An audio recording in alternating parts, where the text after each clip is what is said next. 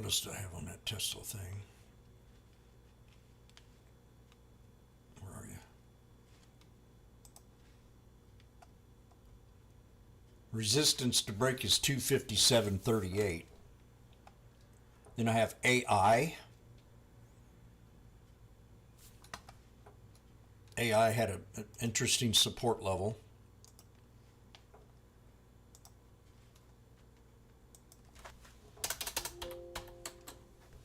I'm keeping an eye on my FedEx. I get a big spike on it, I'm going to get out of it. So I got AI on here. We had a triple bottom Friday. Pulled back to the pivot point. Got a lot of good volume. And we got PLTR also at a good support level. Pelotar for long for next year.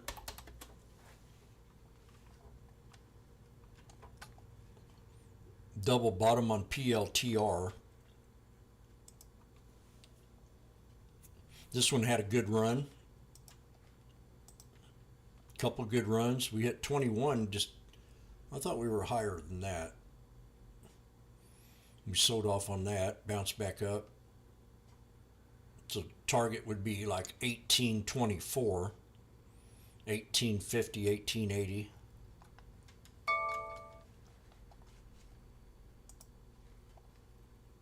Got an alert on the SPY going up.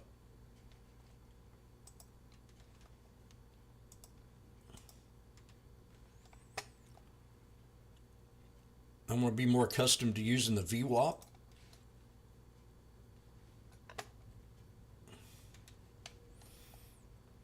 We almost hit that support level. If I'd have triggered, I would have took that trade, scalped it. So I'm getting my order ready on the SPY.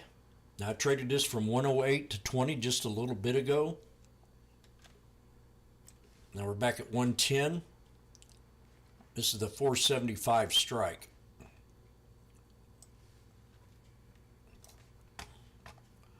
If it doesn't hold this support, we could knife on down farther to 474 something. I'm going to show you what I'm seeing here. 474.10.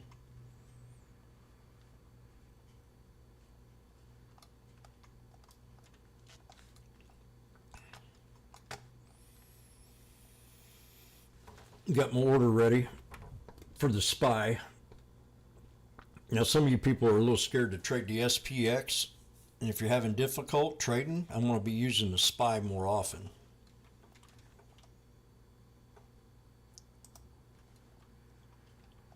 And I need to put a VWAP chart. Well, not right there. We'll duplicate this and put a VWAP on this one.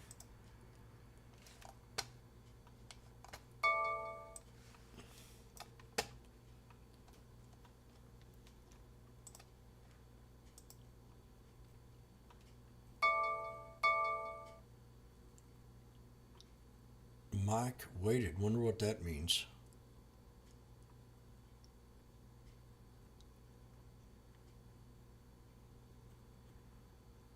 I got so many scans, so many chart setups. It's just unbelievable.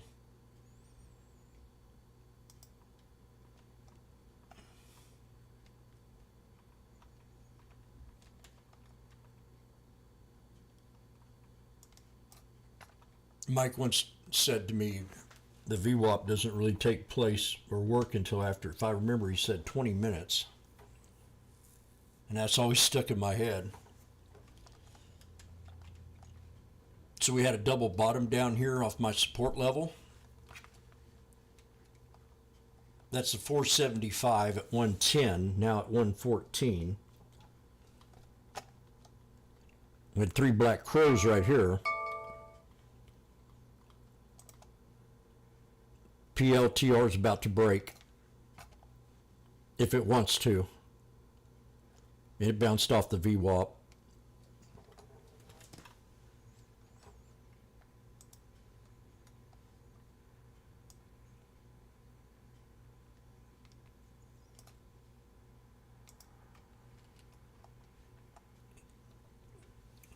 Many traders will wait.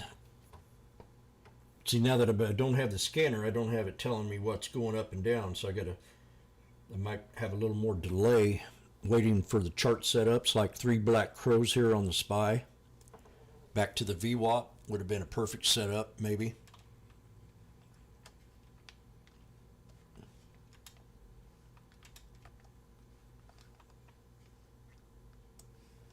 I'm probably going to have to put some kind of music in the background. I just can't sit here and not listen to nothing.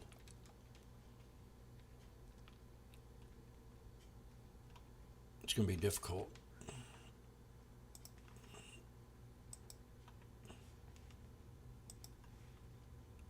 Let's get this over here.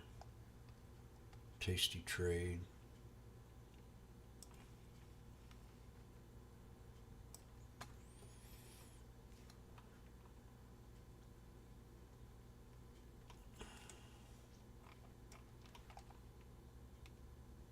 $110 to $118 on that one. I didn't take it.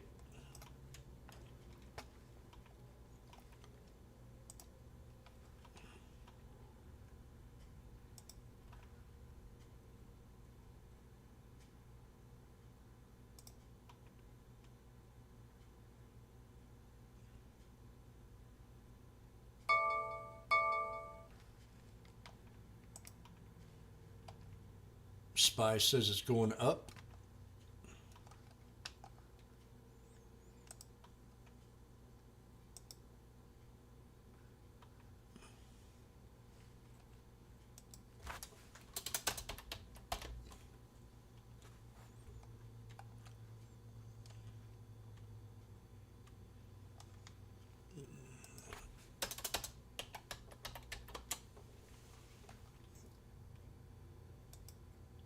Come on.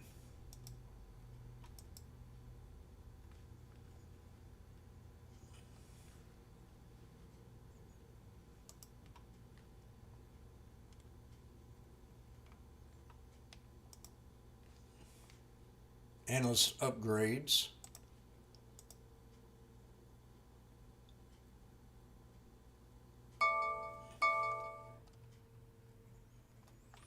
%10 pullback with a 20% bounce. Sava's pulled back quite a bit from the high. We got bind. That's fake meat.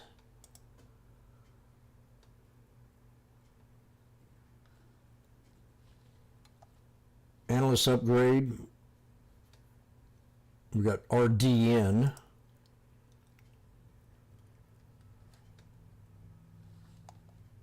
Anchored VWAP, pinch.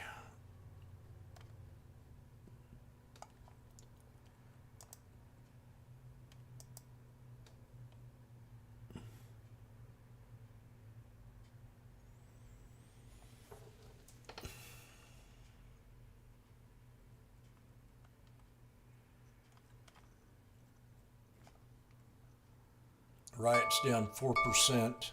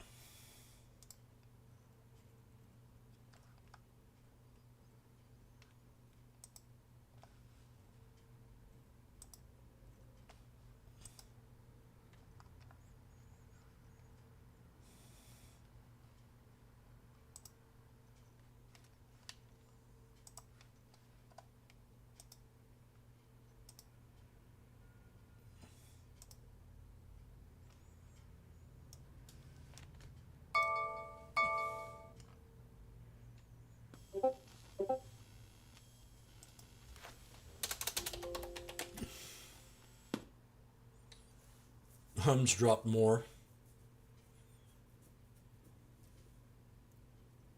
I'm surprised about that.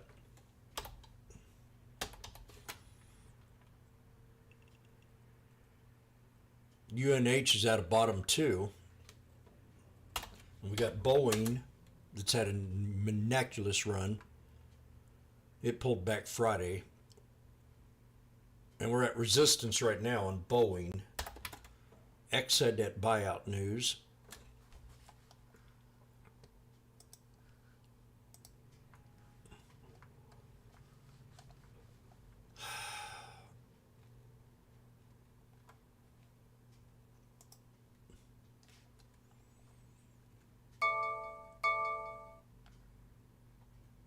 Pfizer, Apple.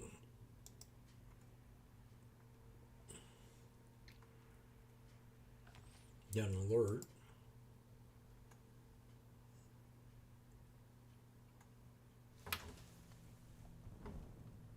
Cryptocurrency injective falls more than 6% in 24 hours. Mullen. Automotive delivers additional 63 Class 3 vehicle. MULN.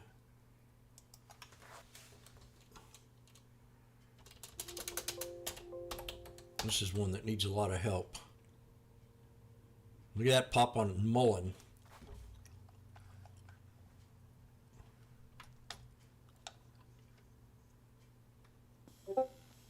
And NVIDIA, not NVIDIA, but Rivian.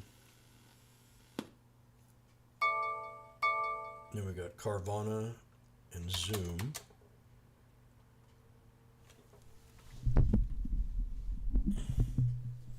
Merck.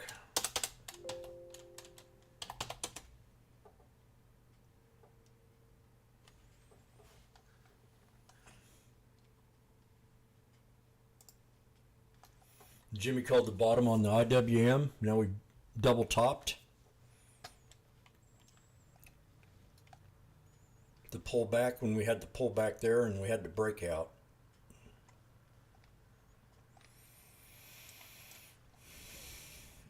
So right now it's telling me, the market's telling me that it's thinking about resistance level.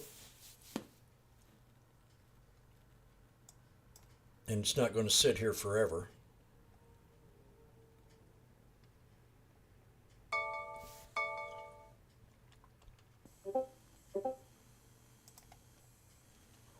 I did a video this weekend on the 9. How to use the 9. I'm going to add the 21 EMA on here. So I'm going to use the 9 EMA and cross over the 21 EMA and SMA. So I'm going to put the EMA in here right now.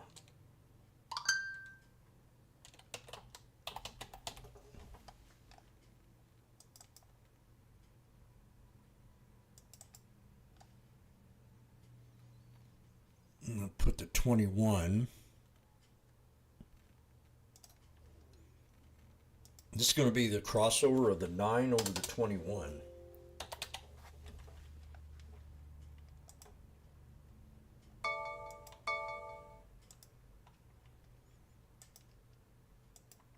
It's a strategy I used to trade when I scalped. See, right now we're bearish. That's Merck. I don't want to use SPY is what I want to test it on.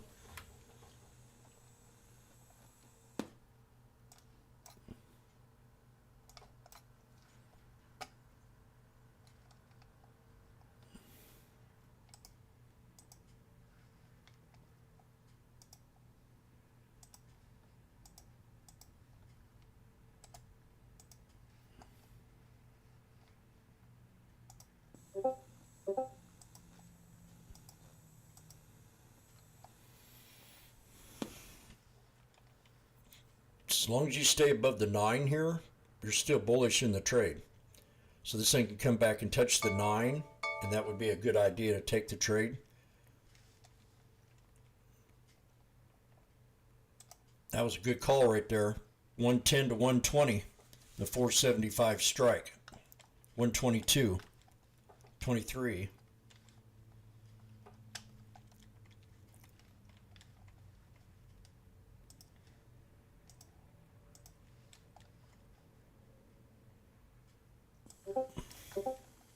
This is on the 5 minute. I talked about using it in different time frames.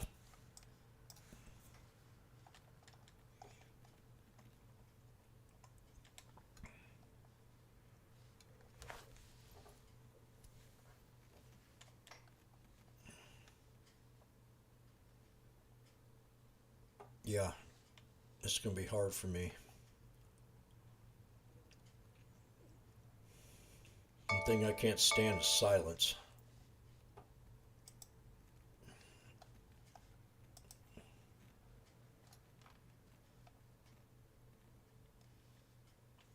I think everybody's starting to understand that I'm the 1, 2, 3 trader.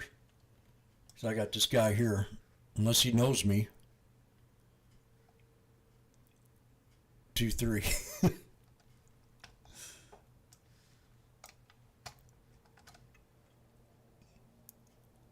So we're going to call this a head, and we're going to look for the support level. We're going to draw this here neckline to that neckline and set an alert right above that.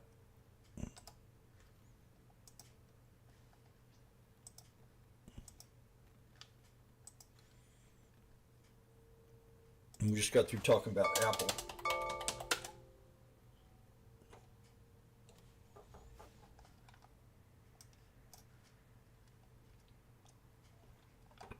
We've got the same thing right here. Inverse head and shoulders. Now this is weak because it's lower than the left shoulder, but still yet we could squeeze out and break out. Just starting to show a little TTM right here.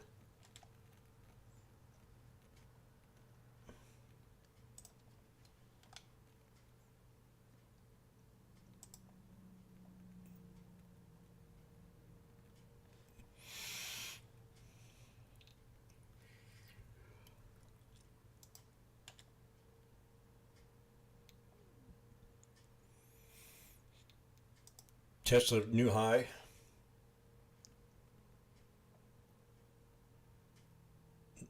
NVIDIA can drop more. This CLSK. Now that seems like a very popular stock on a lot of scans that I've had.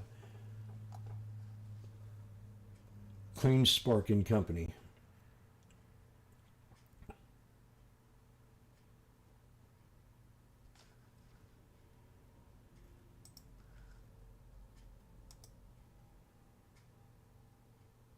No, I don't like it.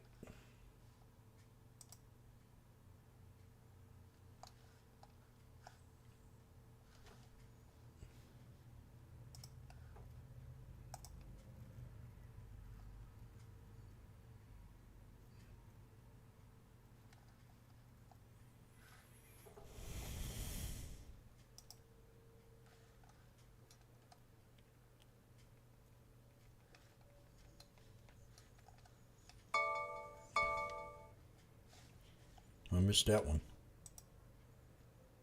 It's a 129, 130. 129. Better been a good trade right there. SPY, I think, is the easiest one to trade out there if you want to make money and be consistent. And that's really about all you got to trade.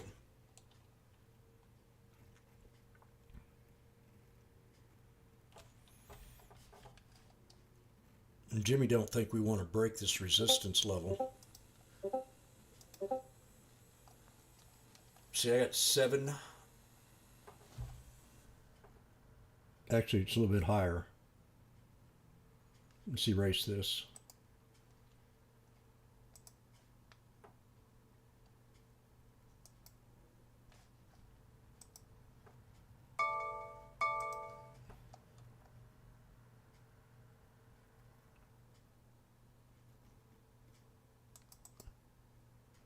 $476.64 is my resistance with one line, and I'm going to buy a put.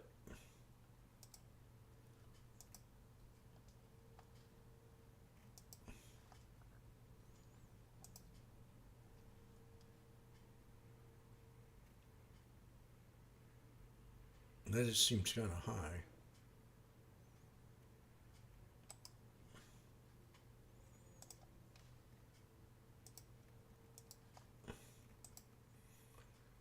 I'm going to set an alert off that previous high.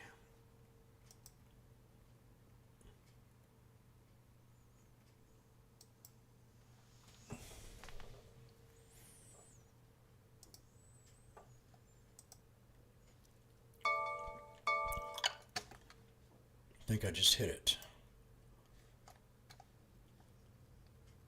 No.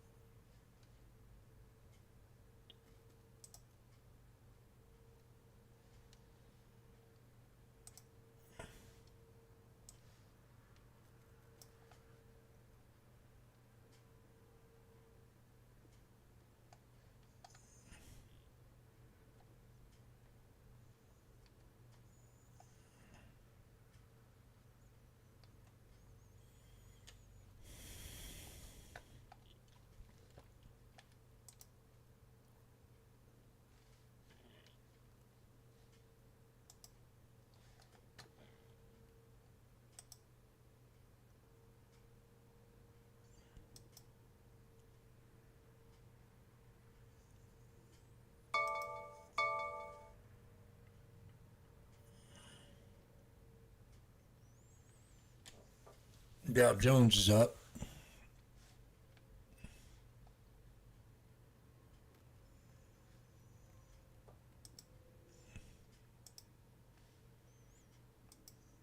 Dadgummit, SPY.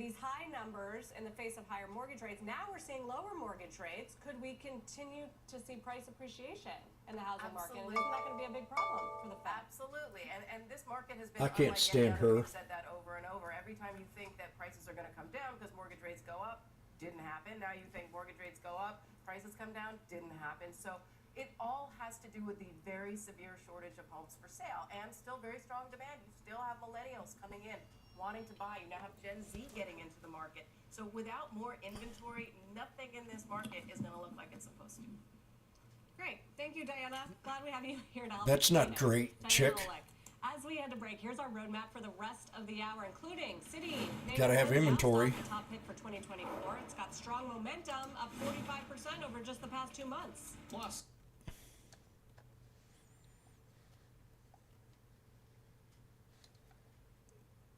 With DraftKings.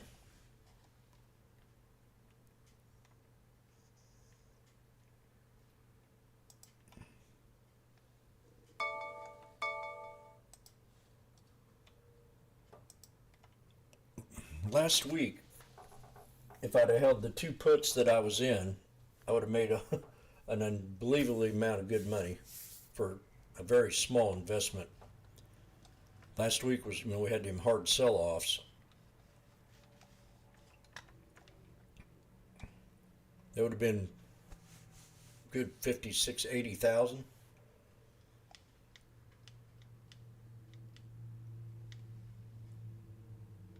With less than 3,000 invested, and that's just in the SPX.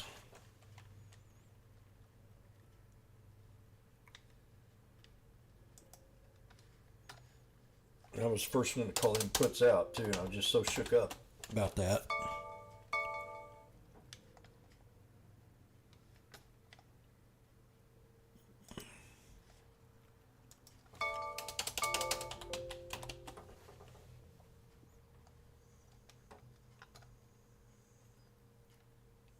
Computer's real slow today. So we're at the 9. I'm going to get my put ready. And that's going to be the 475. 475. No. That's a SPY. Yeah. 474 has 14,000 in volume. Just in case we start to breach this blue line, which is the 9. Now, where's that chart at I had here? This one right here. I'm going to be using 3 different time frames in the scalping process. The 1 minute, the 3 minute, and the 5.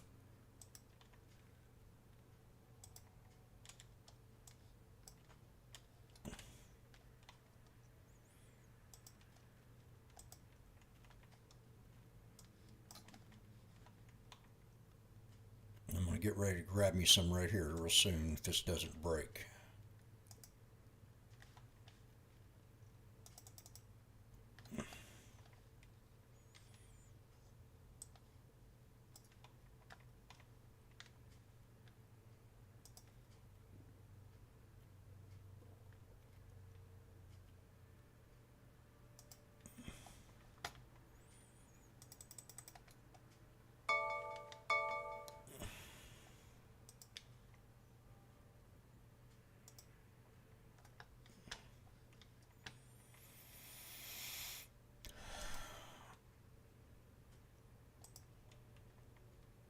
Okay.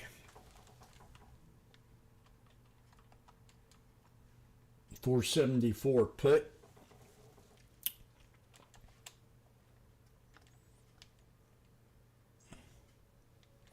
If you listen to CNBC, they're nothing but a pump station. They're always bullish no matter how they talk.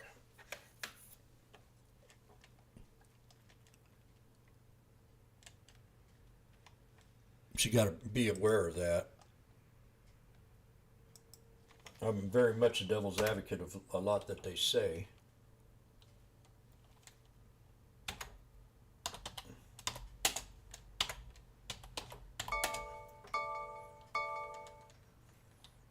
This is the SPY puts, December 27th.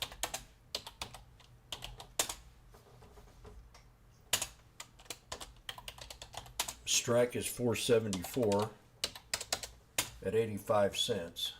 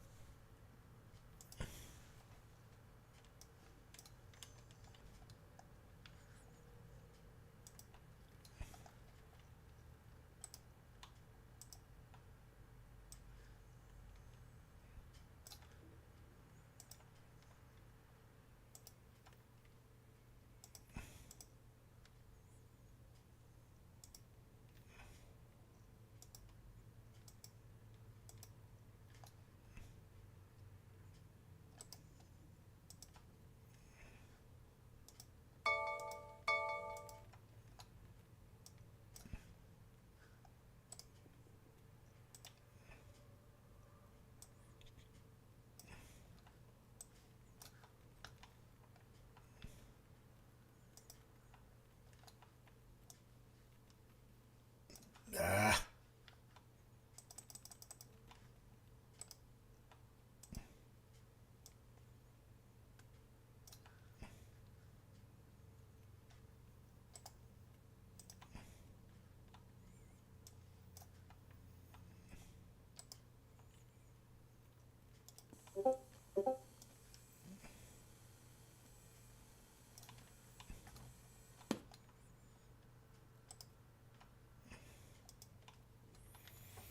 This is the SPY put, December 27th, strike 474 at 85 cents.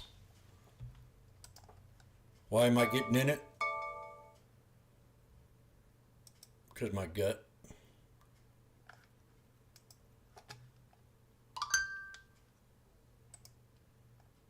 My gut says that this market's irrational. And we've already had the Santa rally.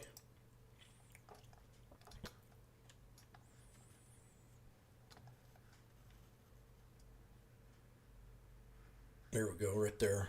That's going to be support. Now, if we don't hold the 21 here,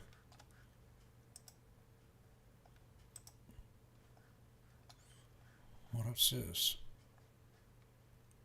What'd I just hit?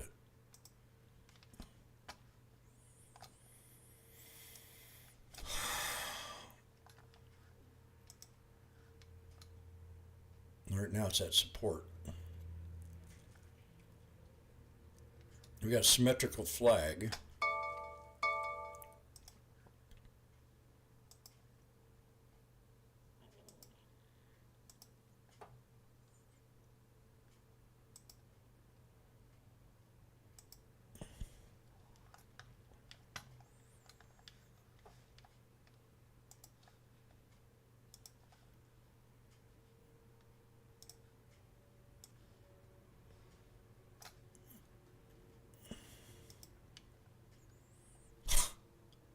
This thing's acting strange.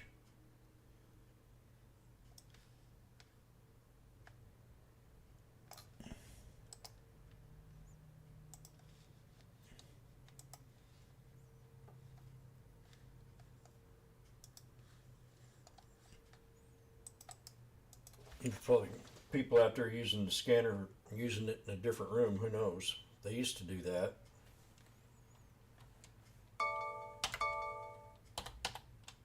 I did it once. Used the scanner on the send and they kicked me out. It wasn't my idea, but I didn't like it. Okay, we're at 92.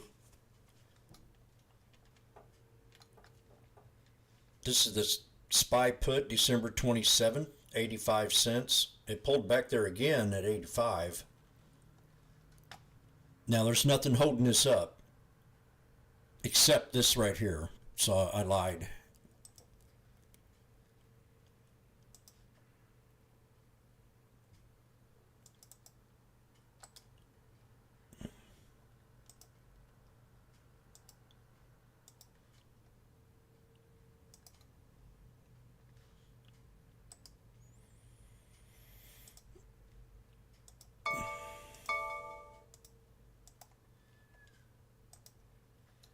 That's a fast bounce back up. They didn't want that to go down. That sucked. Somebody bought up that dip. I don't like that.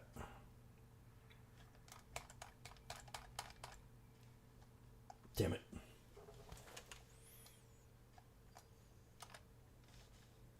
What was that?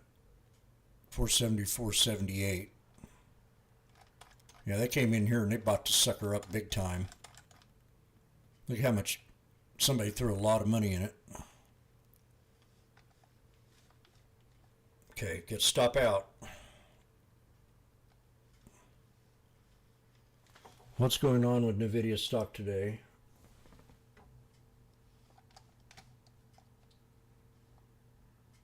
Artificial intelligent frenzy.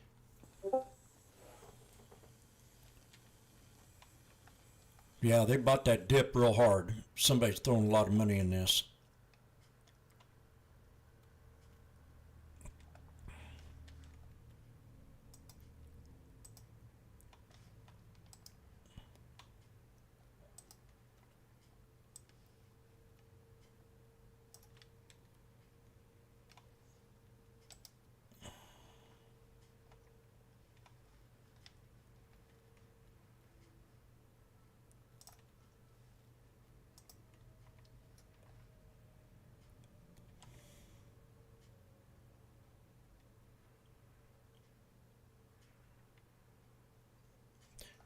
The reason why I kind of got a little shook up right here is because this bounce up was just like, didn't take 15 seconds.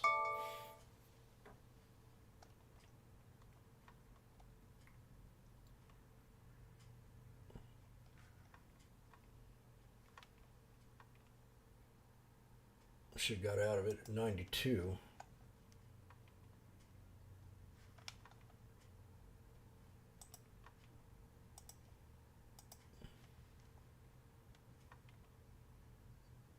Tesla's about to hit my resistance.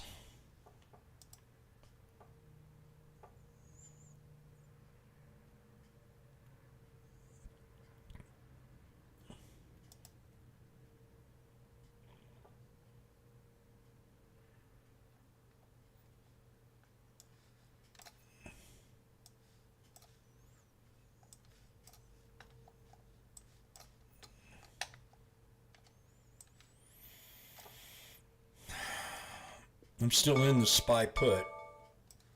Only down 30.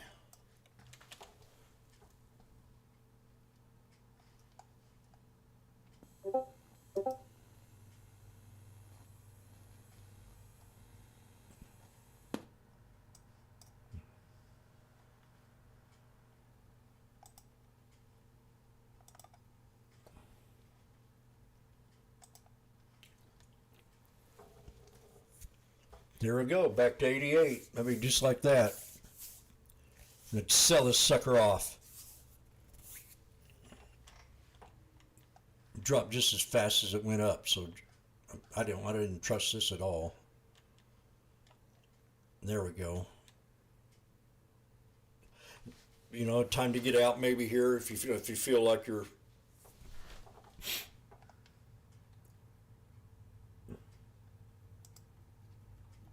IWM's at the 200.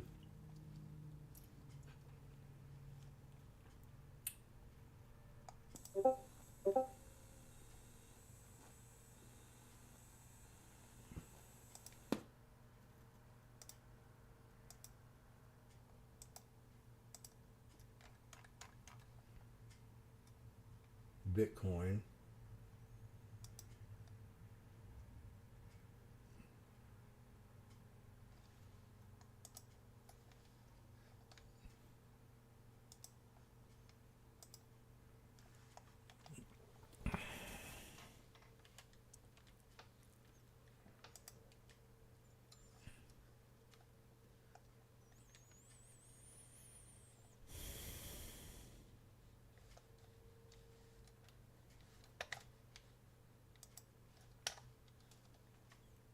FedEx is still at 305.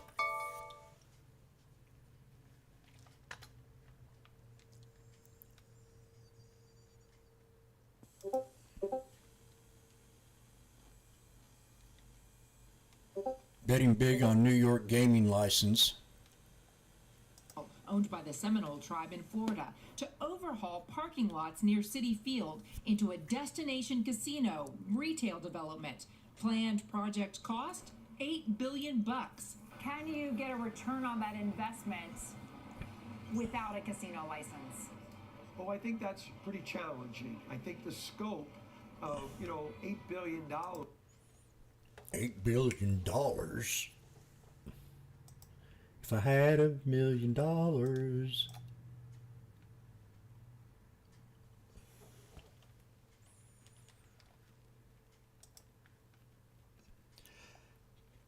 One of the key secrets to becoming a winner is to wait for that pattern to show up.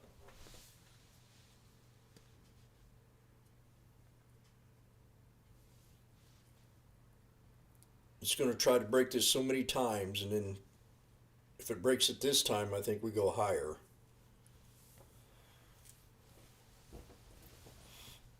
This will be the third time. Well, actually, 1, 2. So we still got another chance for it to pull back. I'm going to grab some more right here. Hope for the best.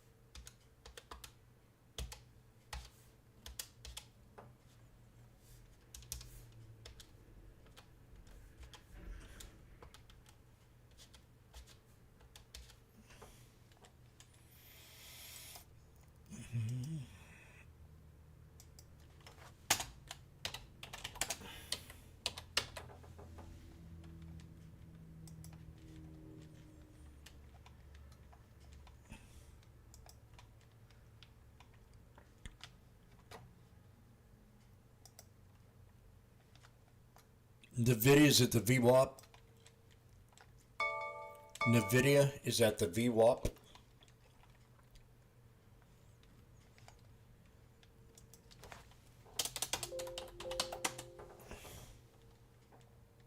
Apple's at a double bottom.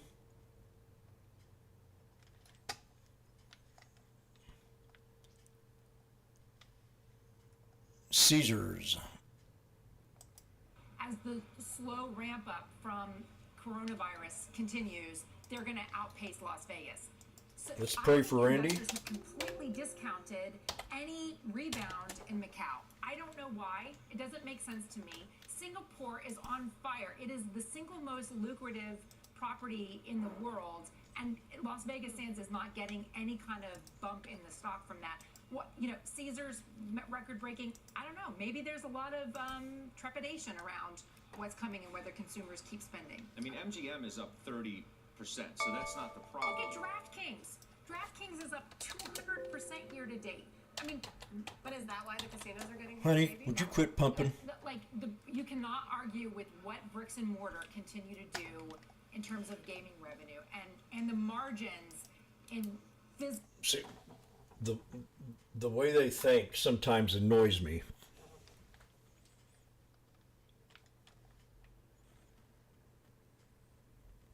DraftKings down here was at 1084. Now, if you pull up, that's a 3-year time frame. So you go back 15 years or 10. That still was the low. It was a no-brainer to get in on this 1, 2, 3. We alerted that out. Now you're up here at resistance levels. And she's sitting, well, DraftKings up 30%. It's actually down 50 from an all-time high. 30% is quite a bit of run in a year's period. So I bet you people are taking profit on that thing. So they're talking about internet gambling today because of China. China's last week came out with restrictions on the gaming stuff, and then they come out today and they backtrack everything because they realize what kind of hit that would take. They got like 100 different gaming new companies that want to come out in China right now. It's just like the car industry. They got 300 EV car companies in China right now. 300.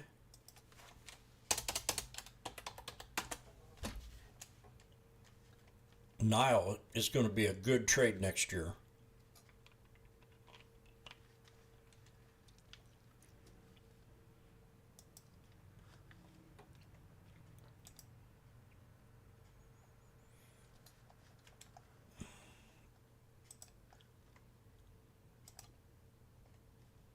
So right now we're at the 200 on the yearly, and we're busting past it.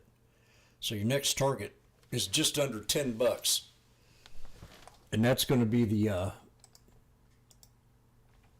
200 EMA. And we need a confirmation. I'm still in the put here.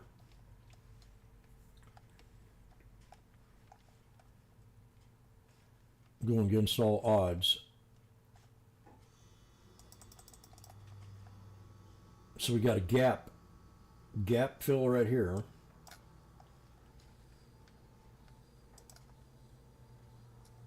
Anybody ever trade the gap fill?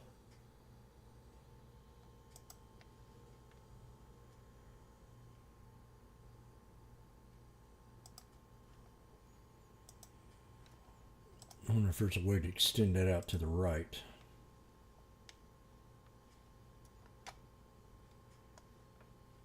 No, I don't think so.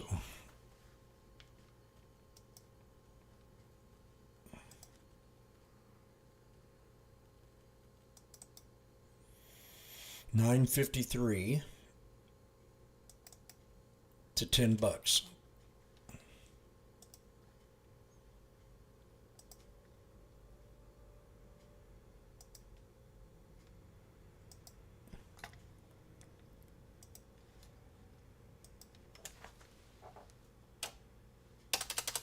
We got a triple top here, double top on the SPX. Triple top right now. So we're going to find out what's going to happen here. Let me look at the FedEx now at 310. And UPS was also on watch.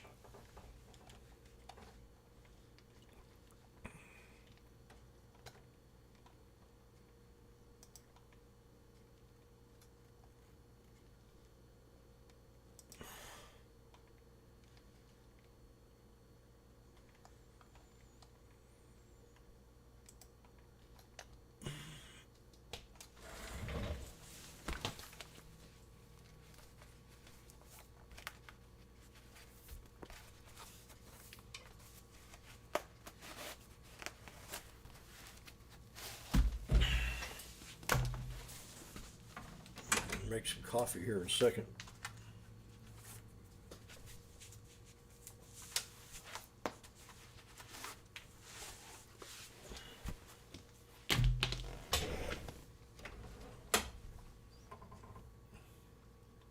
We got an expansion pattern on the SPY.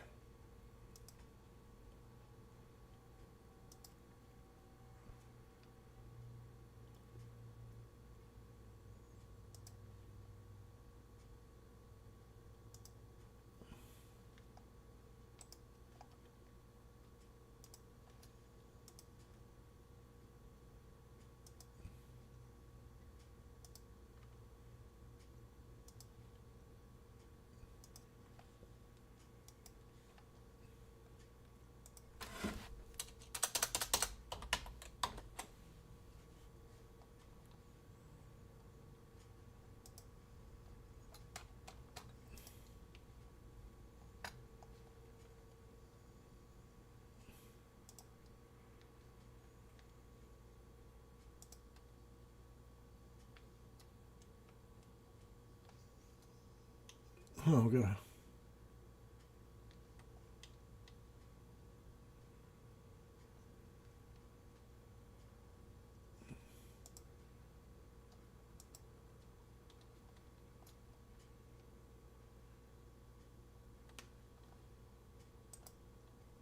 Nile had a new high.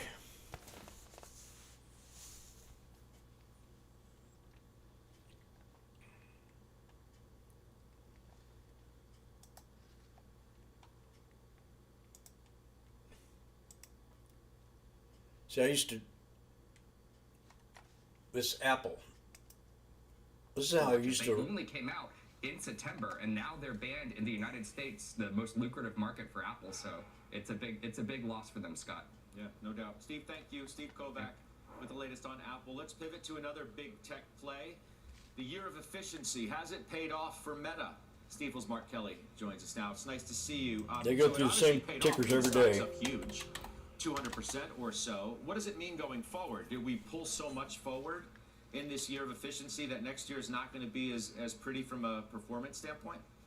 Meta's falling Good down. morning. Thanks for having me. Happy holidays.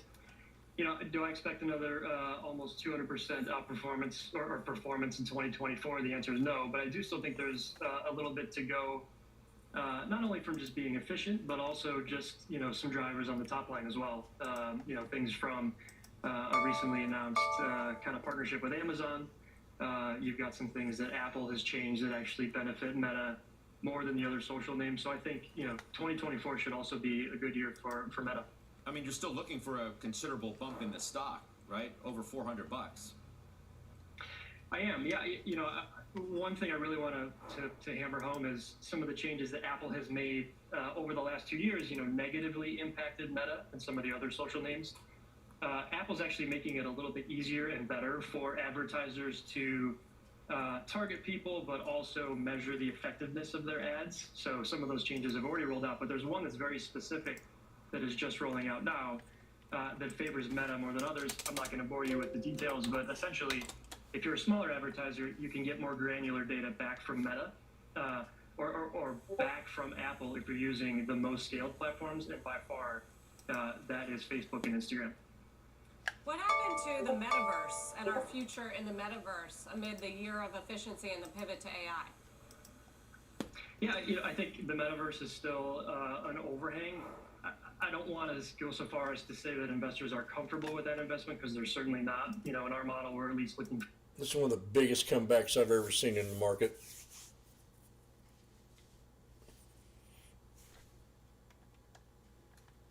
In 1 year. I'm still in these puts, so we'll see here. There's SPY. If you drop all the way back down to here, I'm going to be filthy rich. Now, when I see a pattern like this, I want to look for a pivot point inside of that channel of the flag here.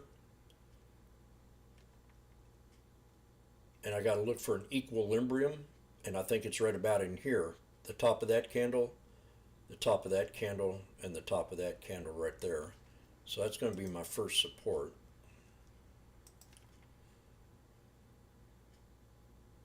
Right there. If that holds, then I get out of the trade. Or I still hold it. We got 3 black crows with a hammer. I'm going to look at the call. 475.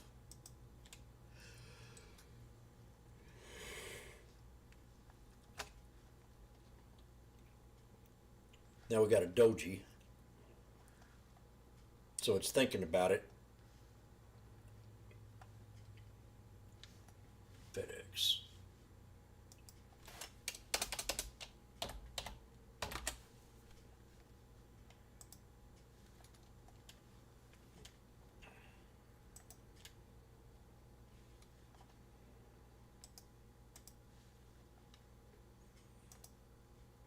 Microsoft.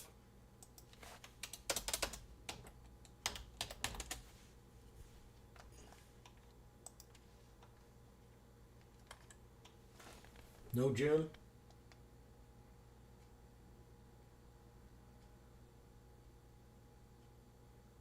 They just waited for me to sell the call. Ah.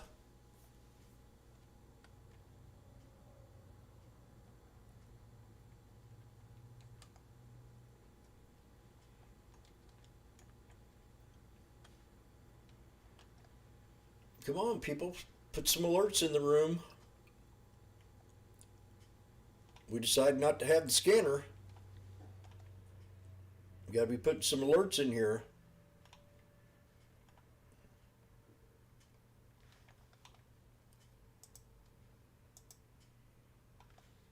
I probably have about 20 of them in there now.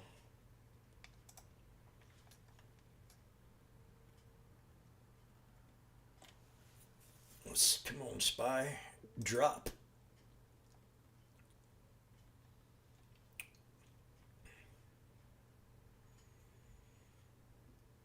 There's another one that I want to keep an eye on. It's ADM. It's a billionaire investment. They're in agriculture. Archer Daniels.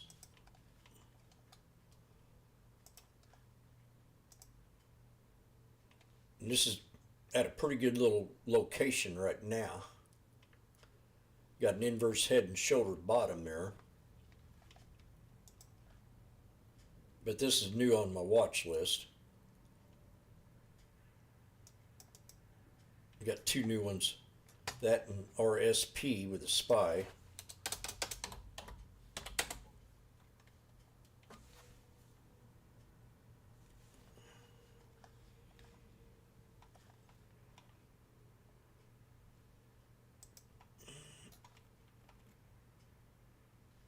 There's that one with a 9. There it is.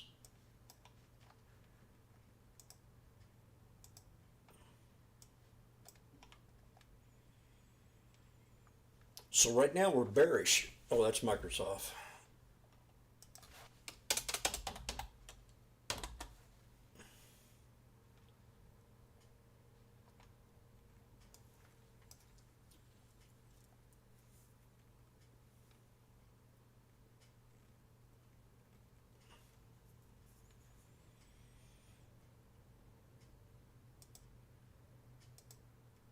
I'm even with the SPY at 83 cents.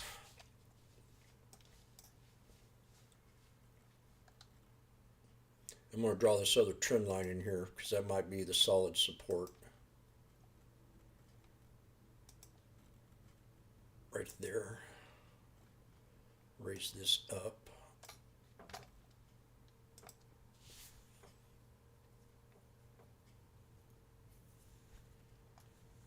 Yeah, that's more like it right there. Definitely.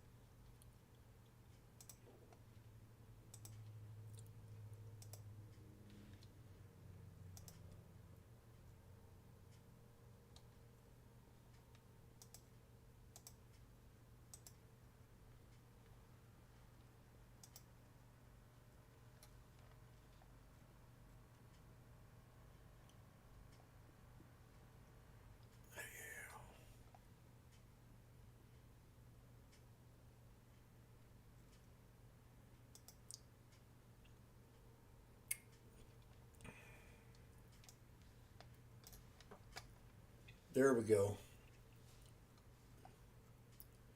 I got 20 contracts of this stuff, of the SPY at 83. Need a little bit more weakness.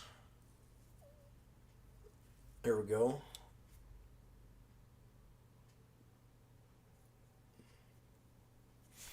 Back, Jack. Now they're talking big bucks. Boom, 90 cents. Okay. Exit idea.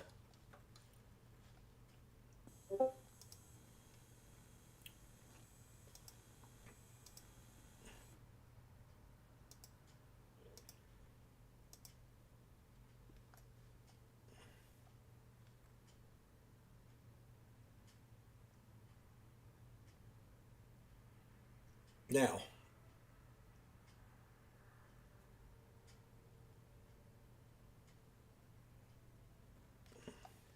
okay, out at 90.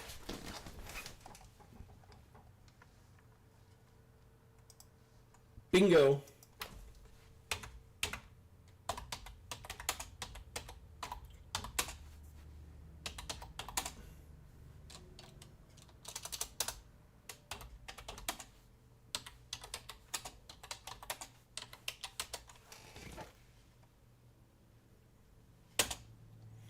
Bingo.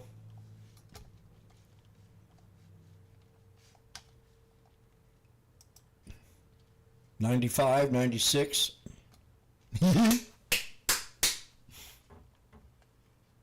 I'm going to be all out at 96.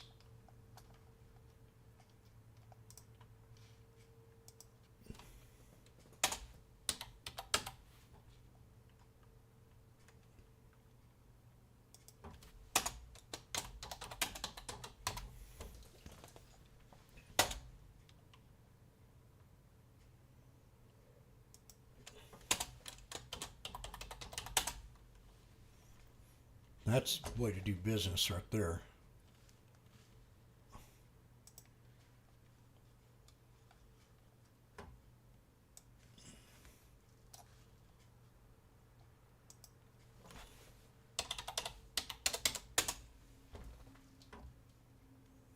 So I'm telling you, if you follow the SPY with me every day, you'll make money. This is 3 black crows, so it's a definite exit idea, so you go straight into the call. And I still think we're overbought. So look at the 475 strike at 108 for the call.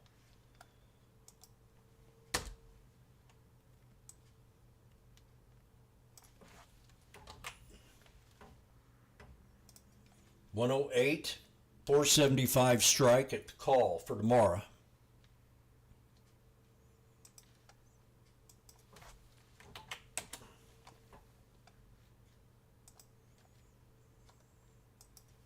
This is 3 Black Crows.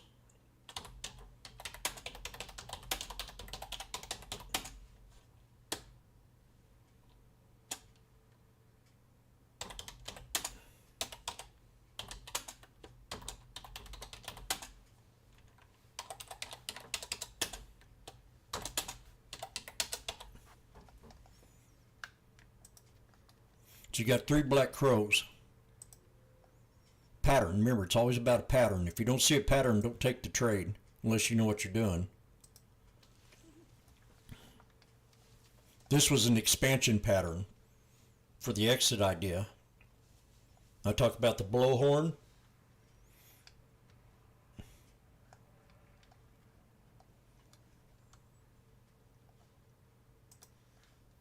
So we're playing the 3 Black Crows right now.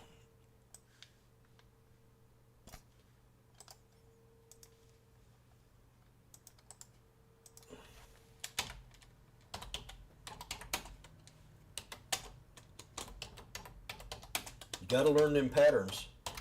It changes everything.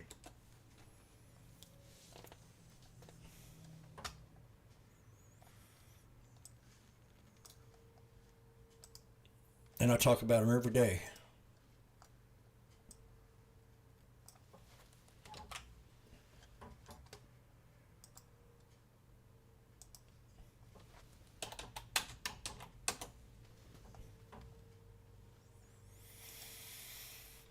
So we got in at 108. Now your exit idea is right here. The tweezer bottom.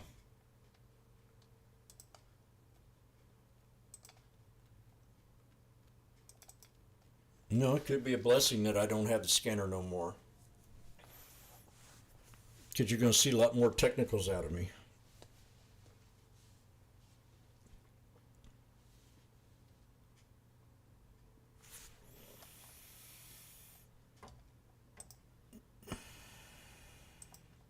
And that's the reason why I should charge $1,000 a piece.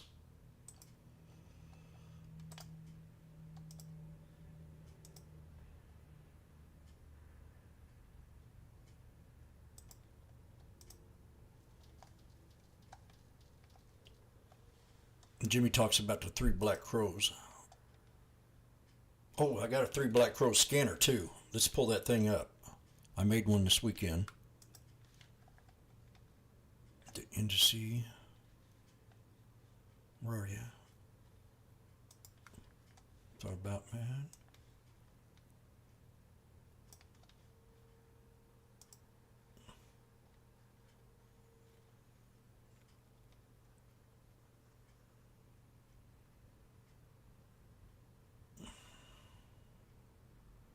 Okay, exit idea. 119, get out of the trade. 119, get out of the trade.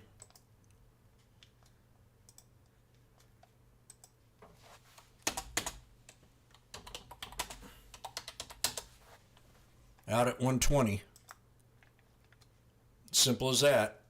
1, 2, 3, 4, 5 minutes, 6 minutes, 5.5 minutes.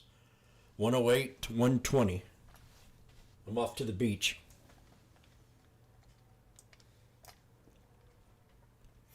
Three Black Crows.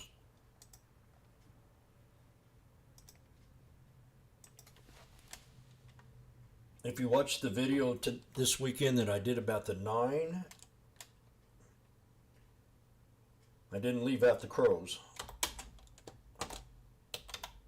Chart patterns.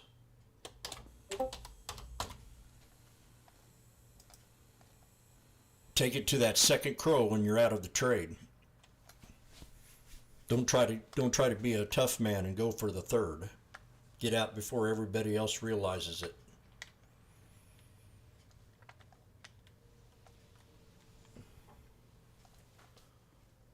That's true.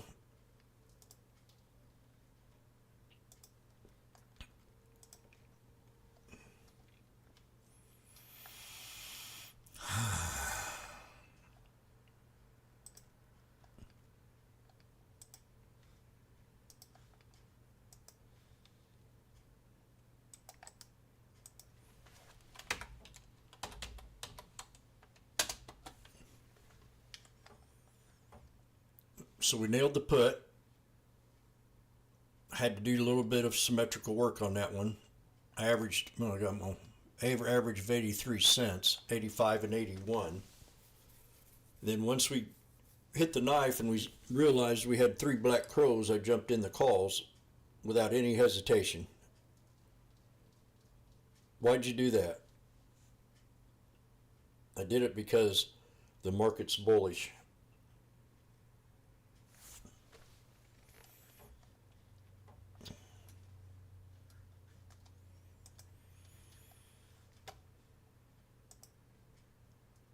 For you people on YouTube,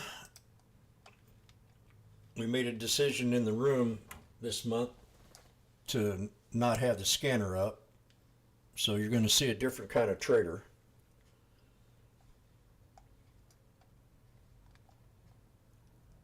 I got to come up with I got hundreds of strategies to trade off of. I just got to pick the right ones right now.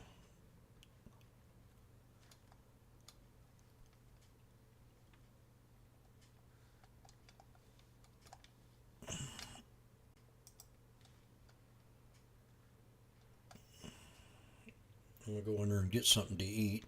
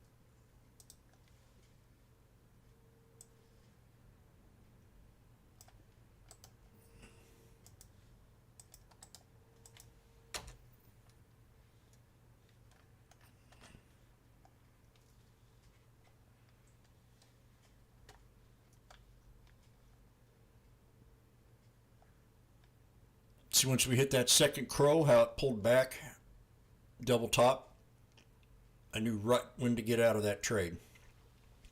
When that candle hit that second candle. Now we're coming down for a double bottom. So let's move over here to the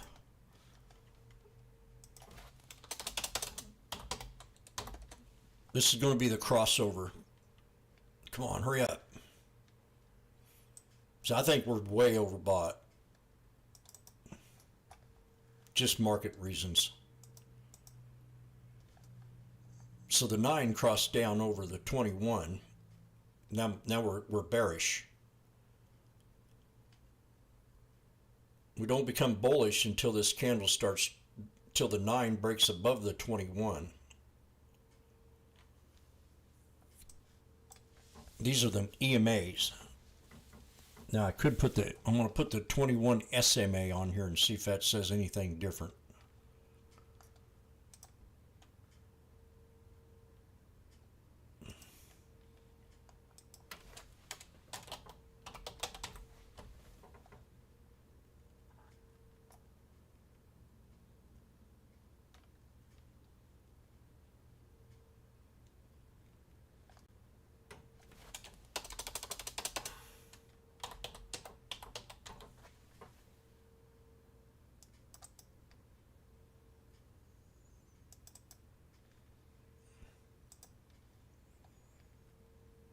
This is the 21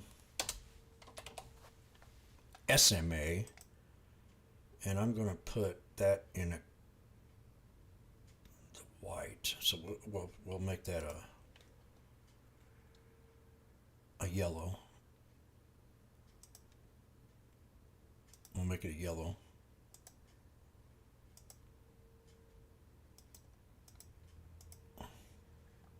Oh God, look how far down that is. Now what's going on here?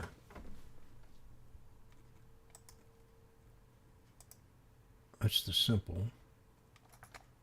We got 3 moving averages on here.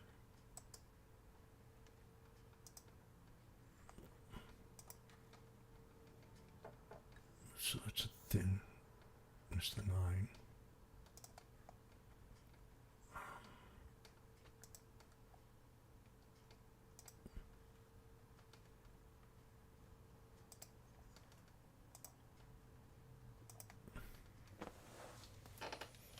Yeah, that's a big difference.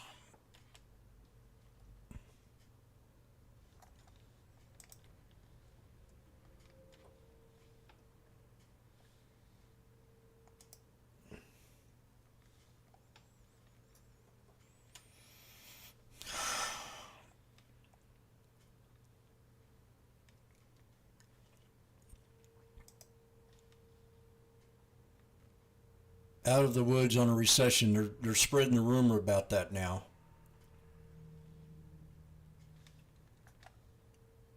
It was brought up this morning. Talking about the U.S., one other thing I know you're looking at, this is actually Sarah's wheelhouse, the dollar down more than 4% in Q4. How does that factor into your thesis that we could be facing a possible recession? Frank, what the dollar weakness is saying is that the global markets have decided that the Fed really is going to keep going on its easing cycle. What Powell said in his press conference on December 13th, which again was contrary to what he said December 1st, the December 13th speech is what the markets are taking into account. We have had lots of contradictions from different Fed members, agreeing, disagreeing with the chairman. But the chairman's view is what prevails. And what is the dollar doing today? It is beginning to show that interest rates are going to be significantly lower in the future. But the point I'm making here is it happens not because inflation comes down, Frank, that it happens because something breaks in the system, and that forces the Fed in turn to cut interest rates even as you have a recession. Think 2008.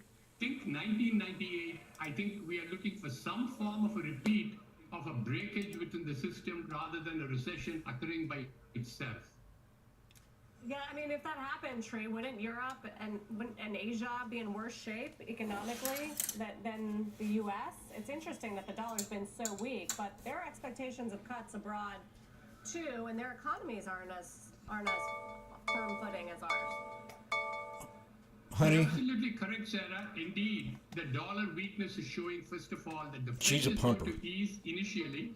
What I've been telling clients is that the dollar is going. She's one of the biggest pumpers in this show on CNBC. So a lot of stuff she says,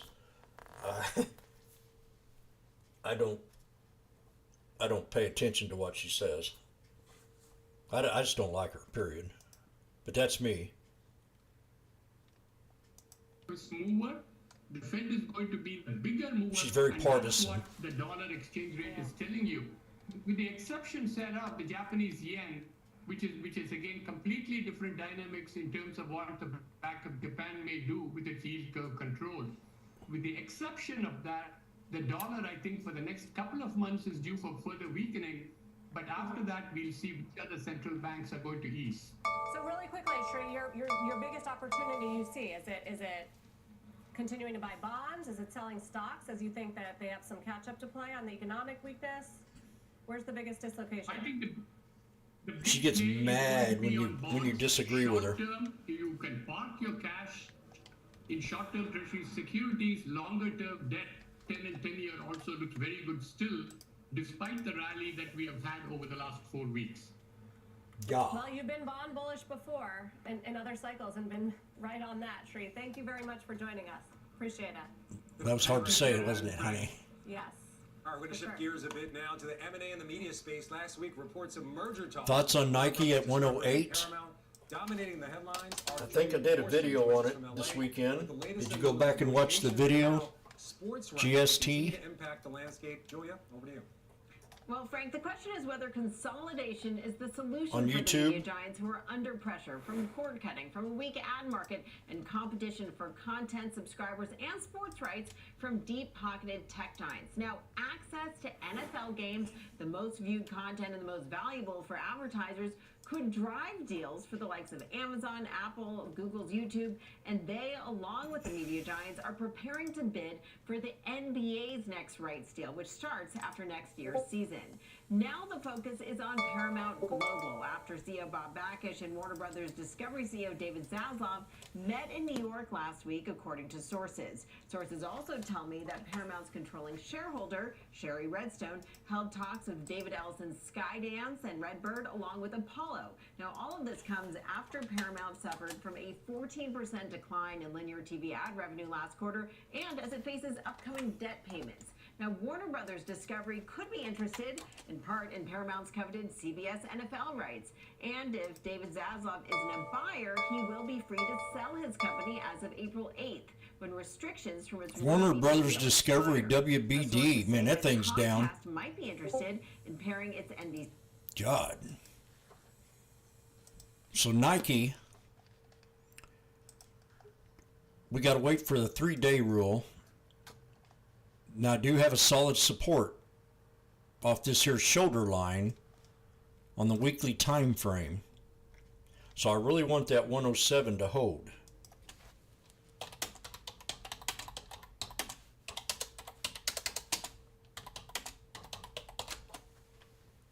And we're going to do what you call a 3-day rule. We'll put it on 5-minute. So we've got 1, 2, come tomorrow, Wednesday. I think I said it in the video. I want to see this thing move back up a little bit.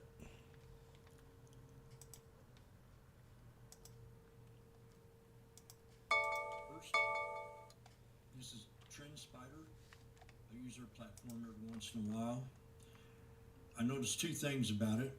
That it likes to bounce off an inverse head and shoulders. We had one here, had a nice little breakout, and we're having one right here where we pulled back also for the second touch on that right shoulder on the inverse head and shoulders. Plus we had a double top up here that failed and pulled back. Also, we were right above the anchored VWAP, which is right here, and that could hold as support. So I've got a couple. And we're also pulled back to the price volume action right here. Volume by price. Support level. Where everybody's kind of looking at that spot for support. So the reasons for the pullback was in China. Just a day ago, Nike warning that China should scare any company that does business in China. And they're in a real deep recession right now, and the country's falling apart, and they've got a leader over there that you just quite can't understand. It plummets 12%. Steep, hey, suck. We had a 12% pullback, and we pulled back to the anchored VWAP, and we're pulling back to that support level, which is off of the inverted head and shoulders. Plus, we did pull back to the price volume back here, which is very important to hold as a solid support. So I got 3 different reasons to take this trade. So we're going to come in and look at it tomorrow. I'm going to pull up a different chart on my other platform. This is the weekly time frame. Let's pull up the weekly a little bit longer and see what we got here. We'll go back 15 years. So if you go back 15 years, we got a 1, 2, 3 right down here.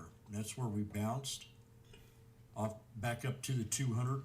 Now this is on the weekly time frame, so that was a real solid support, and we called that out in the room. And now we've hit the 200, so that's a hard resistance. I'm going to draw one trend line.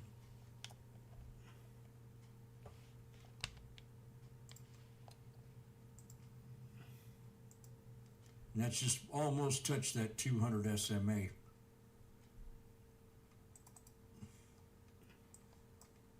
So now we pulled back and we broke below the 9. Now this is on the weekly time frame. So I think we could pull back and hit the 21. Let's pull this back up 3 year.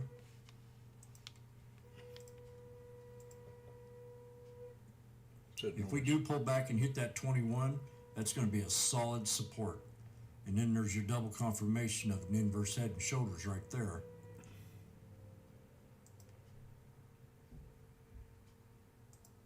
So we're at support. I mean, we're close to support. And I think it will consolidate and start to move back up. And the moving average that we're going to have to break, we're going to hold the 21, and the moving average that we're going to have to break is going to be this one right here and this one here. That's the 200 EMA. The 200 EMA, and I think this here is the 300. 100 EMA. So somewhere in that area. So let's just go ahead and count the 50 SMA as a resistance level to hit on the rebound back up. And that's right around 112. So keep that 112 in mind. 112 resistance, 107 support. For Nike.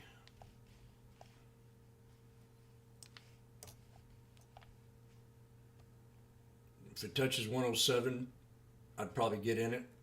I'd get in it now small. We hit a double bottom today. So right now we got to break this 100. Well, actually we got to break the 200. The 200 on the 5 minute. And you got a tweezer top up here, so that's going to be another resistance.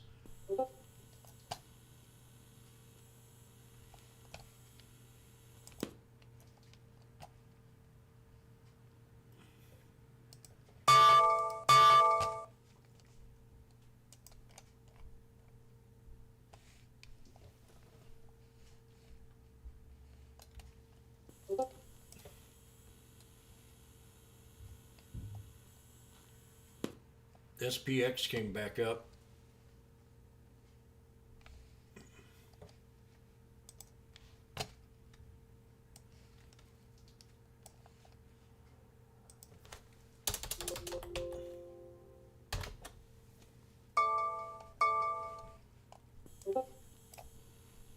Damn, I wish I was ready for that trade. Bounced off the VWAP with a double bottom here, higher low, snake breakout, pull back, higher low, boom to a double top. That would have been a great trade right there on SPY.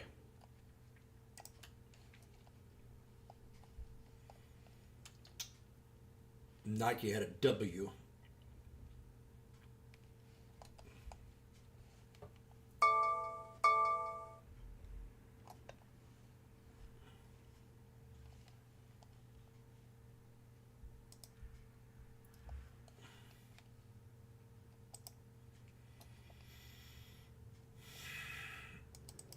Did I have that coffee fermenting up there? I never made none.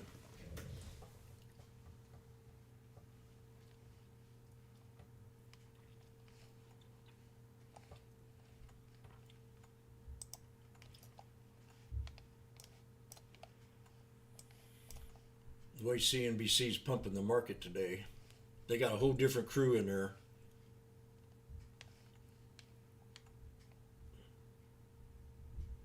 Oh, I don't know if they got a different crew or not. I don't usually turn it on this time of day. They're talking about Google a lot. You may see the tech giants getting a big piece of it, but I don't think you can count the legacy broadcast networks out on this because of the exposure they can deliver. Okay. NBA also delivers. We got a 1, 2, 3 on the SPY here. In social media, people much more active. It's been very, very volatile. So wherever inside the NBA lands up. So let's see here. Well, you're the new generation here. You're the new generation, Hill. Thank you very much. Great to see you as always. After the break, a look at the future of Macy's with the former CEO, Terry Lundgren. Will the company be taken private in 2024? Plus, how are retailers changing their approach to online returns this holiday season? We're going to discuss that. SPY. And then a look at Intel's $25 billion Israel investment and the incentives they're receiving to make 475 stocks again. up more than 80% Calls. this year. Money movers will be back right after this We have break. 1, 2, 3.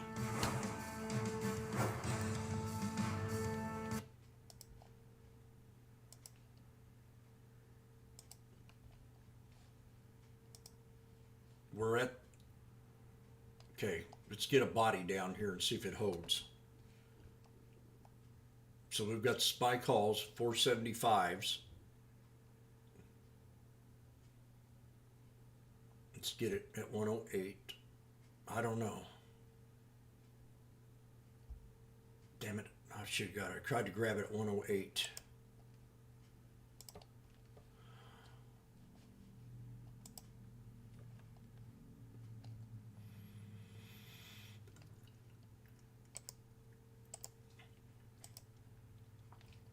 That's the 100 EMA.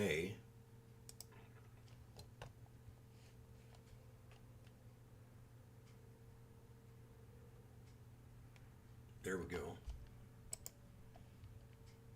What time is it? Make sure I got the right time. So it's 10:20, so it's really not a good time to take the trade, but I did. We got a 1, 2, 3 at 108. The 475 strike.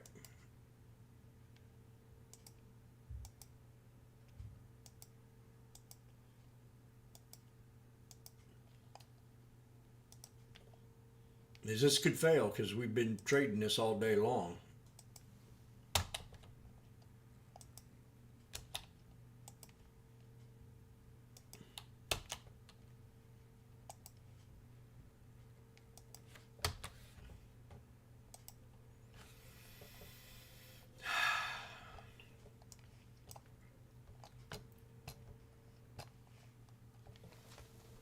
They could easily drop down to this other moving average.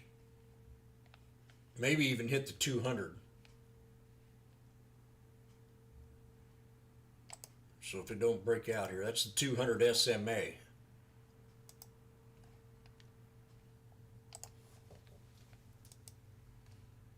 And I'm going to get out of the pop if it pops here.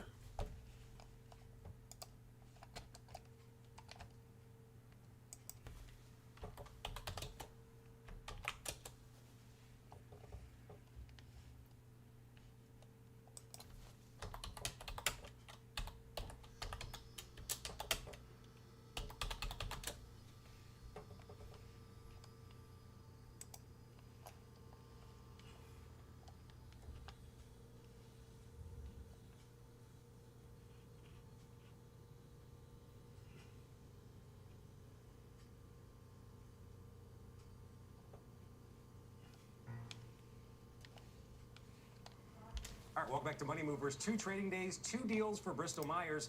BMY acquiring radiopharmaceutical therapeutics company Raise Bio, price tag $4.1 billion. Okay, I might get out of this. After buying Karuna Therapeutics come for on. $14 billion. Bristol Myers paying more than double the closing price of Raise Bio shares on Friday and expects that deal to close in the first half of next year. Taking a look at those stocks this morning. Raise Bio up over 100%. Bristol Myers down just over 2%. Well, the consumer is showing some holiday strength this season. MasterCard's Spending Pulse survey out this morning indicating total retail, excluding autos, saw 3.1% gains from last year, from November through Christmas. Apparel was one of the gainers, up more than 2% from last It's year. a little, I'm feeling a little risk. A little risky Macy's here. among the apparel names grabbing investors' attention the past few weeks since But I like this a last buyout breakout. offer emerged There we earlier go. this month, valuing the company at $21 per share. Stocks up more than 16% since the announcement. Still down year to date. Joining us with what to expect from 2024 in retail, former Macy's CEO, TJL Advisors founder Terry Lundgren. Terry, good to see you. Happy holidays. Happy holidays, Sam. Happy So holiday. I'm dying to ask you what you think is going to happen to Macy's here. You think it's going to get taken private? Well, you're asking the wrong guy. You'd have to ask management that question. I don't sit at that table any longer. You just have a little bit of perspective, though. Well, perspective, sure. But what I know is that the value of the company is extremely low, and it has been for some period of time. So that of course invites others to come in. I don't think, at least the last couple of rounds, from my experience, which again has been a few years ago now, when a real estate-led investor came in with their strategy, I remember it that. just never penciled out. Doesn't say that I didn't learn a lot during that process, because I did, and we ended up selling off some real estate and using the proceeds to reinvest back into the business. But I don't think that a real estate-led strategy overall is one, at least that would work for me under the circumstances when I was supervising the company. But the valuation You is screwed low, the company up, idiot. And so perhaps there are things that could be done as a private company. The strategies that Tony Spring and the Go Forward team has outlined. Perhaps it'd be easier to Okay, be we're accomplished now starting to be during, bullish, so under- I'm gonna go to that being 1 a minute. private company. But that remains to be seen, and obviously management has a I mean, close that, look at all of those details, and we'll make that decision over time. But just to the point on the value is in the real estate, though, isn't it? In terms of, you know, the billions of dollars, especially that New York City's Herald Square location is worth. Yeah, the value has always been there, Sarah. But in the past, what was different was that the business was moving ahead. You know, and during, as you can, I think, recall, because you were doing these interviews on December 26th with me, and we were growing by $1 billion a year for multiple years in a row with double-digit earnings. And during those times, there was much more value of the company itself. So I think what's changed is that the softness of the business, and that's why I'm excited about the turnaround strategy that Macy's is embarking on. And I think that needs to be the focus of their future. And I'm really hopeful that the new team, led by Tony Spring, is able to execute that without a great deal of distraction. Hey Terry, Frank Collin here with Sarah Postman. I want to talk to you about broader retail, if you don't mind. We mentioned the MasterCard Spending Pulse numbers a short time ago. Hard not to see that restaurant spending continues to outstrip all other spending, up 8% over the holiday period. What does that say to you about the consumer? Well, first of all, Frank, you're right. The overall consumption was strong again, and I think you considering.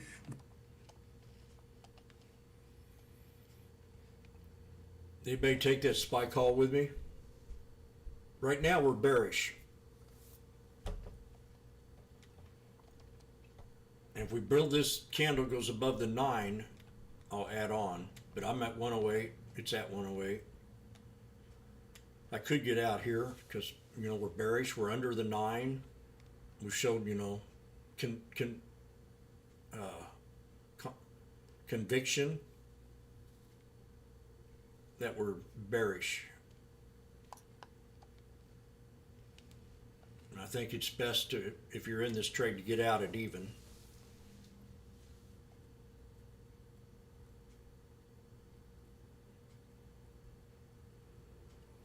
I'm watching the tape. There's pretty good blocks going in there.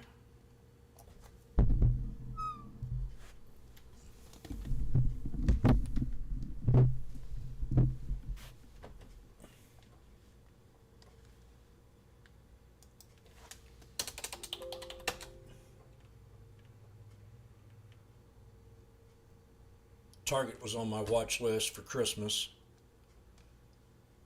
Then we got Macy's. It'll probably pull back. And Google.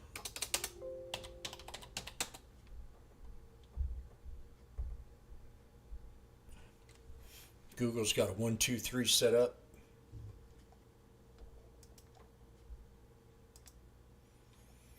Instead of right here, well, yeah, we got two-headed snake.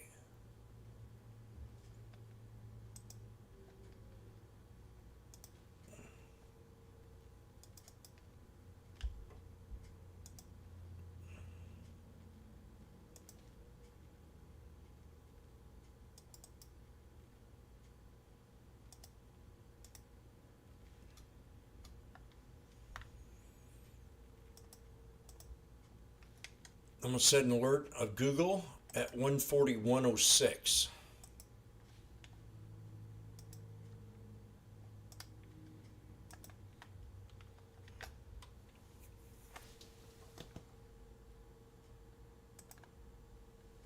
Still in SPY here.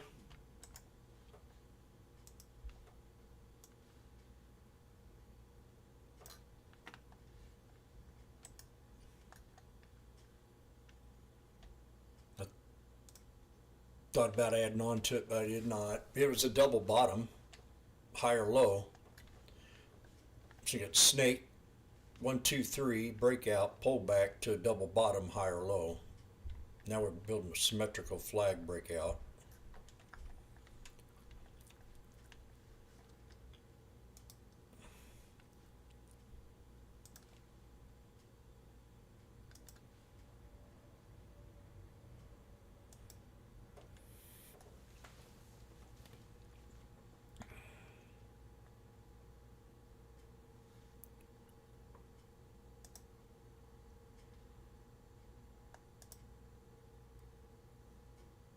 Bix had a pop there. Oh yeah, Oxy. We'll wait for this thing to break resistance.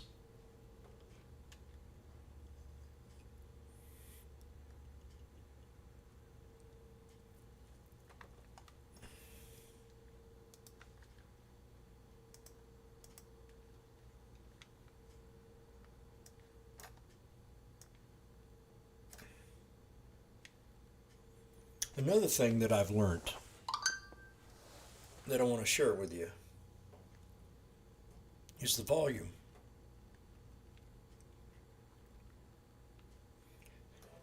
You can use it as a divergence. As you see the price starts to move up, the volume moves down, and that's called squeeze. It's divergence. So when we came back and we hit this double bottom, higher low,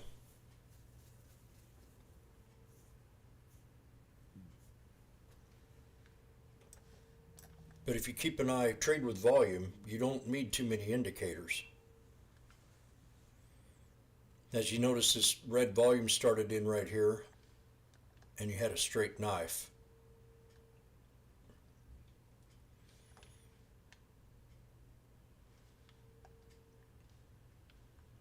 So we're hitting a resistance level. This is the resistance channel. This is an exit idea.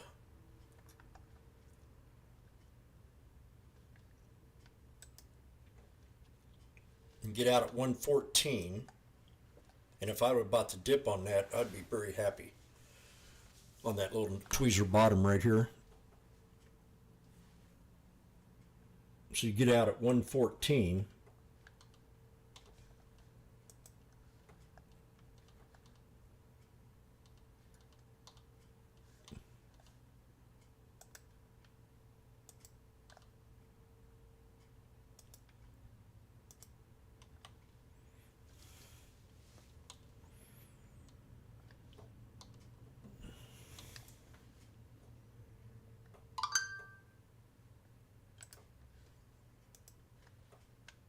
Out at 115.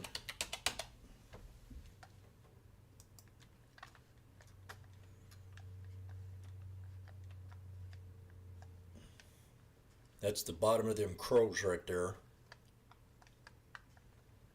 It'll probably go higher, who knows.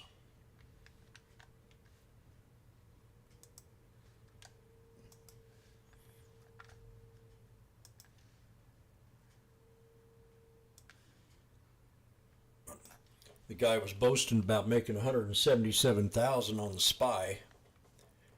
It's the easiest trade out there.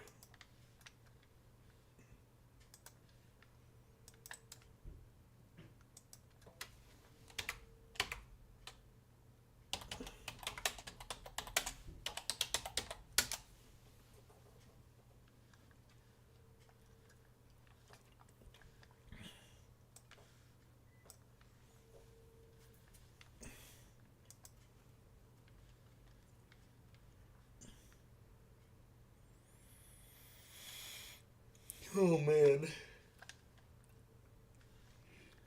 Yeah, this is going to be a lot more tiring for me because I don't have music to keep me active or noise.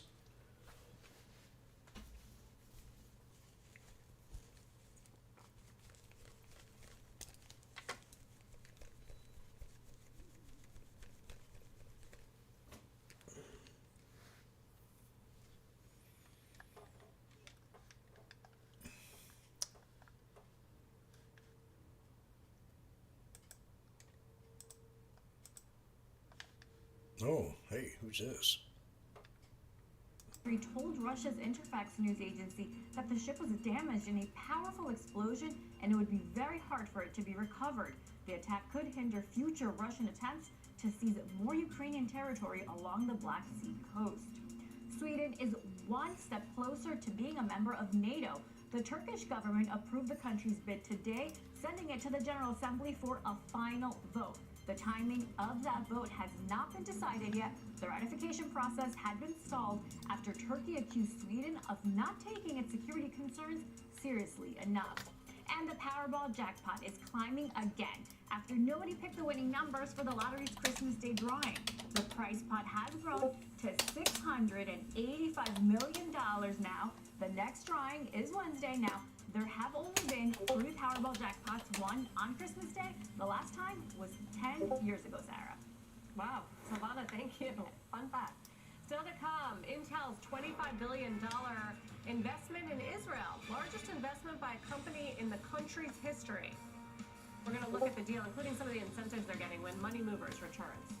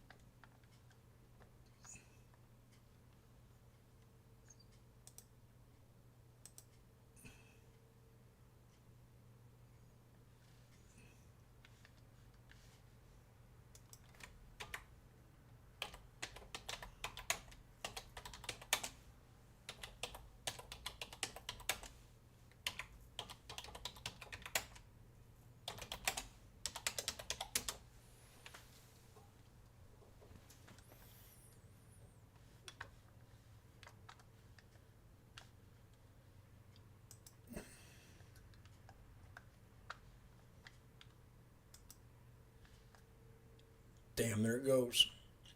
117. I'm gonna go make some coffee.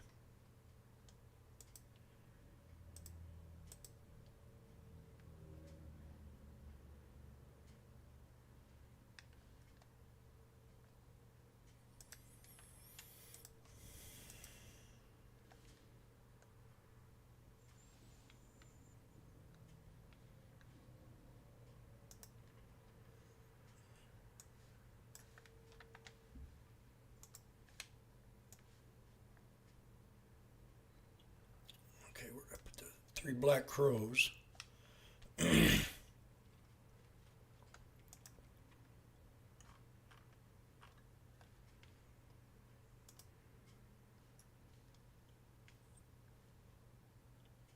CLS, it's good volume too, CLSK.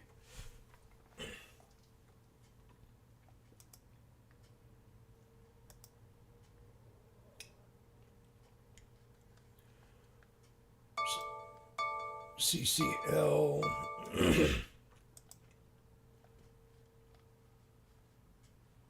What am I doing here?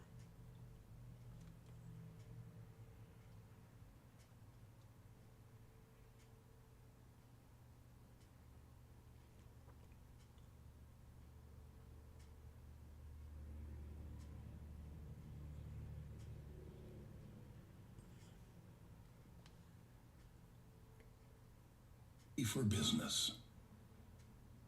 All right, welcome back to Money Movers. Shares of Manchester United, they're on the move today. You can see they're up 2.25%. As British Chemicals billionaire Sir Jim Ratcliffe agrees to buy a 25% stake in the football club for about $1.3 billion. That gives Manchester United a valuation of about $5.4 billion. Again, stock up 2.25% off of its highs of earlier. Also some talk about some streamlining of the workforce, rehabbing Old Trafford, which is their historic. I'm not a big soccer fan, so I'm literally reading the report, but apparently he wants to rehab Old Trafford as well. Put about $300 million into it. Yeah, I mean, I don't know if it was as much as the initial estimates had hoped for, a $6 billion deal. And remember, there was a bidding war, the Qataris were involved, the Saudis were involved at one point. But still, $5.4 billion valuation for a team that hasn't even been profitable just shows the continued sort of increase in valuations for these sports franchises and interest. If you look at the British media, also a sense that adding, Sir Jim Ratcliffe is going to just change the culture of Manchester United. Right now, majority owners, the Glazer family, actually an American family. So a lot of Brits, at least, feel like it's a big shift. Yeah, maybe. They were looking for new management, I think the fans, for instance.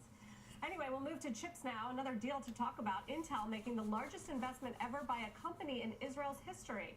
Christina Partsenevelos has more details. Christina.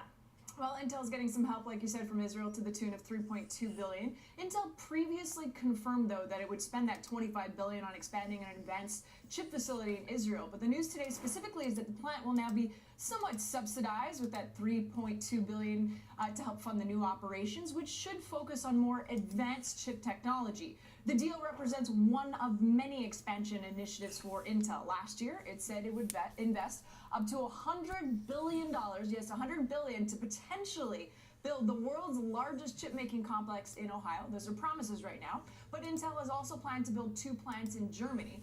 And these expansion plans really just aim to reestablish Intel's manufacturing chip leadership. So according to TrendForce, Intel finally cracked the top 10 foundries by revenue in Q3. The top 3 spots you can see on your screen: TSMC, Samsung, Global Foundries, and Intel coming in at number 9, but it made the list. Intel's foundry services, though, operates as a separate business. So it's easiest to think of Intel as 2 separate companies: a chip designer that competes with AMD and NVIDIA, and a chip manufacturer that aims to compete with TSMC, Global Foundries, and Samsung.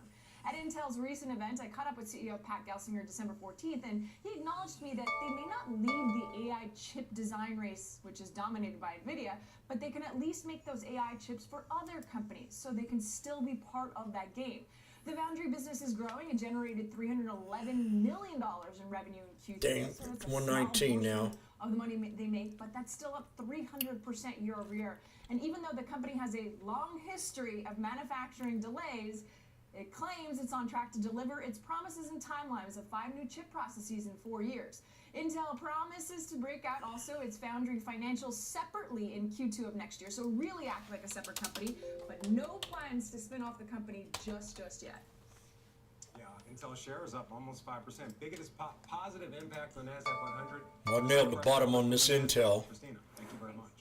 All right, sticking with chips. NVIDIA has been the hottest stock in the space over the last 12 months, but will that momentum last into 2024? And if not, which other names might be Very bullish on that news. Join us with his outlook. Bernstein semiconductor analyst Stacy Raskin. Stacy, happy holidays. Great to have you. Intel shares trading higher after a report suggesting that the company will get a $3.2 billion grant ever since inception. Same story for from the Israel. S&P 2 chip ETFs. Is this just going to continue into 2024? Should investors just put their money into the ETF? Is this a rising tide that lifts all boats? Yeah, it sort of depends on your time frame. Like long term, look, semis I think semis are a great industry. They are increasingly important, both functionally as well as strategically. I think the growth is there. There's always cyclicality you have to worry about, of course, but I think it's a great industry long term.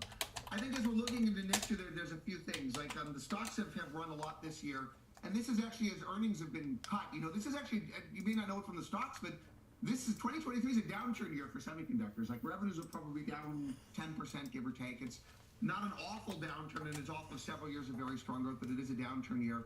Investors, however, do tend to buy stocks once those estimates have been cut, and that's why a lot of these names have been rallying into year end as we've been seeing estimate cuts as we go in. And I think one of the big questions for a lot of these names into next year is, have numbers been cut enough, and is the room actually now for estimates and everything to go up, like in the near term, assuming those cuts are all the way through?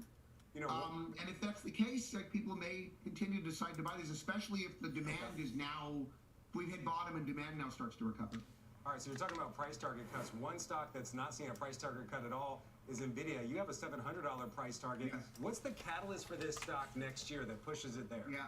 You know, it's funny. So NVIDIA, like the numbers just keep going up and up and up, and the multiples actually has come down. The stock's had a monster year this year. Clearly, it's up about 250% or something like that.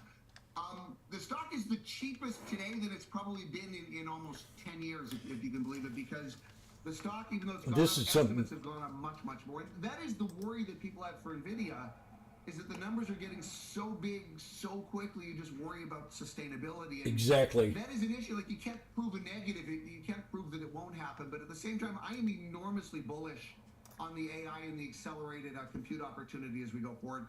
I still suspect numbers for NVIDIA are going to continue to go up. And I don't know that the multiple can go down any, frankly, than it has. Like, at some point, I think these people are bullish as hell on NVIDIA.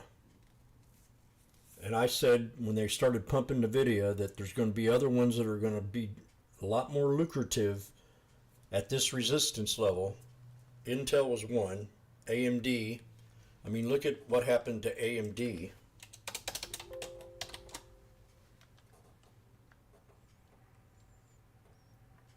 When NVIDIA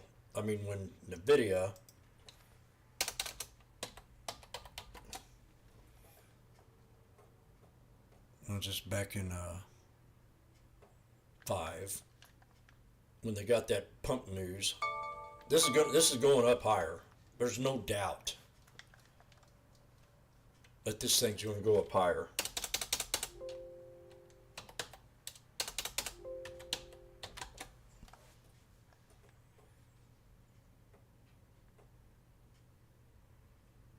This thing got pumped up too with that news, and it pulled back. We called this double bottom. Now it's at this resistance line, which if you pull up the 3-year, is the shoulder line of this head and shoulders. So we're at a resistance level on AMD.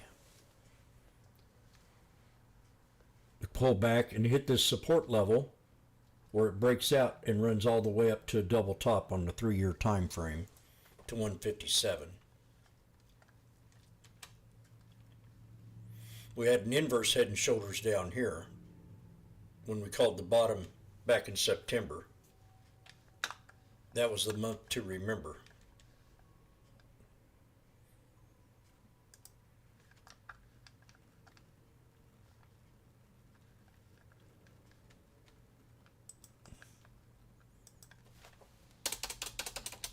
So what was that? Intel, INTC. Now you look at Intel's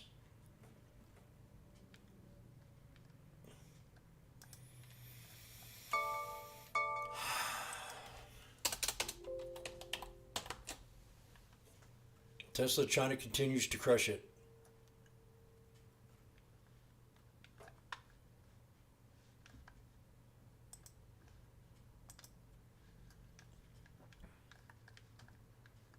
So we broke past all the moving averages on the 3-year weekly. Next resistance for Intel's at 55.69. Jim, it's too high.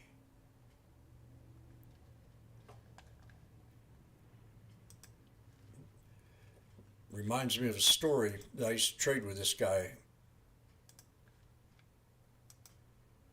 I mean, if I had the money he had, I could have traded it like he did. But he's old school, and he knows all about Intel. Intel is like one of his favorite stocks. And he kept buying the dip, buying the dip, buying the dip, without looking for a consistent pattern. He was buying the dip here at $44.50, and he had millions in this trade. And I kept saying, why do you want to trade Intel now when you got AMD and NVIDIA and all these other good companies that are crushing it?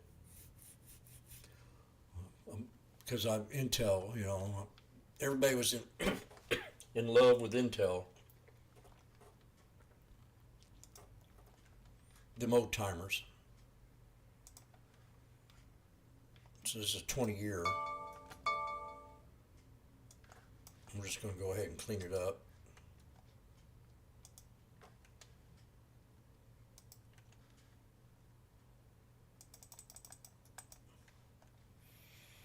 So we're back here. This is a 20-year time frame. You got a 1, 2, 3, and she broke on out to the upside. So somewhere in here is your support level.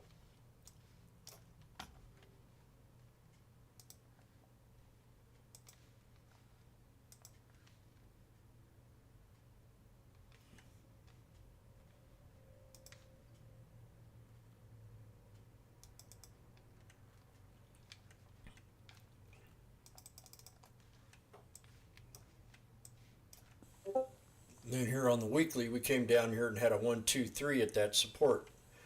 Each one of these support levels is a shoulder line of a three-headed snake, triple bottom. Now you got 3 big outstanding candles here on the weekly. I would expect it to come back and consolidate off this here moving average. Let me see if that's right. I think that's the 100. 300. Simple moving average. So I'm going to set an alert right above that 300 simple moving average.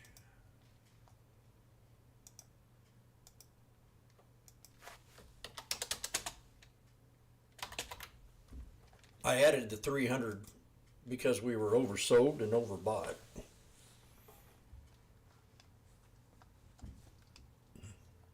And we've been breaking out past the 200.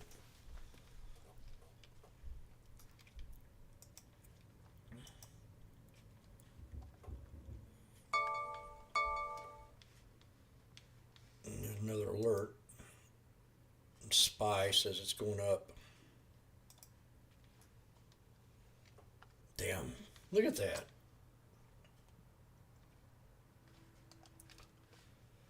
Oh boy. I got out at 115, it's at 122 in the money.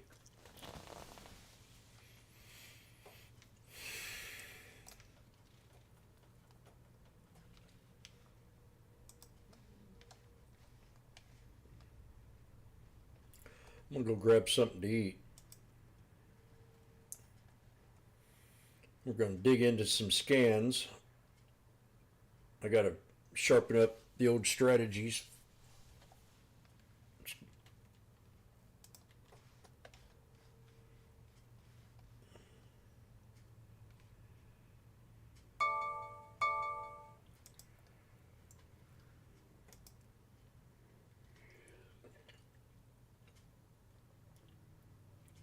You got the VWAP with the Williams-Bollinger Bands.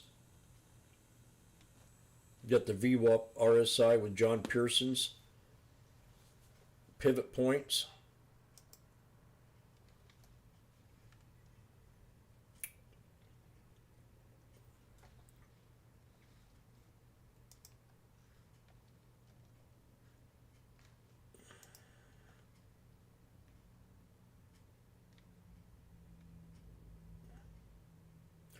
We got the 1 month chart with the 8 and the 20 EMA. A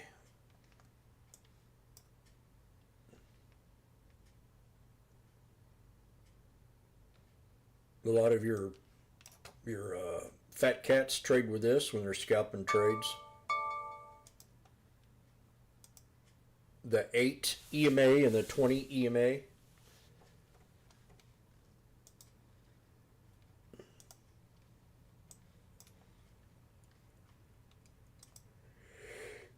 Here's on the 1 hour time frame, you get the crossover of the 8 over the 21. Then it respects the 21 for 3 straight days.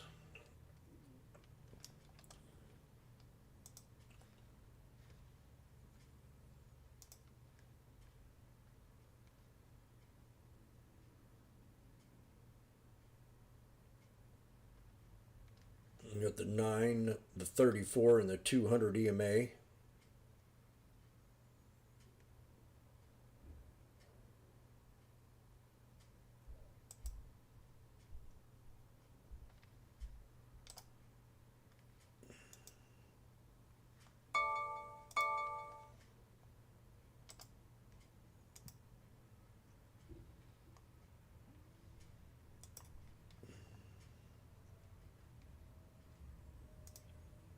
There's an interesting chart that I like to use, the alligator.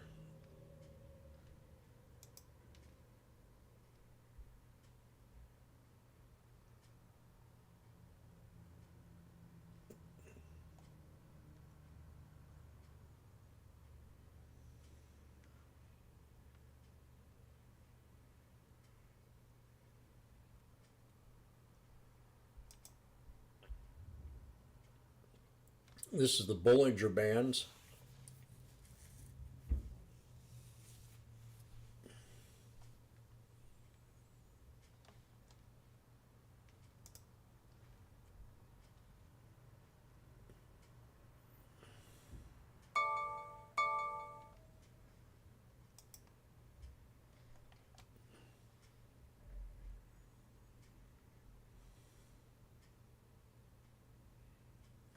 Keep thinking this is the alligator.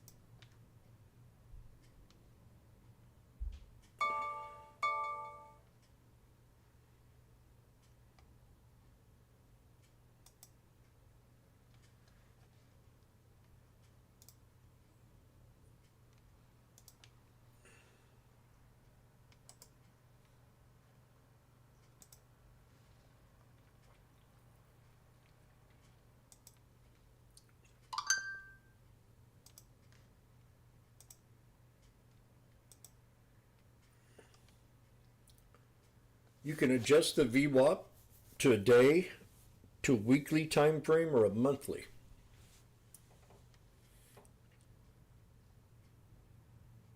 Going into the VWAP study, and you could hit day, week, or month.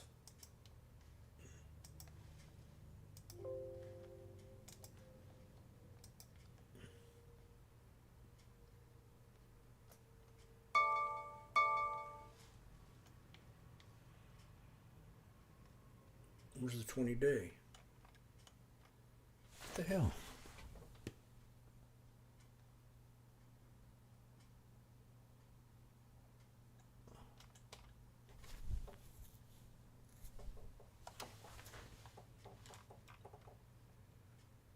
No, I'm not. I don't see it on there.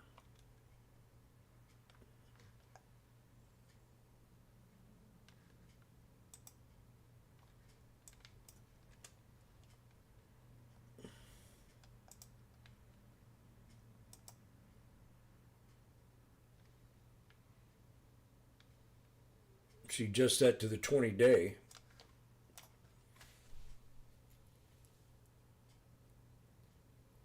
Monthly. Your support would be back down here at 44. That's a good spot on the Intel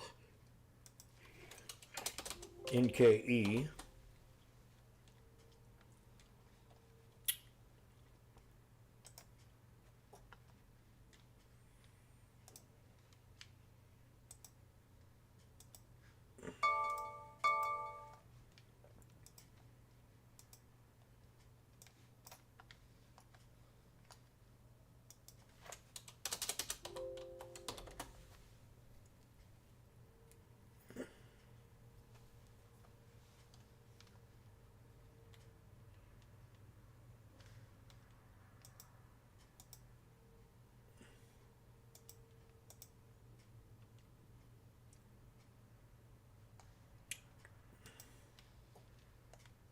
Compared to iPhones, but how have sales been?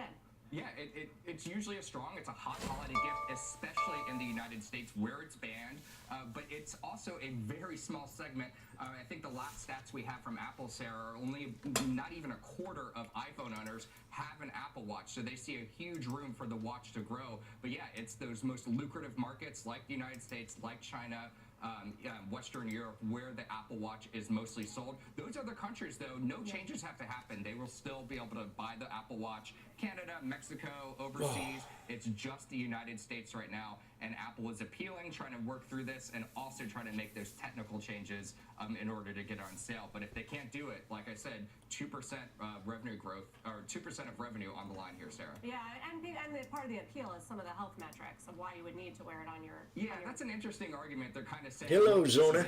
Health element to it, too. I'm not sure the courts are going to buy that one necessarily. Also, in that appeal they just filed today, kind of making the argument, this is going to kill our business. I'm exaggerating, of course, but basically saying this is an emergency. They need to ban it or bring the ban down now. All right, thank you, Steve. Steve Thanks, Kovac. Wall Street's buzzing about OpenAI once again this morning. Bloomberg is reporting that the company is in talks to raise new funding at a $100 billion valuation. AI is another one I had on watch. watch. Planning to complete a separate tender offer led by Thrive Capital in early January that would value the company around $89 billion.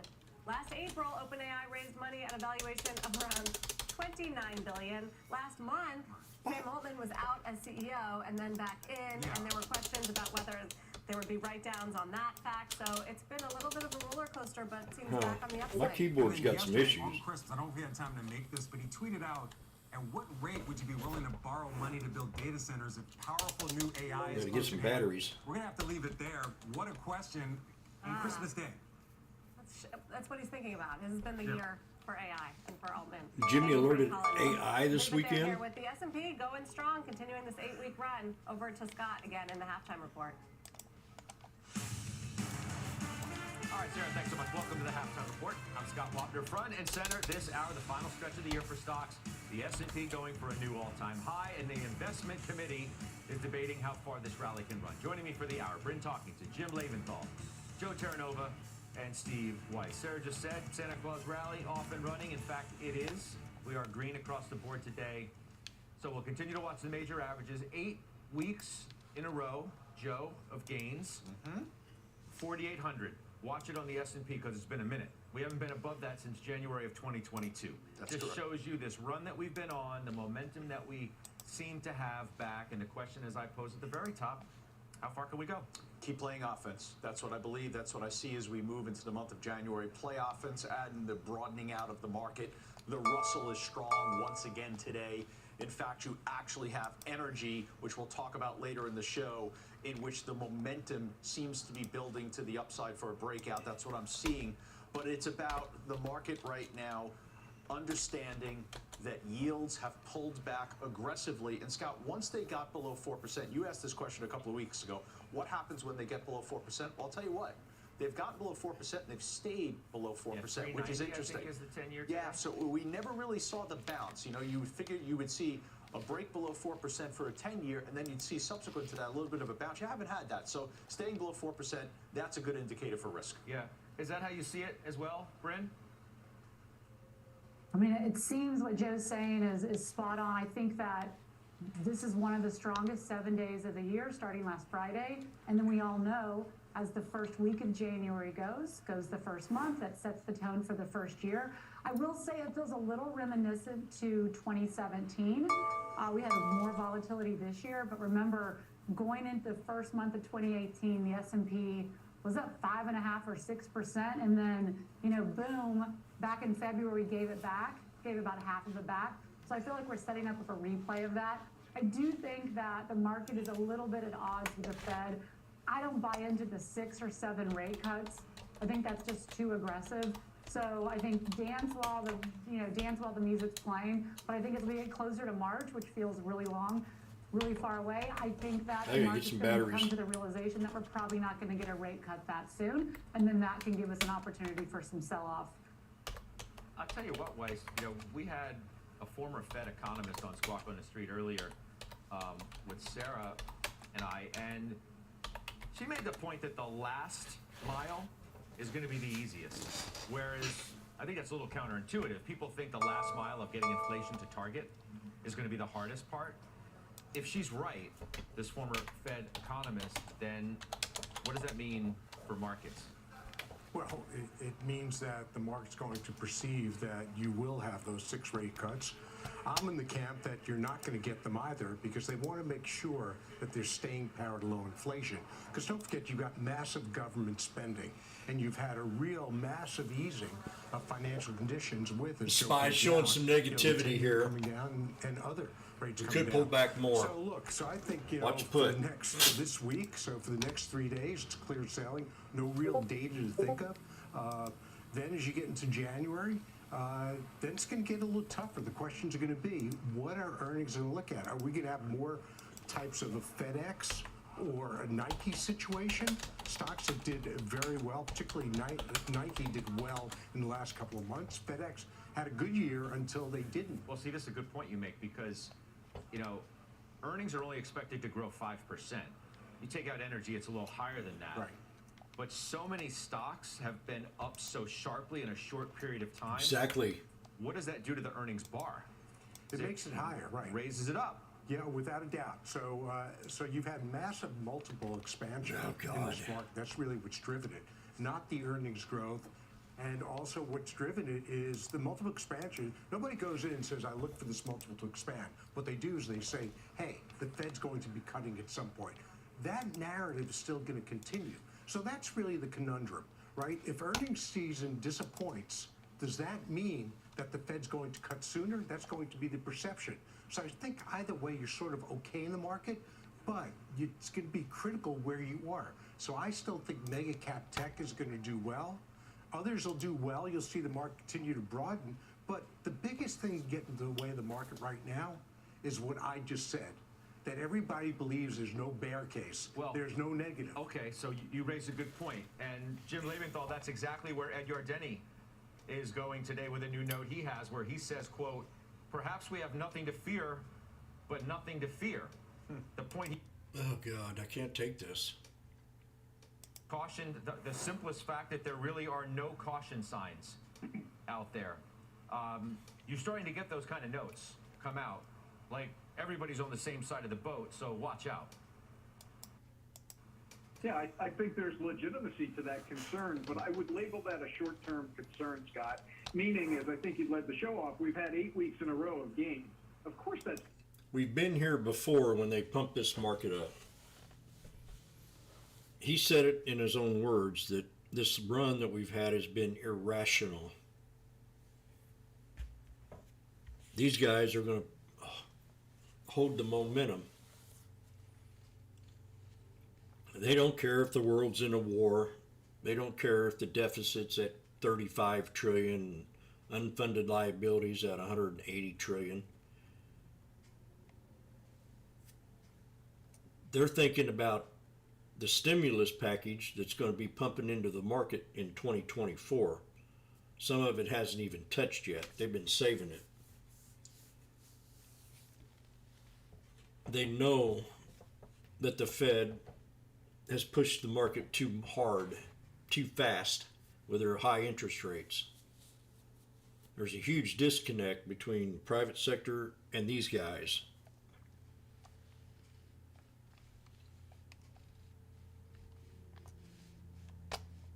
So you just have to think like they do. Practically, it's not so attractive. There's no reason to sell either. That's the thing. You just said stay on offense. So I say, well, the market's overbought. Yeah, okay. Well, it can stay overbought. It could stay overbought. You could also get a little bit of a modest correction correlating with earnings. I agree with what Steven's focusing on. Well, that's not going to be happening for a little bit. Well, earnings, no, right? well, you've got about 3 weeks until that happens, but maybe that can happen in 3 weeks, as we learned from November. Absolutely, and maybe that offers some relief to the market. But I kind of agree as you look forward and you move into 2024. You know, focus on where the earnings growth is actually going to be. The earnings growth, the earnings recovery is coming around now to small cap companies. And small cap companies are going to be feeling the benefit of not having that cost of capital continuing to be a moving target, and ultimately at some point in 2024, having the cost of capital move lower. So maybe the opportunity isn't so much in capturing the earnings growth where the earnings growth has already been, and that's been in the NASDAQ. Remember, the earnings recession that the S&P, the NASDAQ, and the Russell were all in at one point in 2023. The NASDAQ came out of that in July. The S&P followed in October. The Russell is still in that earnings recession. So I think the real opportunity longer term is going to be in that broadening out and the relief that's being offered to small cap companies. So, Bryn, it's like, you know, Yardeni with the nothing to fear but nothing to fear. Evercore, the narrative switching from what can go wrong to nothing can go wrong, to the Goldman note, the cautionary sign is that there isn't any. How do you make sense of that in the way you're thinking about this market in the here and now? I think in the here and now, I mean, clearly technicals, we saw obviously that blip the other day when the market sold off. I mean, the RSI is still incredibly overbought right now. So I think we're going to continue probably to grind higher because trading's light. And I agree with Jim, the trend is your friend in the last week. Tupperware. I do say, like I said before, I think we're setting up where January is going to be somewhat of a continuation See, they're pumping up. out though, because it's just like not a healthy market. It's not the first time that they've mentioned small caps. So looking at the NASDAQ, you got Tupperware.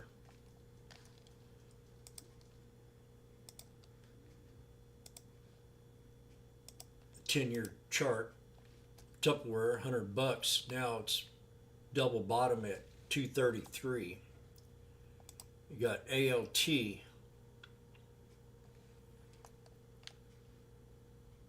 Got a 1, 2, 3 resistance to break.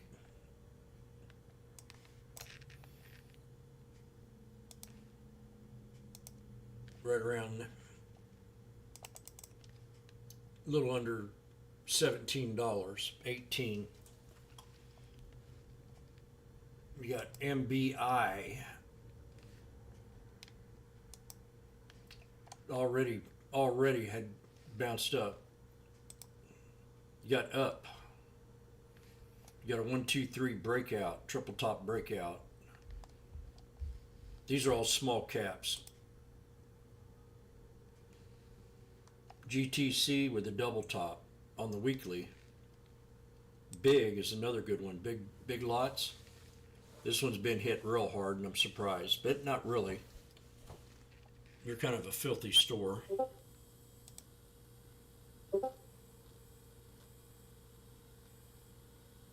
You got PTN.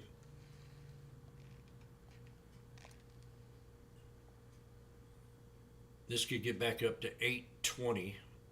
Break resistance of right around 5. You got Mayo, MYO.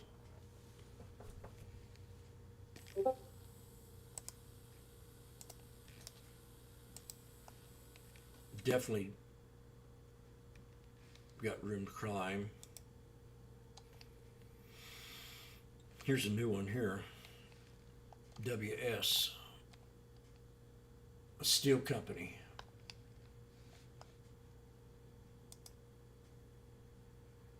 CTR.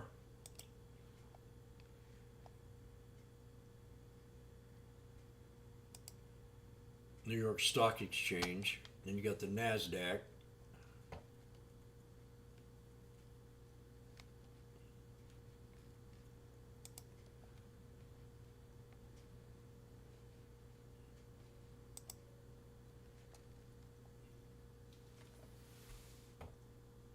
Works, I don't know about that one. VNCE.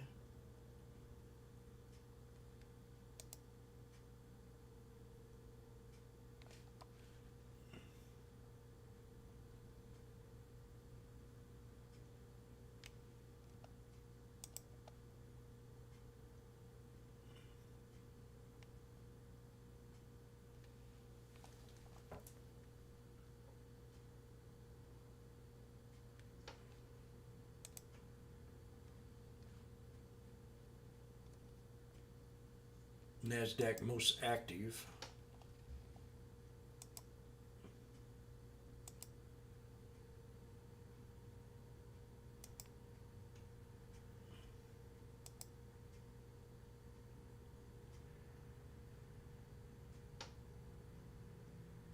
Intel's got a long way. Blink, here's a good one that we talked about last week.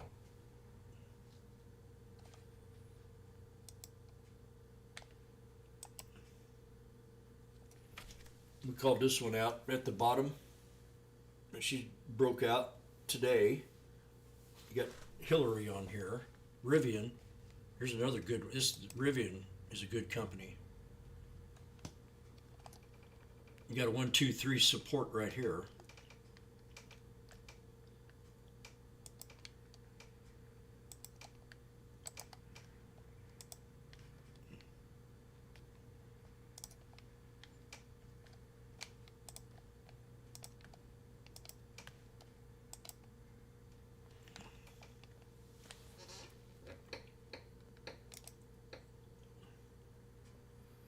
Plug power, 1, 2, 3, boom.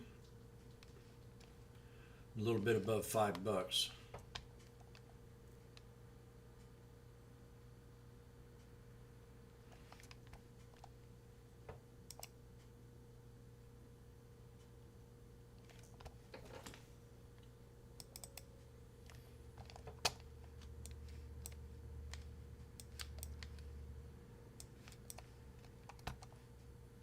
Okay, put time, double top.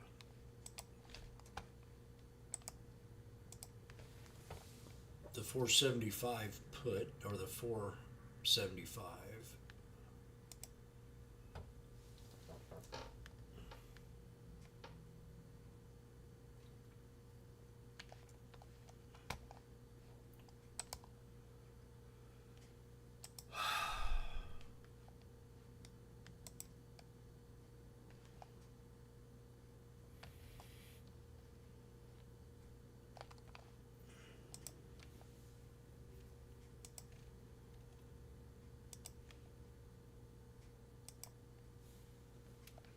Got a 3-headed snake.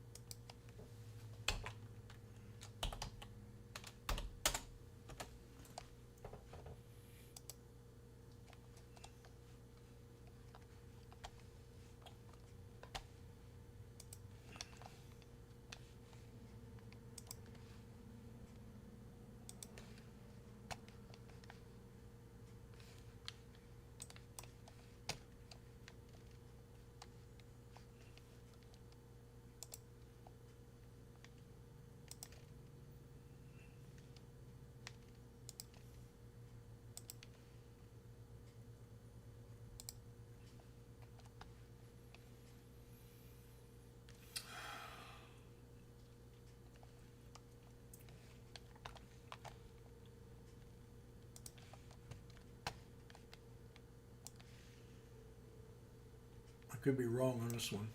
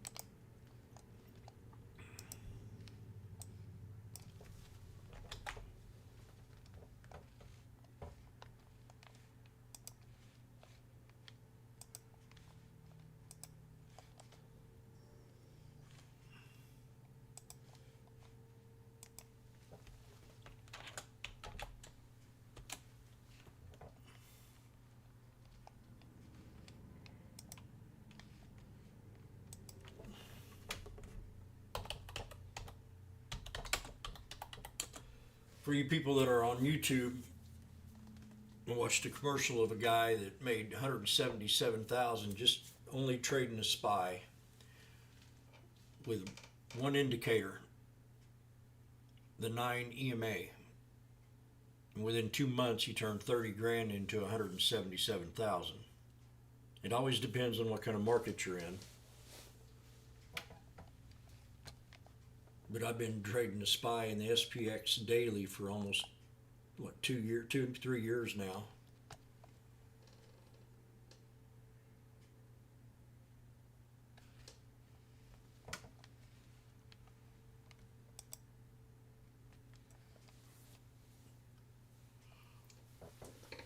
So you want to look for consistency here, and so far this trend line right here has been the support level.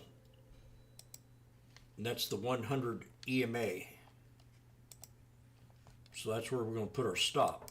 That's where we're going to exit the trade.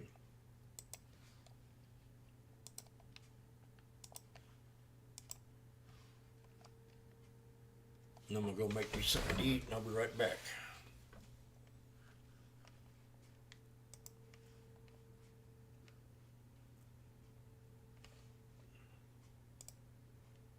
Single aircraft in the world virtually.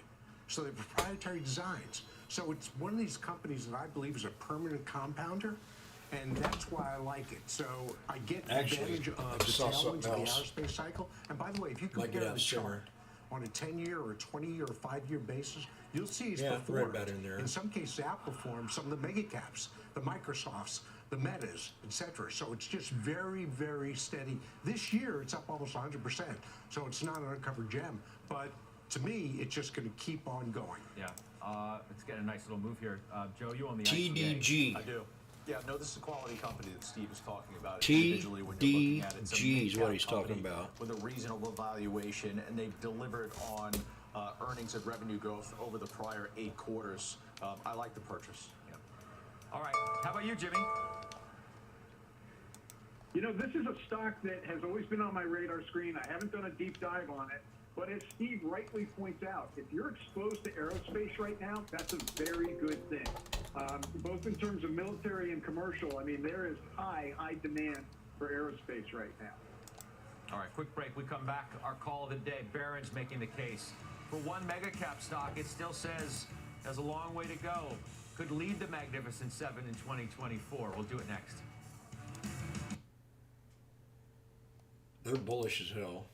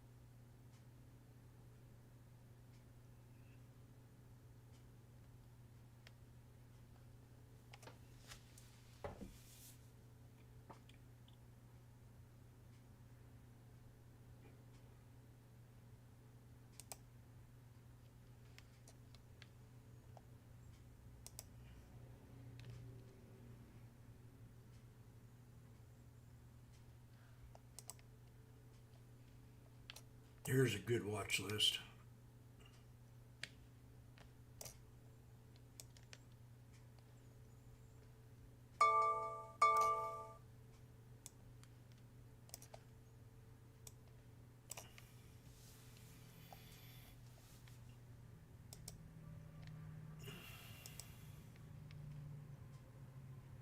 Amazon down today. And Google, which they've been pumping, Disney, Oracle, Microsoft,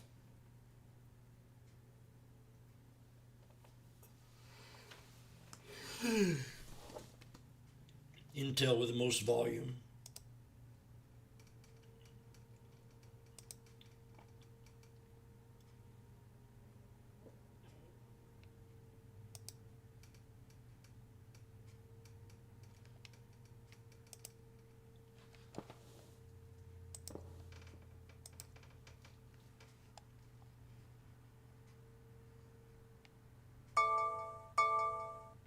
was reading about China.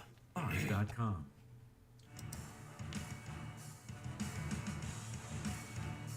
They built a lot of dams, China has.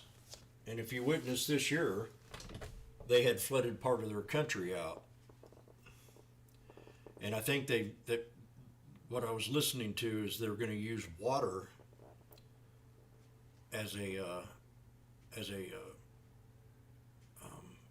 military weapon and flood a lot of them Asian countries out that are around them. They built a lot of dams.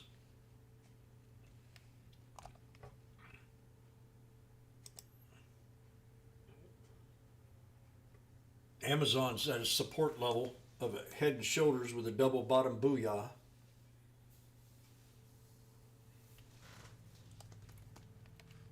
And Walmart was on watch today.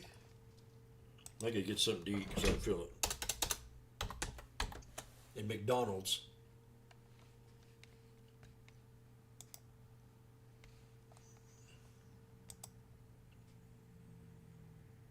The double bottom on it.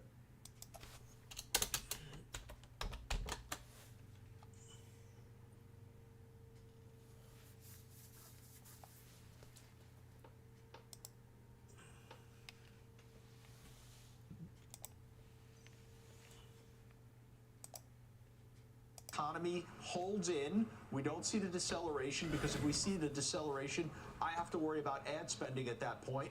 Otherwise, ad spending is going to be strong in a year where you have a presidential election and the Olympics. I like what they did in the acknowledgement, at least, of artificial intelligence not being where they wanted it to be relative to Microsoft. And I think Alphabet has the clear potential to be a leader in the Mag 7. And lastly, the last several years, they've been buying back stock. They're actually implementing the Apple and Microsoft strategy. If they continue to do that, I think this is an obvious name that you want to continue to own as a core holding. Weiss, you own it as well, and Barron's is not naive to the fact that, you know, they suggest the company was caught off guard by Microsoft related to AI, but that it quickly regrouped. And if there wasn't the perception that they were still going to be a player and a major one, the stock wouldn't have done what it has for this year too, which is no slouch either. It's right up there with Microsoft. On a day, by the way, where there's reports and we're talking about OpenAI having a valuation of $100 billion. Yeah. Very few companies have a product that becomes a habit, that are habit forming. You know, we had cigarettes and that wasn't good for you, but we've got Google, and that's habit forming. Where else do you go? You go to Chrome, you go to Google. They've got a massive installed base when you take a look at their operating system. Yeah, but the whole point, though, of this, the skepticism Right. is that, But- yes, where do you go? Right. You always did go. The question is, are you going to continue to go? But here's my point. For all the hoopla about AI that we've seen, it's not really prime time ready. So Microsoft came out earlier. Chat and is. it was, well, chatted, but not really. If you take a look at chat, I mean, it's usable, but it's not where it should be, where you're going to rely on it all the time. Right now, I'd say it's more than intellectual curiosity. So my point is, when you have a habit from a company that's a habit, that is not a startup where they can be put out of business by Microsoft. What it does do, it gives them a lot of runway to catch up, and they can catch it up. And by the way, Meta's not the only company that got more efficient over the last year. So did Alphabet, very efficient. They got rid of a lot of vanity projects. They decided where they're spending their capital. They are buying back stock. So that's why I own it. To me, you've got regulatory issues, but those same regulatory issues are facing Microsoft, they're facing Apple, they're facing Meta. So you These just guys don't care about any of that. They're like, yeah, well, the regulatory issues may be there, but Alphabet might be worth more broken up anyway. Exactly, and that's always that remains to be seen. But that's going to keep the bid under the stock. And why, when they lost that lawsuit for last week or the week before about the App Store for gaming, the stock didn't budge. I was kind of surprised at that. I thought there'd be a short-term opportunity to buy more, but I never got it. Yeah, Jim Lebenthal, you own this too. It's actually my biggest tech holding, Scott. And, you know, apropos of our earlier discussion, I think this is a stock you could buy right now. That's my opinion, based on also an opinion that the market has held this stock back still on the belief that Microsoft is going to eat Alphabet's lunch. I think that's kind of Brad Gerstner's position. I think that's a mistake for the reasons that Steve was just laying out there. And, you know, as Joe was pointing out, unless things really fall off a cliff, the advertising business is going to be good. The web services are going to be good. This multiple is about 2/3, maybe 70% that of Microsoft. I think that's a bargain. I don't think it should be at a discount to Microsoft. Bryn, you don't like it? Why? Well, I mean, not that I don't like it, we all use it, but I think Joe You did a don't own it. wonderful job. Right. You own like, a lot of these. You own a lot of tech, but you don't own this one. Yeah, exactly. And so I think Joe did a great job on the thesis. So my question is, well, why is it still at a 20 multiple? And when I look at it and take a step back, the two big things is 90% of the revenues are ads. 9% of the revenues are Google Cloud, and it's barely profitable, but it's 25% of the employees. And Steve, I agree, they cut back on a few things, maybe like massages every week. But to me, when I look at these companies that are executing, when I look at NVIDIA, when I look at even Apple, when I look at Microsoft, Meta, you know what you have? You have visionaries, and Satya is not a founder, right? Satya was the third one in, past Bill Gates. You have visionaries that are executing, and to me, okay, I don't own the stock, but I follow it, I read the report. It seems like they just don't have that come together where we are going to do one thing or two things very well. And it seems that to me, the whole thing about OpenAI, I mean, they bought DeepMind forever ago. And so to say that they were flat-footed makes no sense. To me, they're trying to be like a fast follower now and trying to catch up. Because I don't think they have that leadership from the top that allows them to actually have strong multiple expansion. And I think that leadership is one of the reasons it still has a 20 PE. Real quick. No, Bryn's right. And that's where I was going to go with the conversation. Alphabet trades at a discount because there's no Tim Cook, there's no Satya Nadella. And there has been questions surrounding management's ability to effectively move the company forward. And there's been failings in that regard in the last several years, but I think that's priced in. What's the stock up on the year? Alphabet? Yeah. 60%. Is that a failing? Well, for the last year, no, that's not a failing, but in the last several years, there's been a degree of skepticism surrounding management when you measure it relative to Microsoft and Apple. I think I don't agree with what you and Bryn said, but I think the discount in the multiple is what their business comes from. Microsoft's got a subscription base. That's recurring revenue, right? Whereas in Apple, basically recurring revenue because you're going to buy a new product. Installed base. Right. Google, you're waking up every day and saying, I've got to recreate the revenue. So that is not an installed base necessarily. Sure, it's default advertising for a lot, but I think that's the difference in the multiple. All right, so let's take a quick break. We come back from headache to hotspot. Healthcare stocks have been underperforming throughout this year, but could the sector be setting up for a big bounce back in the new year? We'll debate the space. We got ownership as well. We'll do it.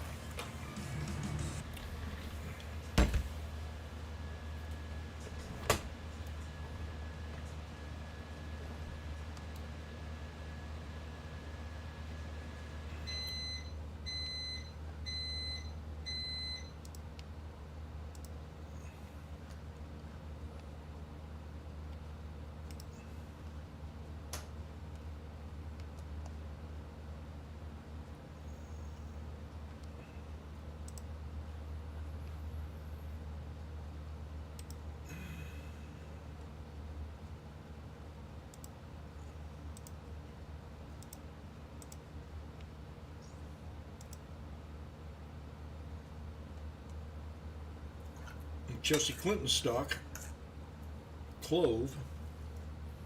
I think the Magnificent Eight were pumping this one time too. Morrison Friends.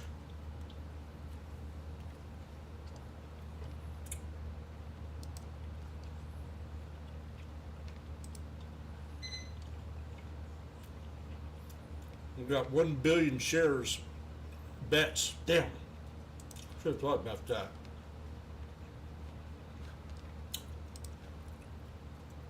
With that gambling pump going on.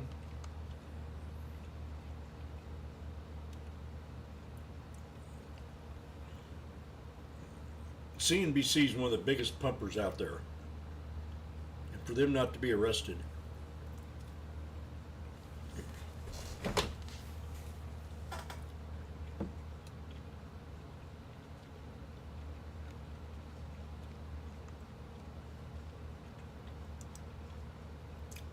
141 million on VLCN.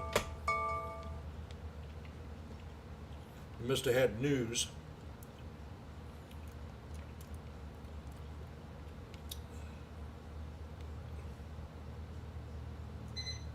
Can't see it.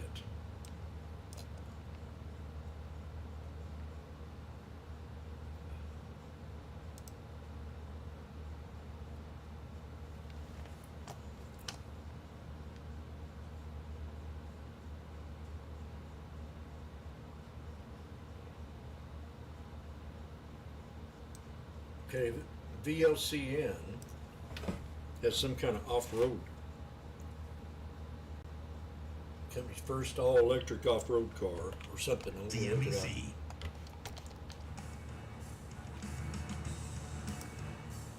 up.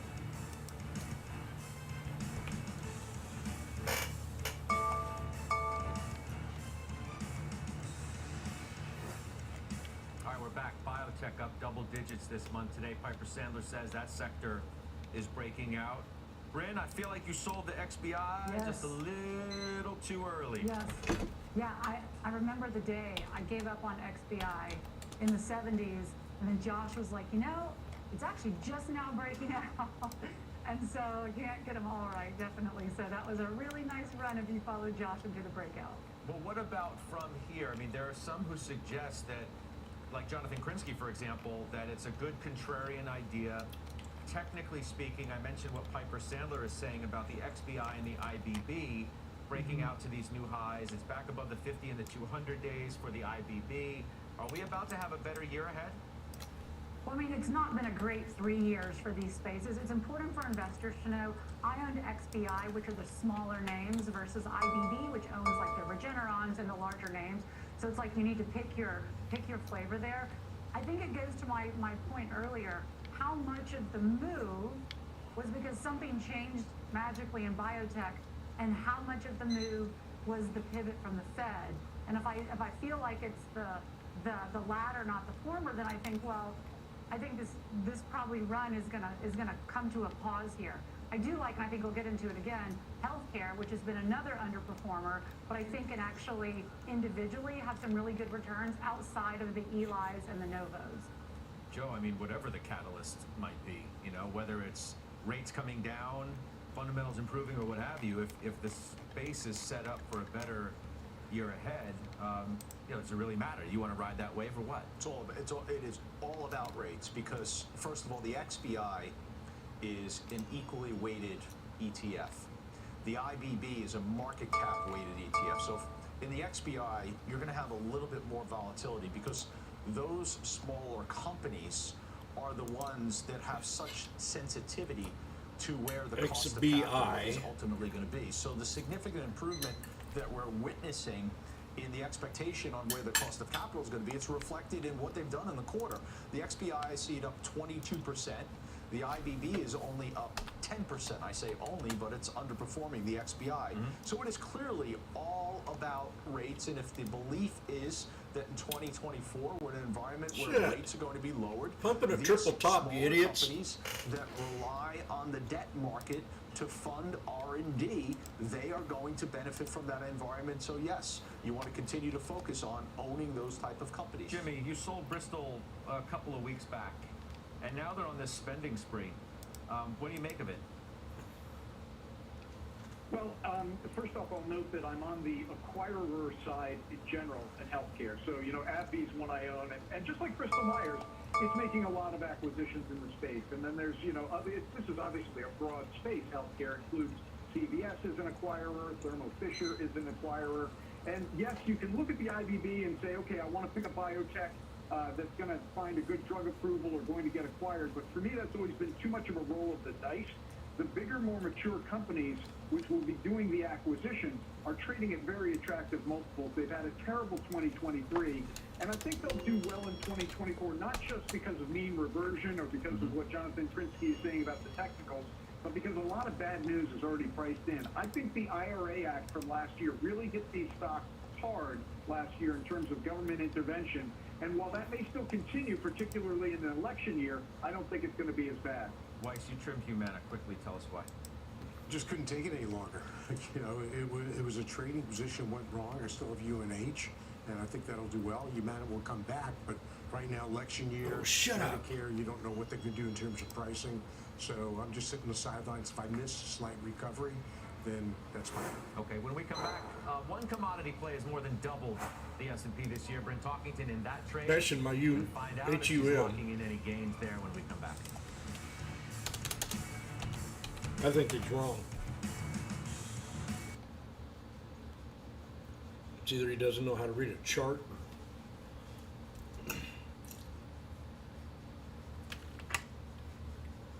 This thing's oversold.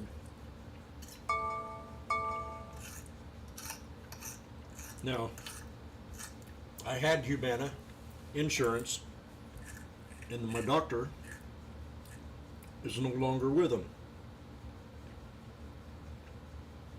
If I remember right, Barack Obama says you can keep your doctor.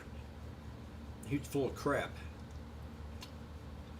I've gone through 4 different doctors because of that bill. I had the same doctor for 20 years before that bill. So again, I had to change health insurance because I want to keep my doctor.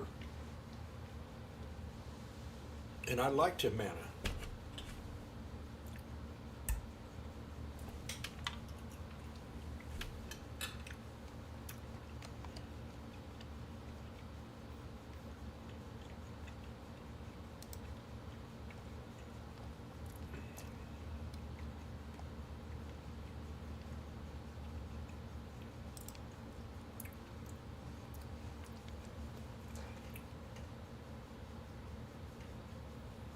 Yeah, they're going to have a lot less people in here now that we don't have the scanner running.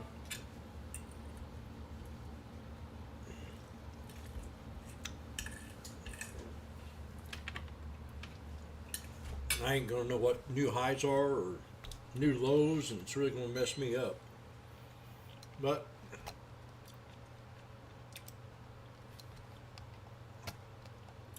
just got to find a different way of trading.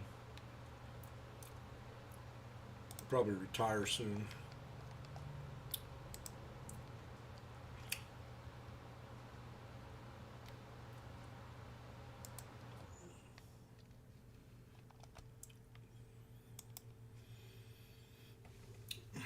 So the SPY did pull back, and did I turn it?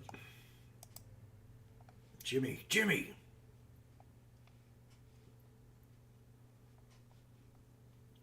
I forgot that I was in this trade.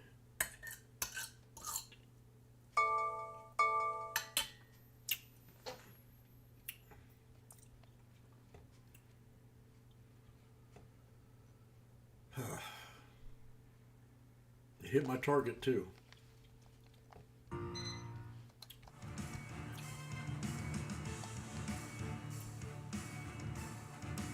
This thing can squeeze to the upside.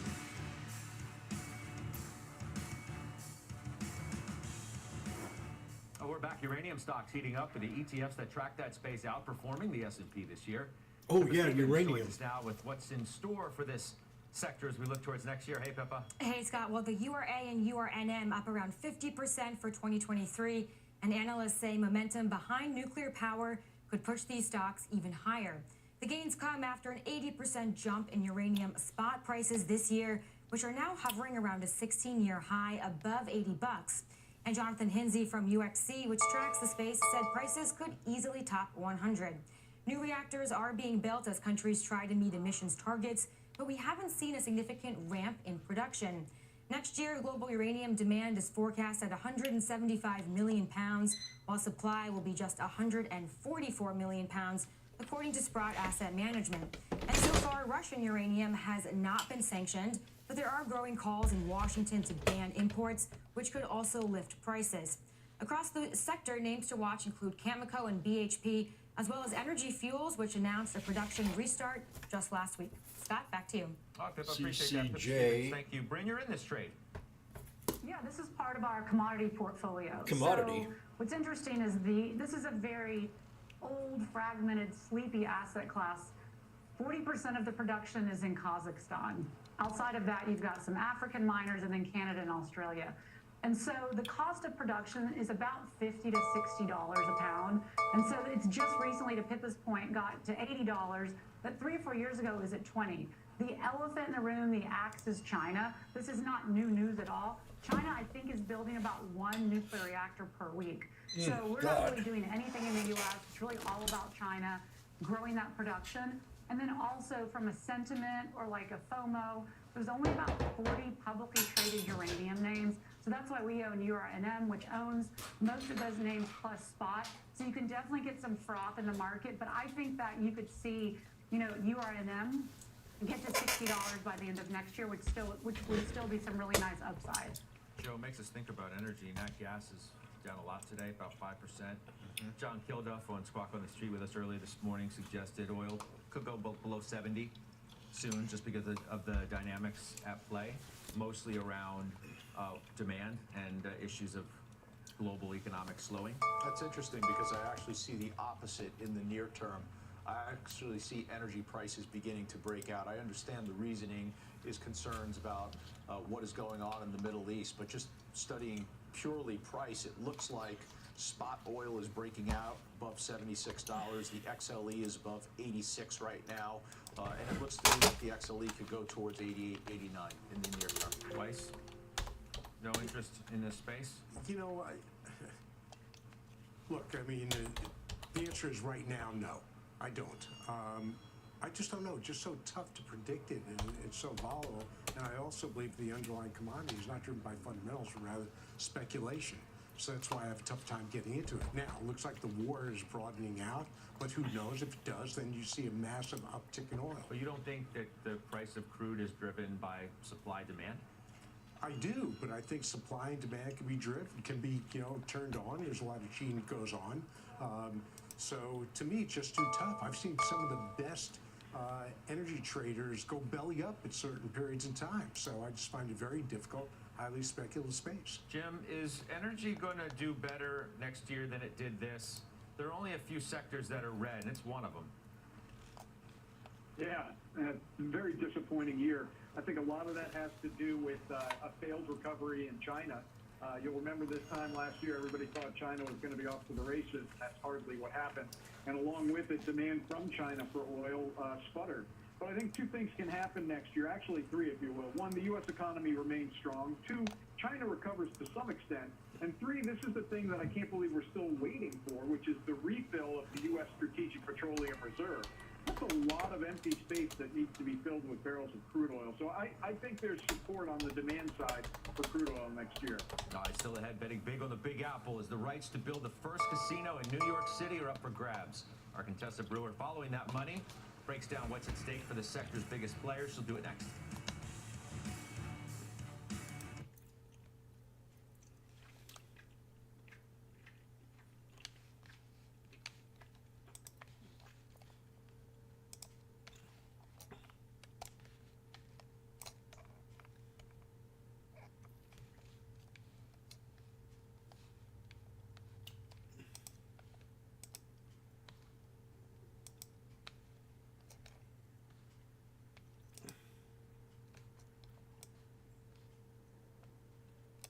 Intel's really a monster.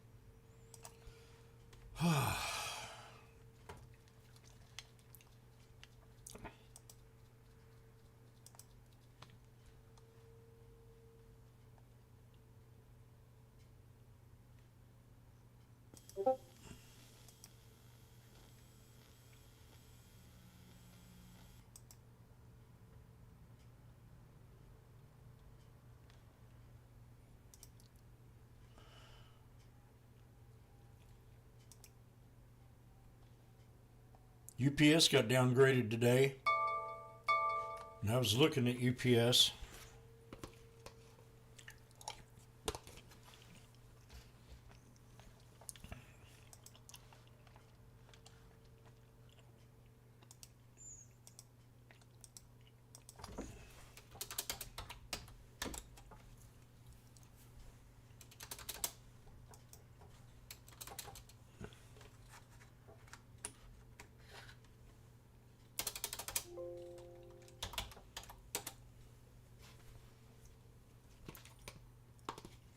SPY just looks like it wants to pull back.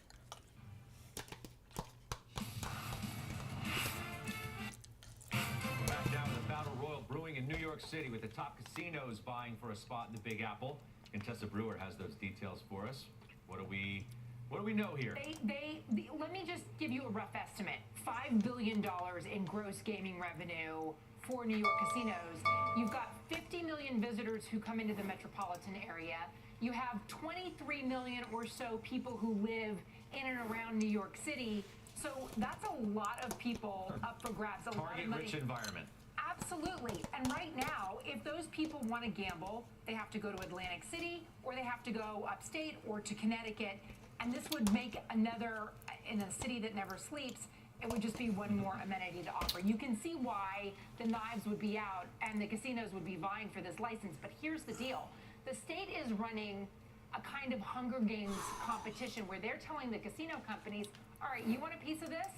Bid on what your tax rate will be. And let's see who the highest bidder is here. It's not just that. It's also just the license fees alone. That started at $500 million.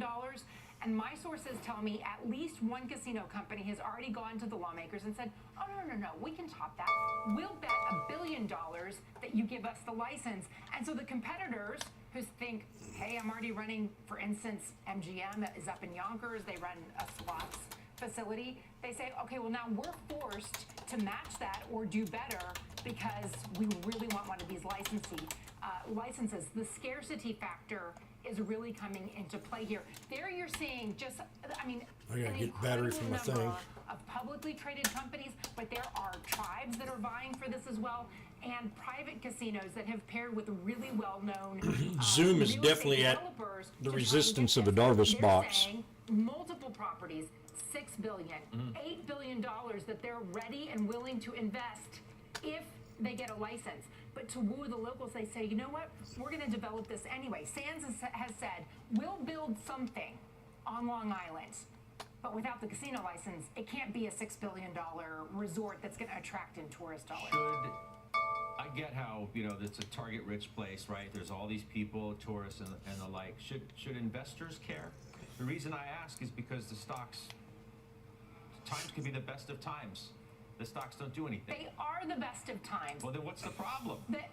Why is Wynn only up 10% year to date? Why is Las Vegas Sands only up 2%? It is as though those who believe casinos are dinosaurs in the desert want to discount entirely the rebound that has happened, and not just in Las Vegas, although Las Vegas continues to be on fire. If you look at Macau is on track now for $23 Is Macau in Las Vegas, you idiot? Gaming revenue, and it is still way off of its pre-pandemic levels.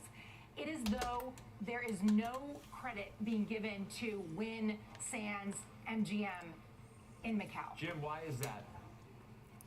Because gambling's bad. Well, I think there's been this perception all along that the operating success, particularly in Las Vegas for Wynn, is going to fall off a cliff, right? I mean, this has been the leading edge of discretionary spending, and people have worried that a recession is going to hit. But that's going away now, and actually you've seen a bid come back to Wynn.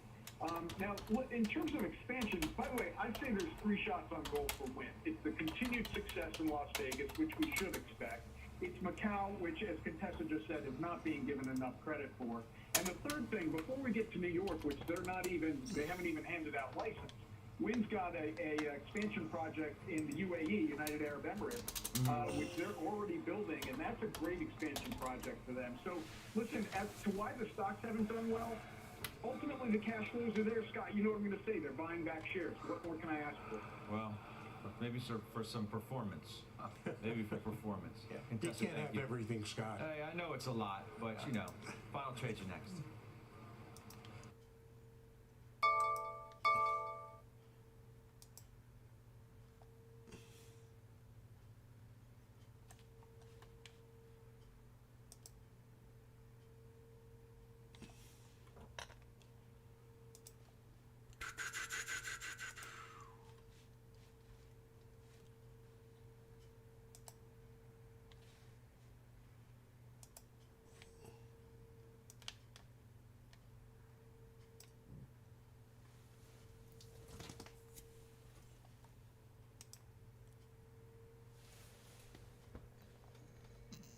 The QQQ, oh, that's the SQQQ.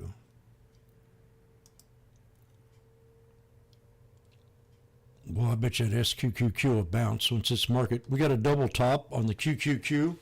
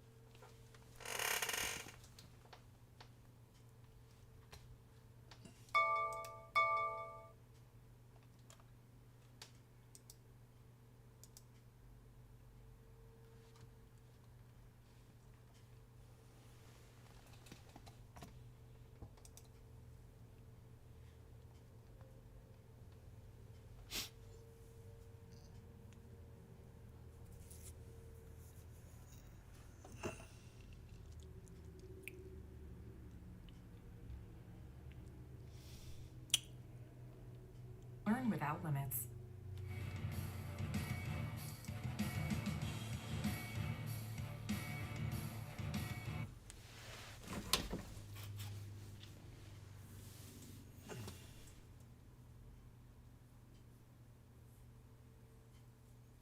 Found a neat guy that I've been following on YouTube, or just found him this weekend. I want to share with y'all.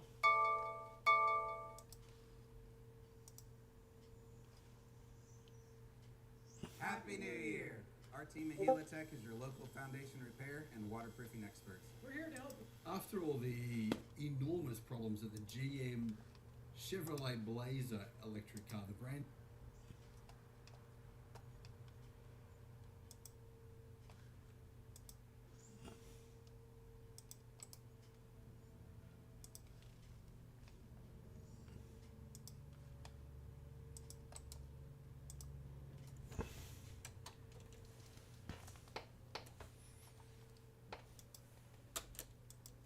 I gotta go get some batteries. I think I'm gonna do it now because this is gonna be annoying.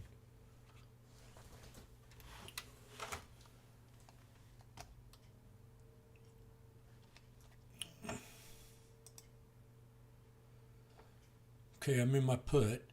I got 3 black crows right here. I'd like to see another one.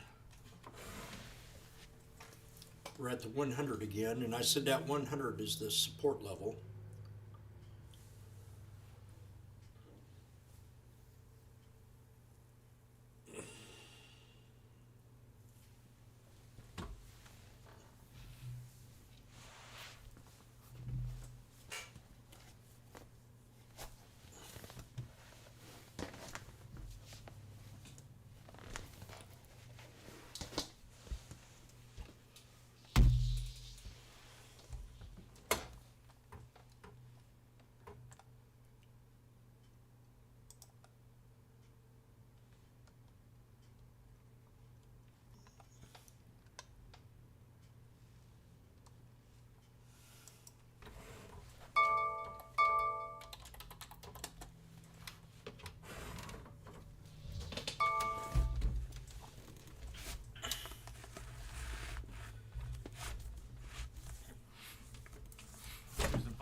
trades. Now, Bryn, why don't you start us off today?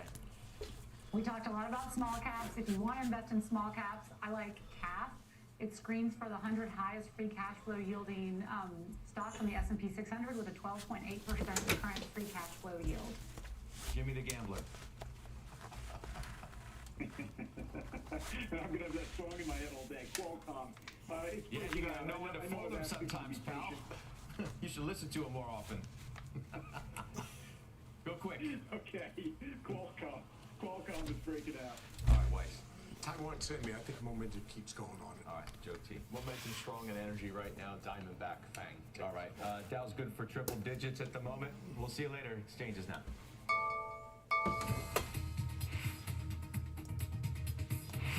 Thank you very much, Scott, and welcome to The Exchange. I'm Kelly Evans. Here's what's ahead. It's the final two-year note auction of the year. You can't miss it. We'll bring you the results as bond markets look to salvage what started out as a pretty rough 2023. But first, our market guest is watching one. Yeah, I gotta go get some batteries. Expects to finally trigger the Fed pivot. It's not CPI. We'll tell you what it is in just a moment. Plus, a pair of big biotech buyouts today. One pharma giant striking its second multi-billion-dollar deal in less than a week. I'll be back. More deal making is on the way, and if healthcare is immune from regulatory. I hope it's a battery problem. And tech stocks are on track to post their best year since the turn of the century, but this time, can they avoid a sharp correction after their massive run? We will debate that a little bit later on. Let's start, though, with the markets mostly higher to begin the final trading week of the year. Dom Chu making time for us with the numbers. Hi, Dom. I will always make time for you, Kelly. Let's talk about those numbers because they are green across the board for the major indices, with the Dow, the S&P 500, and NASDAQ all posting fractional gains. About 1/3 of 1% gains uniformly across the Dow, the S&P, and the NASDAQ. And right now we are just about near session highs in a relatively narrow trading range. At the highs of the session, the S&P 500 up roughly 19 points and then up about 4 points at the lows. So generally positive, but the trading range again has been light. But the S&P is at 4770, the Dow Industrials 37,509, and the NASDAQ Composite at 15,051. Another place that we are seeing action close near the session highs right now is in crude oil prices. U.S. benchmark West Texas Intermediate currently $75.92, 3% gain there. Similar percentage move for ICE Brent crude futures, up $2.42 to $81.49. What it is at least some talk about whether or not the bottoming is happening in energy, whether there's a value trade to be had for the coming year. Some folks are looking at whether or not supply issues are still out there, and of course what the prospects for Fed rate cuts are. All of that's adding to the narrative, at least today. The energy sector spider up about 1.25%, but natural gas prices still languishing right now, $2.56. It's been a tailwind, at least for some consumers, this winter season with milder weather, generally speaking, in most of the country. Watch energy. And then Intel, a Dow component chip maker, up about 4.5% right now near session highs, $50.24. The Israeli government is granting Intel $3.2 billion to help them build a new manufacturing facility, a plant in southern Israel, one of the biggest investments for a chip maker in that country. Intel shares. For you people on YouTube, this is a Kelly, an interesting move here. strategy I call Ready, Set, Go. And right now we're bullish. Quite a bit of a bid today on that foreign news. I'll send things back. Says it's finished though, so I'd be a little bit cautious. A lot of people want to know if it can run into 2024. Maybe we'll ask Paul Meeks. Dom, I'll we'll be see you right soon. back. Thank you very much, sir. We appreciate it, Dom Chu. Markets are still flirting with record highs as the major indices come off their 8th straight week of gains. But our next guest expects a tough start to 2024 with the S&P going down to 4,100 before it bounces back above 5,000. And the bulk of that rally, he says, may have to wait until after the presidential election. Joining us is Barry Knapp, Ironside's macro managing partner. Barry, it's great to see you. Welcome back. Good afternoon for you, I suppose. Morning for me. Indeed. Again, I appreciate you, carving out some time for us around the ski slopes to talk some. And we have to talk to you because you're one of the few people out of consensus right now. And the way that the last, 8 weeks have broken, there's massive inflows into the S&P, consensus around soft landing or no landing and all the rest of it. You sticking with your guns here? To an extent, when I wrote that forecast of trading down to 4,100, that was before the Fed's earlier than expected pivot. So the probability of getting all the way down to 4,100 is a bit lower than it was when I wrote that at the beginning of December. But nonetheless, I do think the beginning of the year will be more difficult than current price actions would imply. There's a couple things going on that I think are important relative to thinking about this Fed policy reaction function. First of all, if they truly have pivoted back to inflation being both the necessary and sufficient condition for rate cuts, one of the key flaws in the way that they're looking at things right now is that the disinflation we've seen is being entirely driven by goods prices. So core goods prices in the CPI measure are falling at a 2.5% annualized rate. Wow. That's almost as fast as 2003 when China first got admitted to WTO. Wow. I doubt very much that's going to persist. It's a second wave of deflation coming out of China, and as a consequence of the big move in the dollar, well, the dollar's already reversed and has weakened a lot since the Fed's pivot. And there's a lot of signs that global trade is starting to pick back up.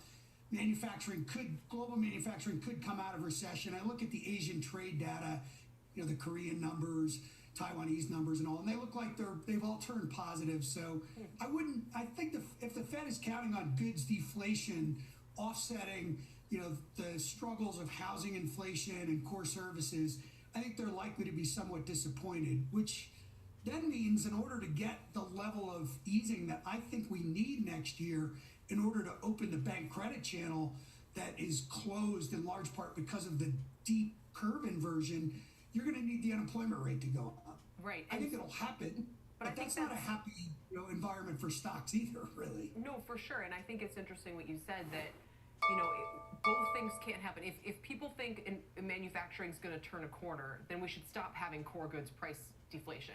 And so if manufacturing turns a corner, then inflation may be stickier. So is that kind of how you come around to it? Correct. I mean, ultimately, for me, I think there's a possibility we could get, inflation, the core below 3 for a brief period of time, but I think there's a very low probability we get all the way to 2 when Steve sends out his survey before Leisman, that is, before every meeting. I'm one of those participants that says, I don't see inflation getting to 2 anytime in the forecast horizon. So in which case, listen, I think if they got it below 3, that would be fine.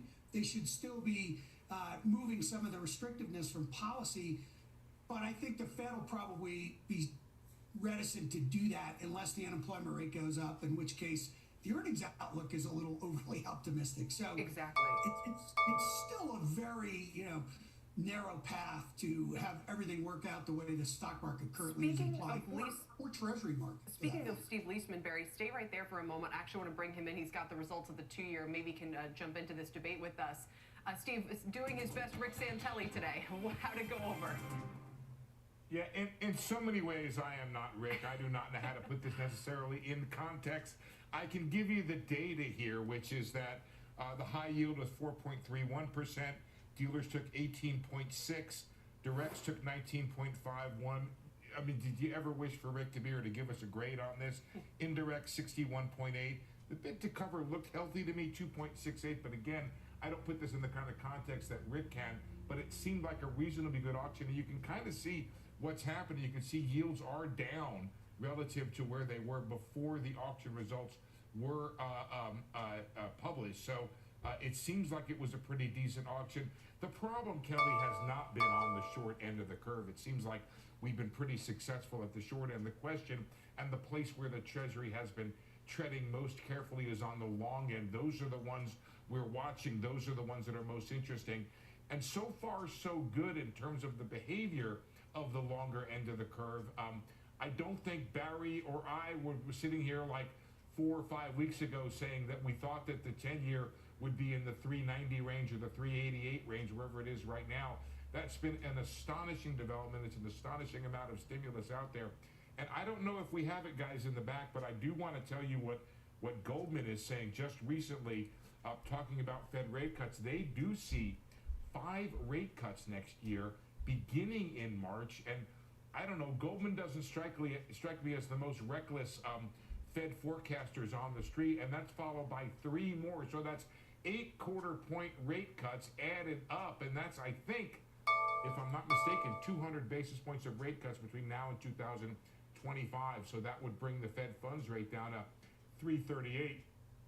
put that in your pipe and smoke it is what I would say, Kelly. I don't know if that's right or wrong, but they're pretty aggressive. They see the Fed starting in March. Yeah, I mean, I would say, you know, it seems like a pretty decent auction. I don't know if we'd give it maybe an A-, B+, something like that. And Barry, very quickly in August, concerns about Treasury supply were absolutely at the forefront. As soon as they came out with updated refunding numbers and everything, that seems to have gone away. It's just funny because even if we, with yields where they are now, if we stayed here, it would be a bit of a problem long run.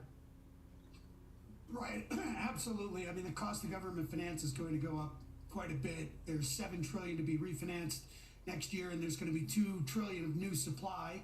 We're running $2 trillion deficits. The part of what the Treasury did by moving more issuance away from the back end of the belly of the curve seems like it's a good solution. The problem, though, is, as Steve pointed out, it's not the 2s, but 5s and 7s are a little bit more problematic. That's typically where the banking system plays a big role, and the banking system can't take down treasuries as long as the curve is this deeply inverted. So, you know, that I think those struggles are not over. They've been shuttered aside a little bit because of the Fed pivot and, you know, this tweak that they did to issuance, but by no means do I think the story about struggling to absorb this supply is not going to reassert itself in 2024. It's always fun this time of year, Stephen. I'll give, yeah, go ahead. I'll give you the last word. I was just going to say that also to look back on what didn't happen, because it was the Greg Jensen, he's co-CIO of Bridgewater, but his whole point about how Treasury finance was going to be a liquidity hole on the economy and kind of suck capital out of riskier assets. It's weird how, even though structurally we still have these problems, it hasn't mattered. The flows have still been healthy and equities have been quite strong. Well, no, I mean, I don't think Greg is wrong, right? I mean, if treasuries are indeed selling as much as Barry says they're going to sell, and I have no reason to think Barry's wrong, they are taking capital or debt financing away from the private sector and driving up the cost. The thing that is the positive side of this, maybe the silver lining around what is indeed a cloud, is if you thought people, and Barry, by the way, is 100% right about focusing on the 5 to 7 year, not just for banks, but also because that's where business tends to borrow at. And when you want to figure out what's going to happen with capital spending, which another thing that Barry is laser focused on, especially when it comes to productivity and the growth of the economy, that's where you want to look, is in that belly of the curve area. And the silver lining here is if you thought people were going to have to refinance at 5%, when stuff becomes due, say in 2024, the idea that they're going to refinance at 390 or 380 or wherever the 5-year note is right now is definitely better than it was going to be. Now, there's still people, if you were to do a 3-year chart on that 5-year, which is up now, watch how good they are in the back here. Let's see if they call that up. What you'll see is that some of this stuff was originally, look at that. I mean, what is that, 0? Is that 0.1, 0.2, 0.5?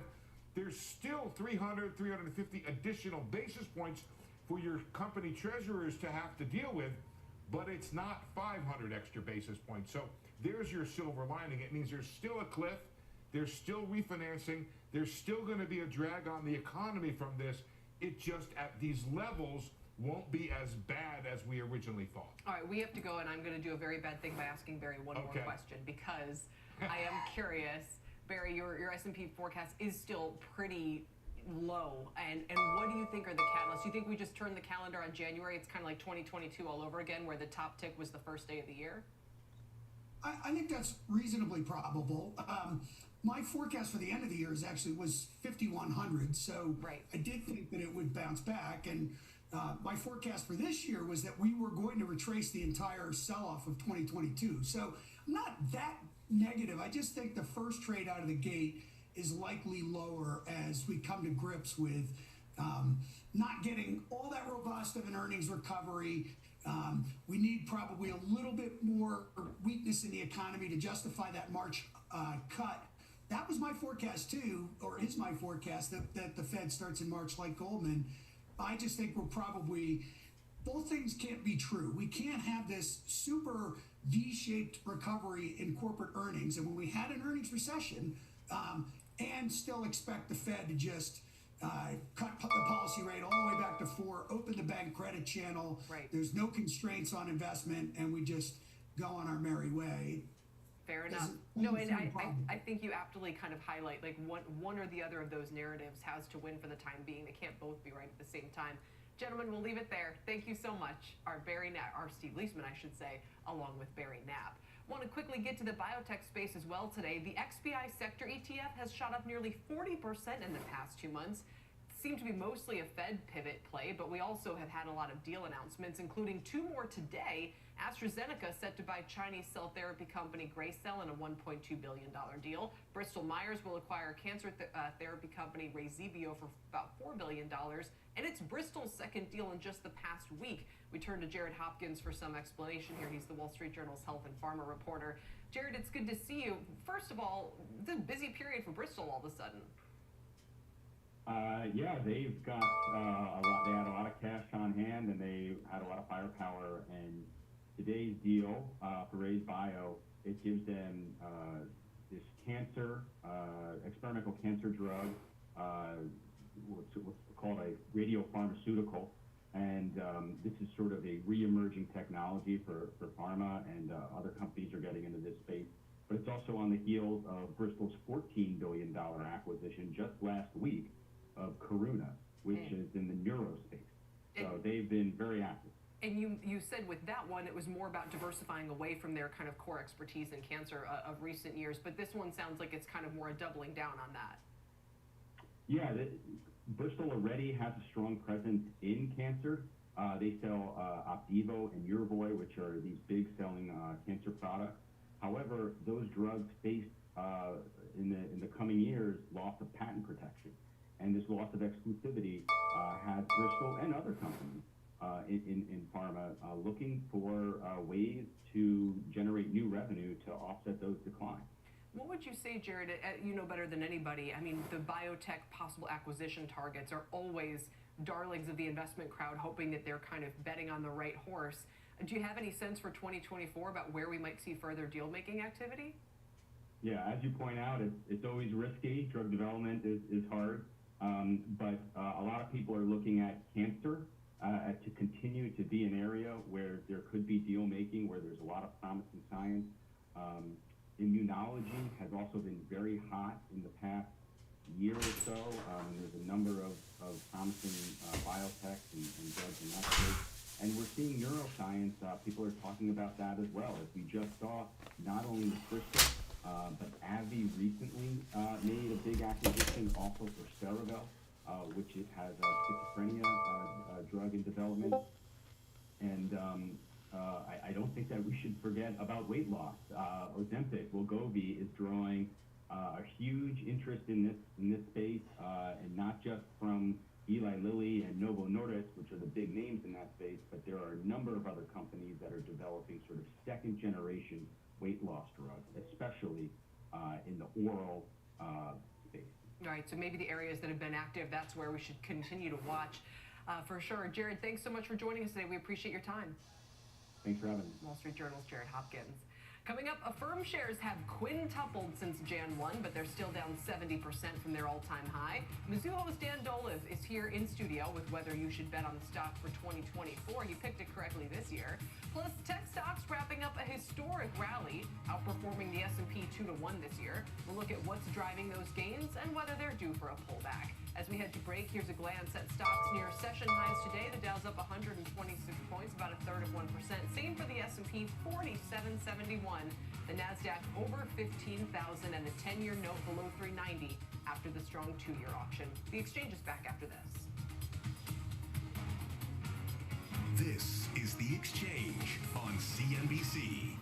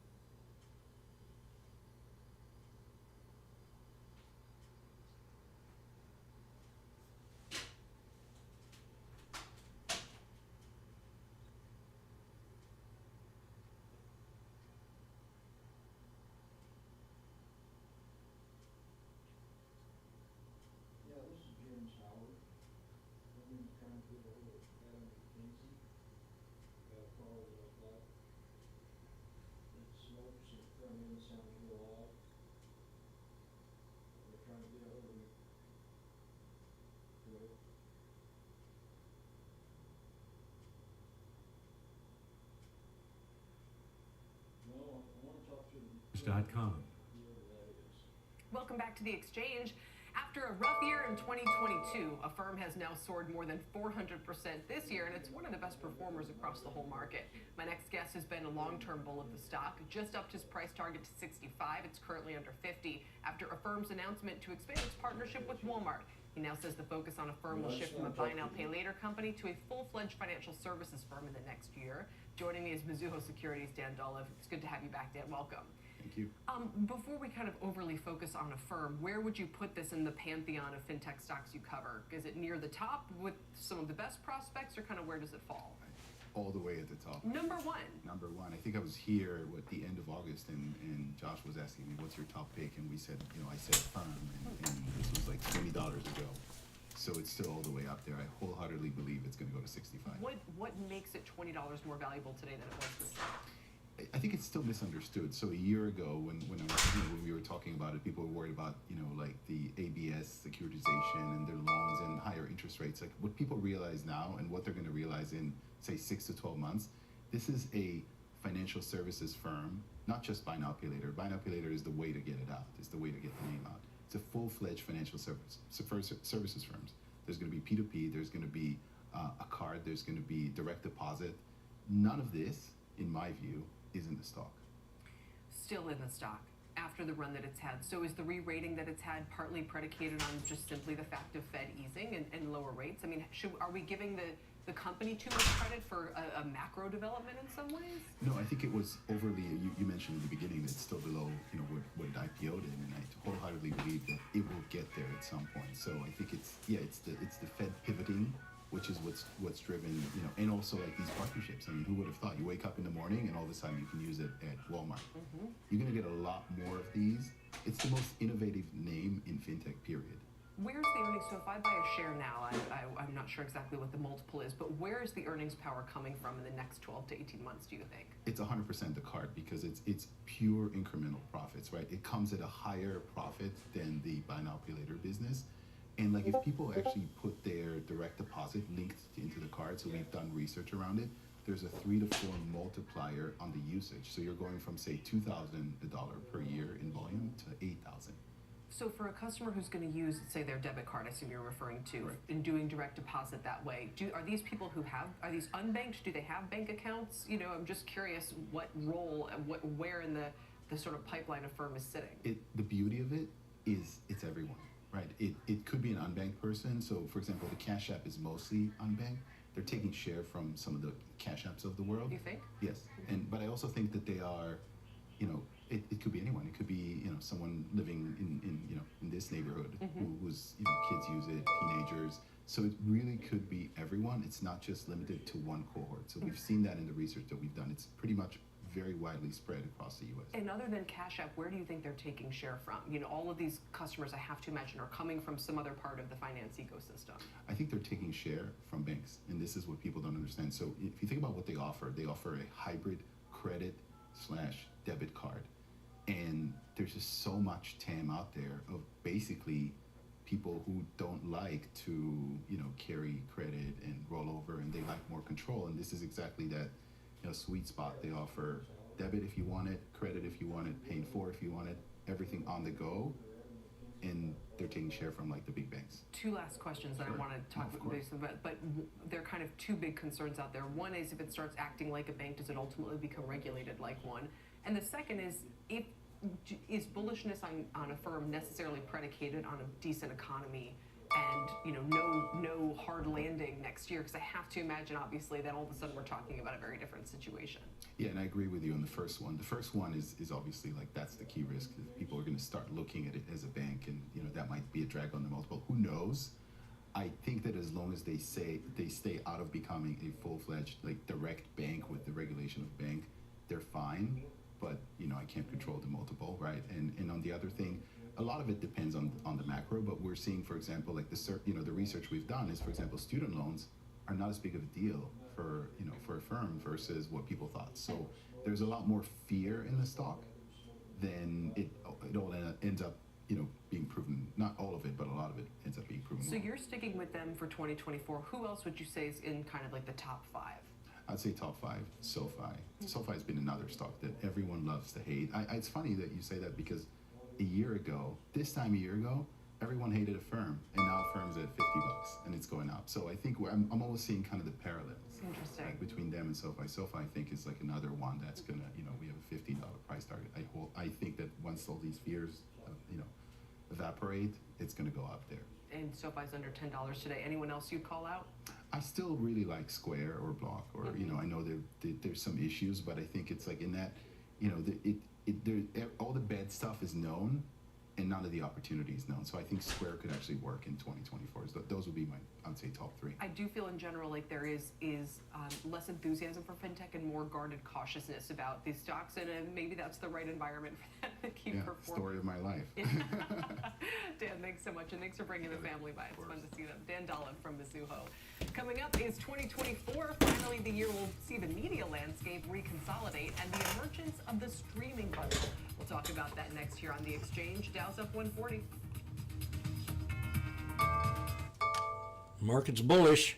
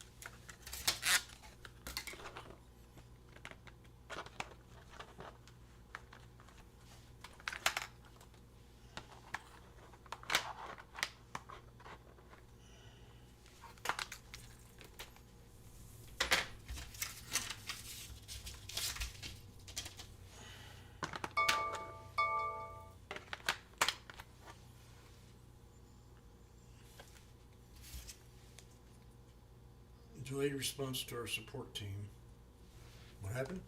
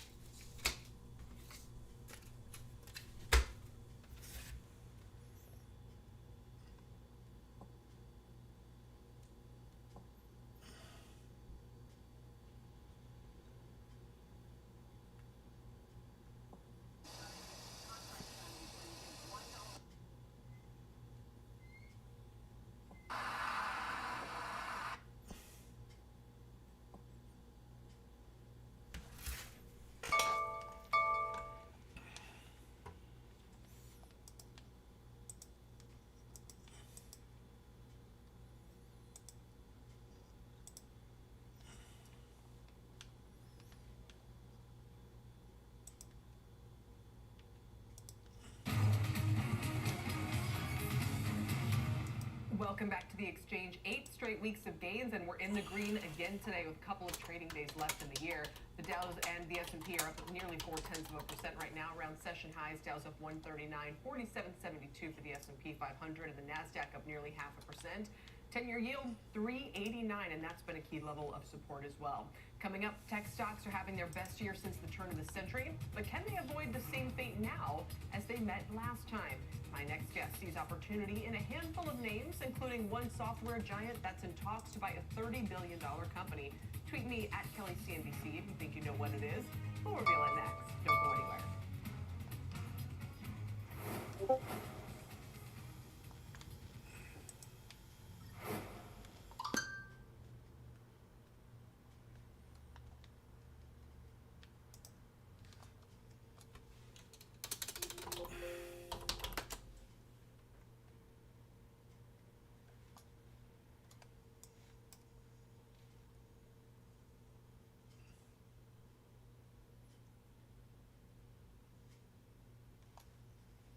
Tesla hit my resistance of 257.38. Let's see how close we were.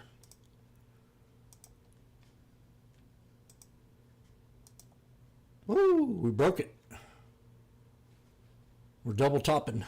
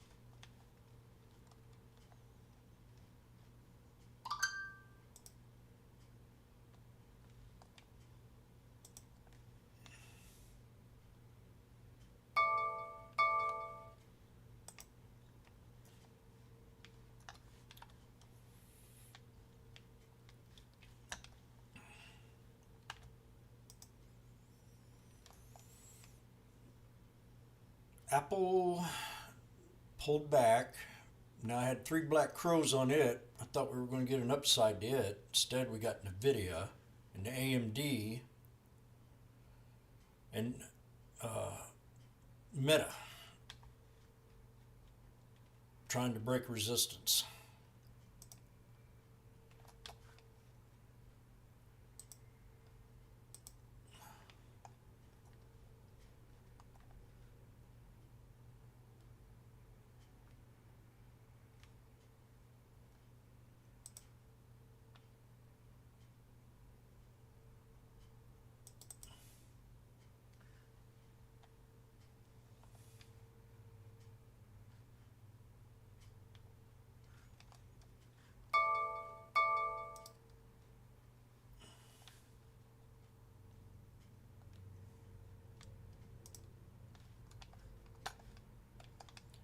They were whining about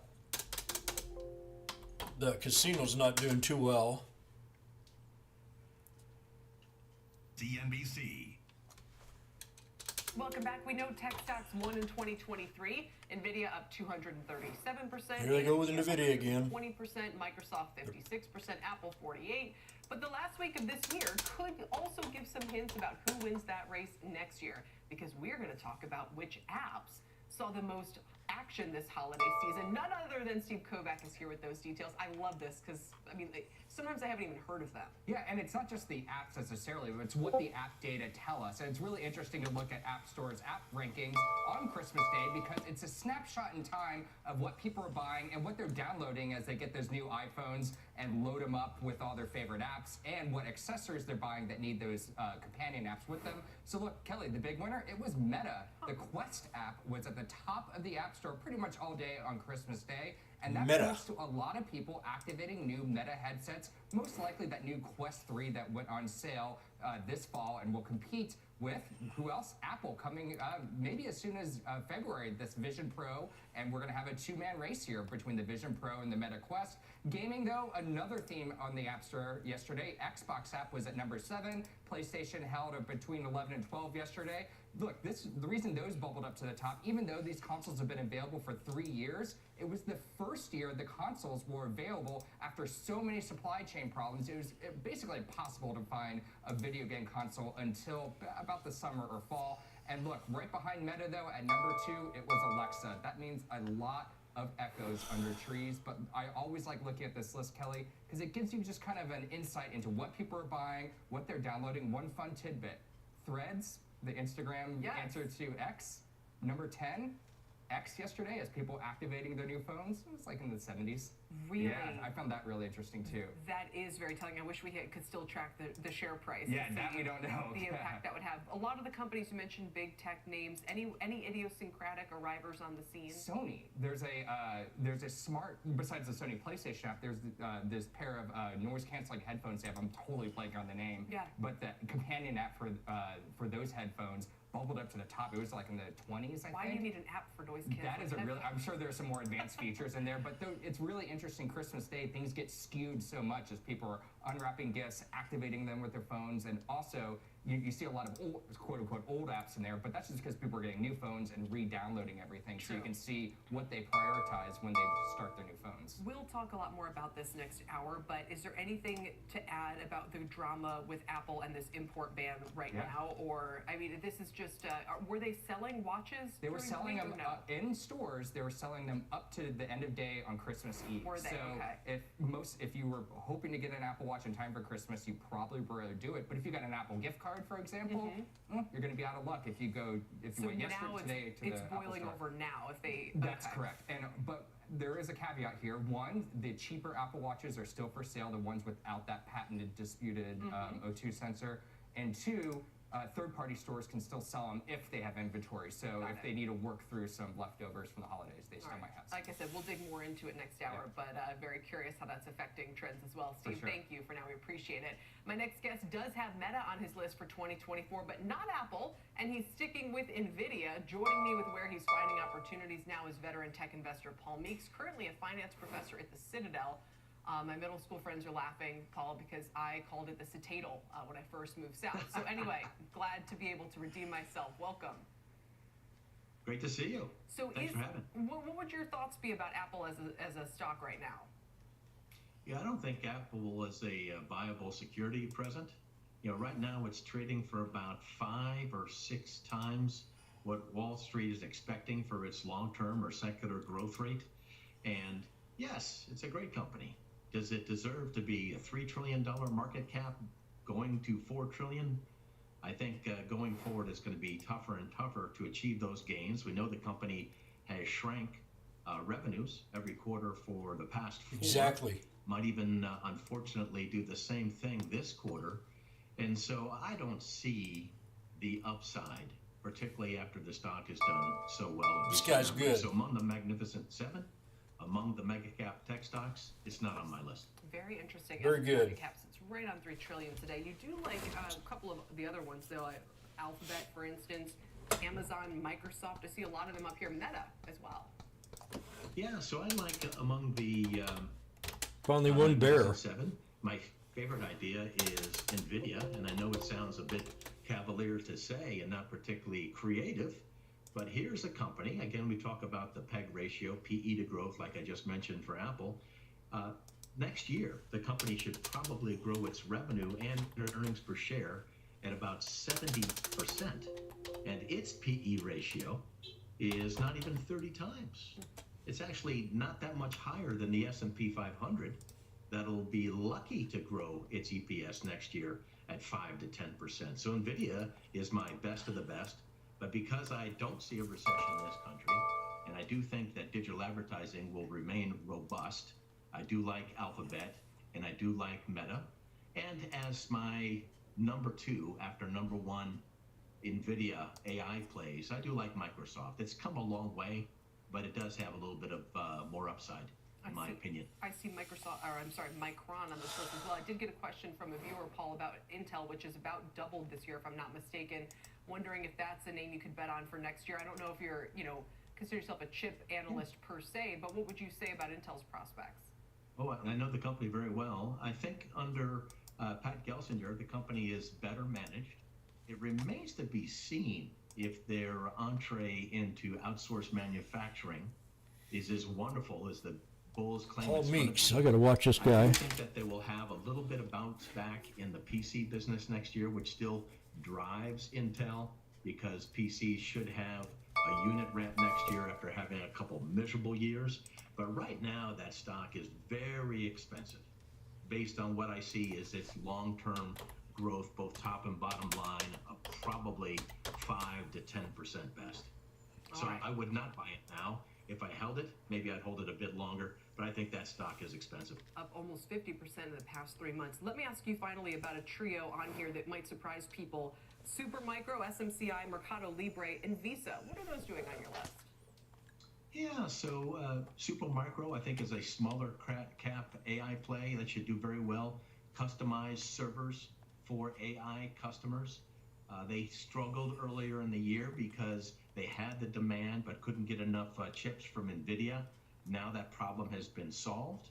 I like Mercado Libre. You know, it's essentially the Amazon in South America. Very tightly run company. And so, yes, I like, as I mentioned, a couple of the Magnificent Seven. But yes, I also play in some of these smaller, at least domestically, less known names. And of course, Visa and MasterCard, I'd like to continue to take a lot of share with a lot of visibility in revenue, income, and cash flow. All right, Paul, thank you so much for joining us today. We appreciate it. Thank you. Merry Christmas. Paul Meeks with the Citadel. Coming up, some sectors saw big deal activity this year. Energy with Chevron and Hess and Exxon, Amgen nabbing Horizon and healthcare, Broadcom locking up VMware. Could next year finally bring massive consolidation in the media space? We'll discuss what to expect there next.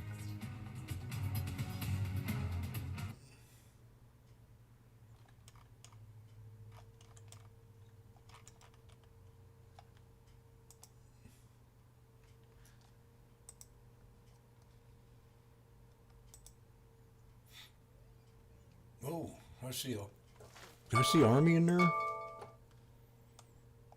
In line of our commitment to excellence nationwide is initial shipment to the STAG of dedicated fulfilling our orders with the U.S. Army Corps.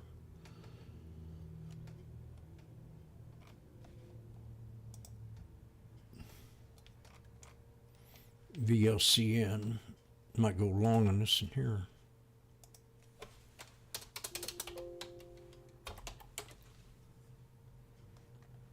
It's pulled back good.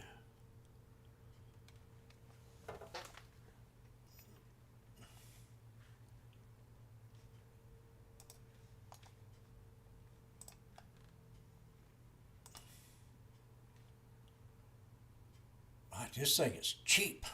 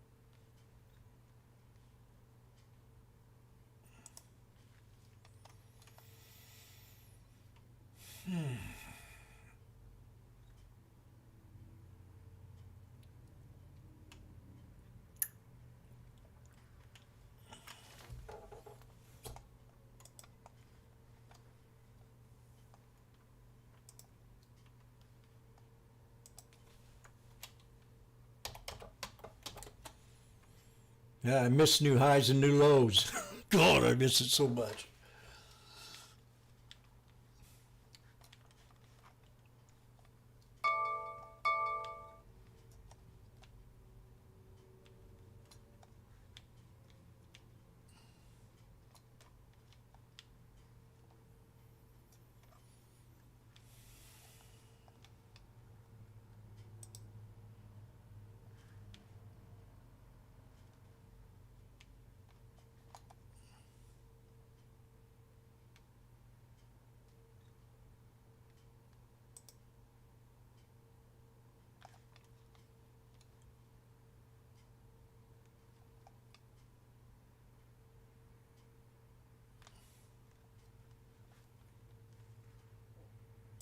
NBC.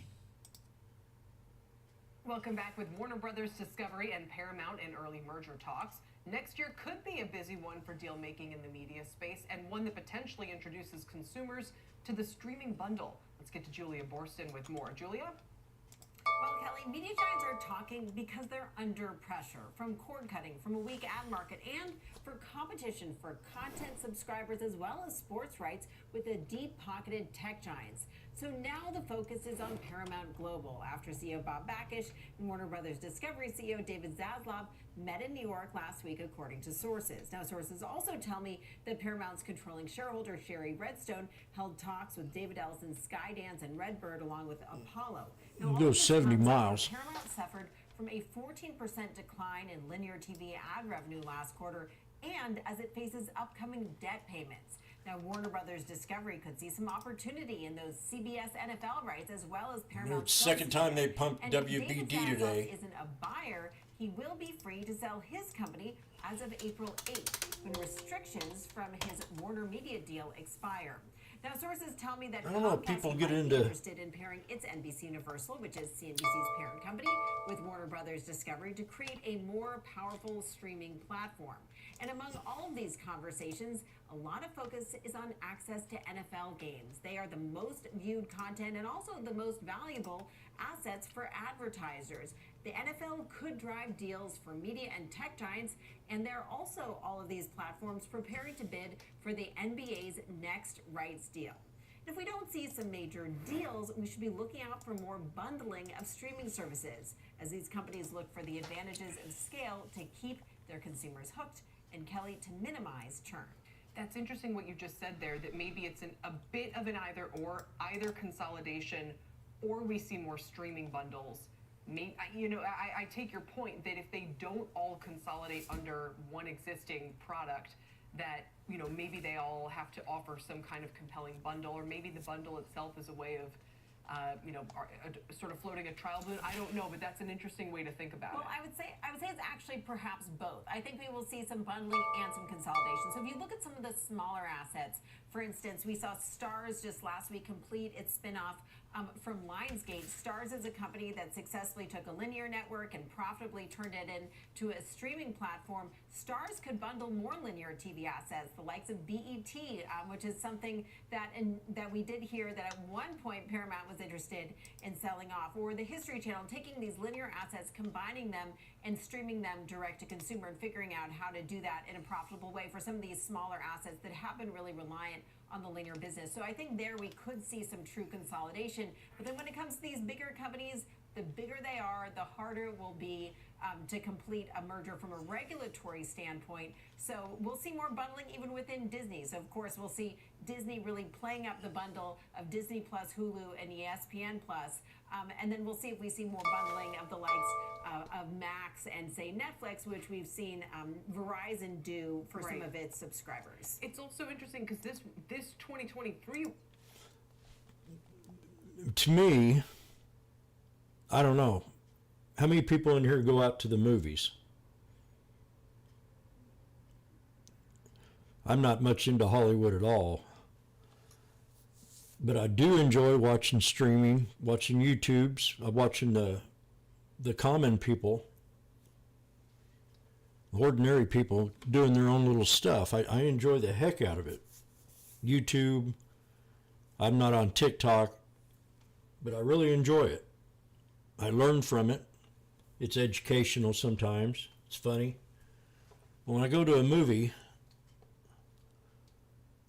I end up spending $30 on something to eat and drink. Then I watch it. Last movie I saw was, I took a date out, and it was I don't know if it was the last James Bond or the one before that. It had to have been, I don't know, 8 years ago or something. I've probably seen 20 movies at the theater in my lifetime, and probably sat down and watched 10 all the way through. And I'm 63. I never have really liked watching movies. It seemed always like a waste of time. And so I can sit here all day long and watch YouTube and look 10, 15-minute tidbits of somebody putting in a fireplace, or homesteading, or fishing, or news, other people's political opinions. I really enjoy that because it's short and sweet, and and I can move on, but I'm reading here about Aquaman sequel tops box office, yet holiday earnings dropped 7% from 2022, 43% lower than previous Monday.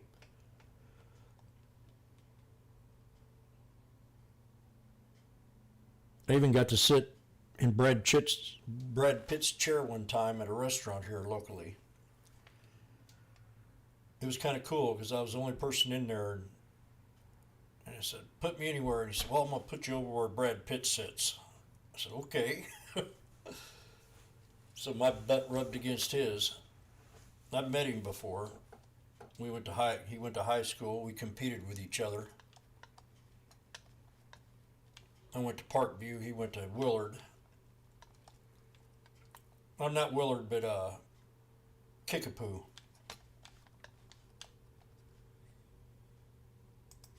And I sit here and I look at this stock.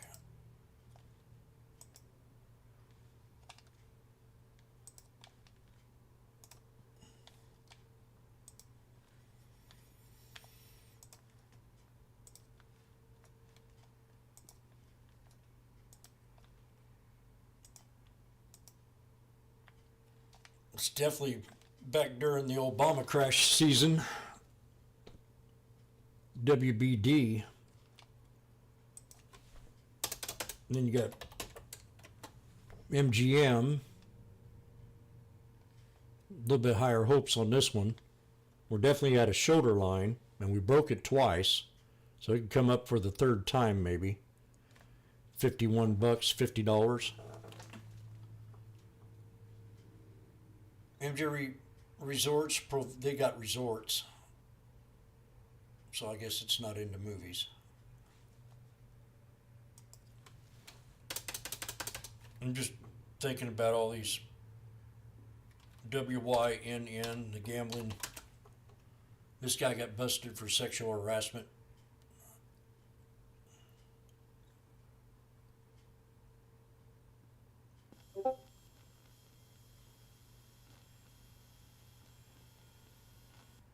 Years ago, a couple years ago.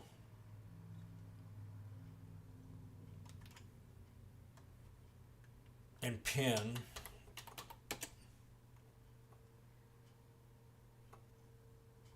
It's definitely down. Now, airlines been packed.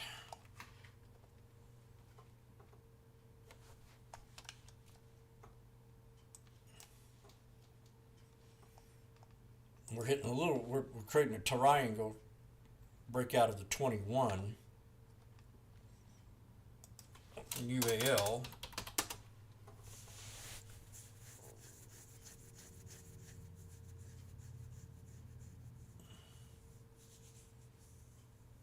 I think less people are going to the movies because they don't want to get shot up.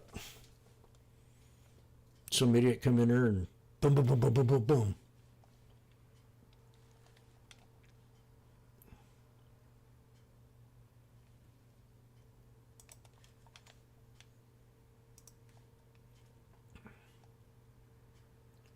NXTP, can you please check NXTP?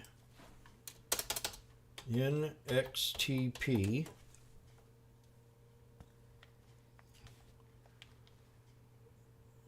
Ray Bile. Wise Ray Bile trading higher by 100%.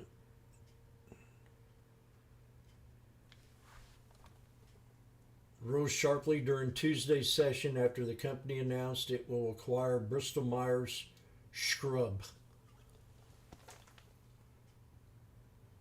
They got that kind of money? Oh, I'm putting in the wrong ticker. Well, what is this? Well, that don't make sense. NXTP.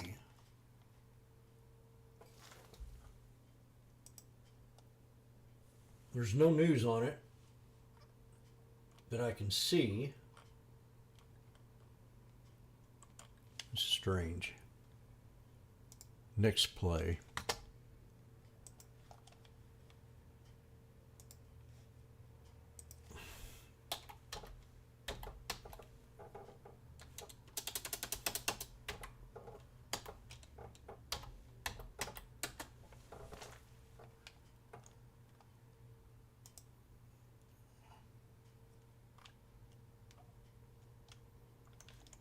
Wahoo used to put the websites on here. Now they're not on here no more.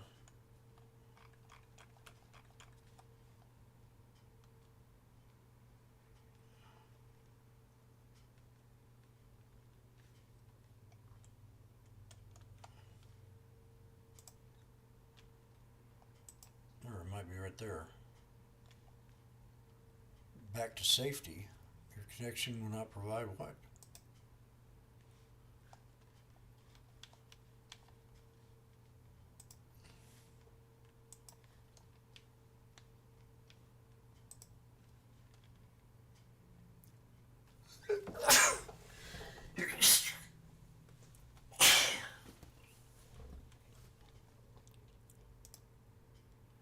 They received notice from NASDAQ, so that's not good.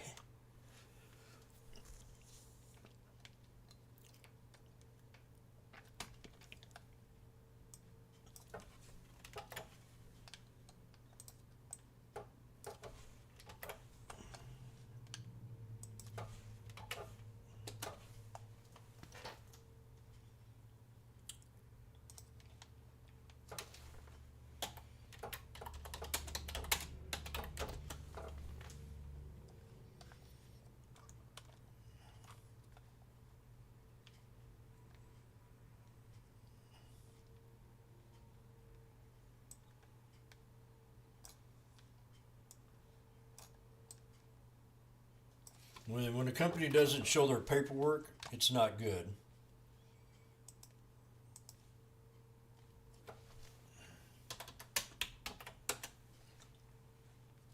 They failed to file.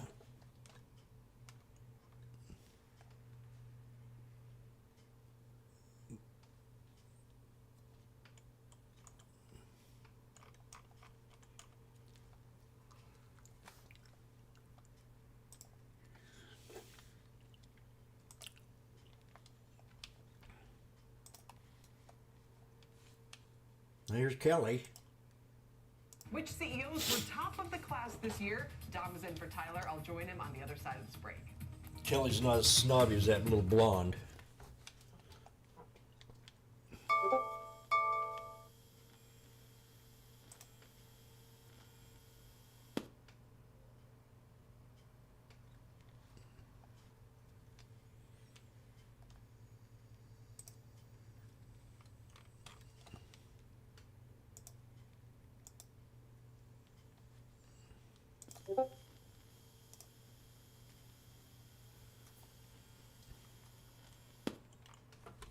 Total higher.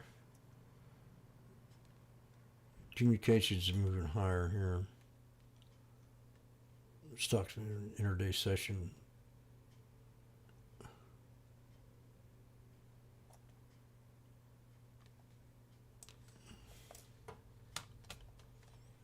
Why is you're trading lower at 7%? Yeah, it's a pump.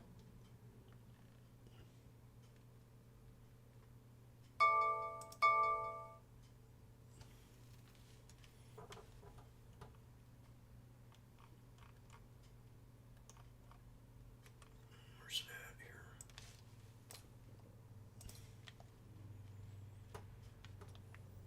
at here? NXTP.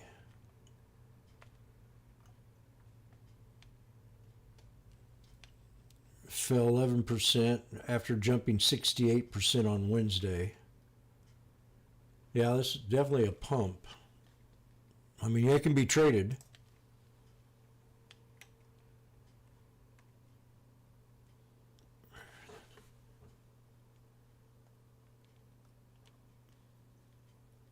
I don't see the only news I see in here that received notice from the SEC for not filing paperwork.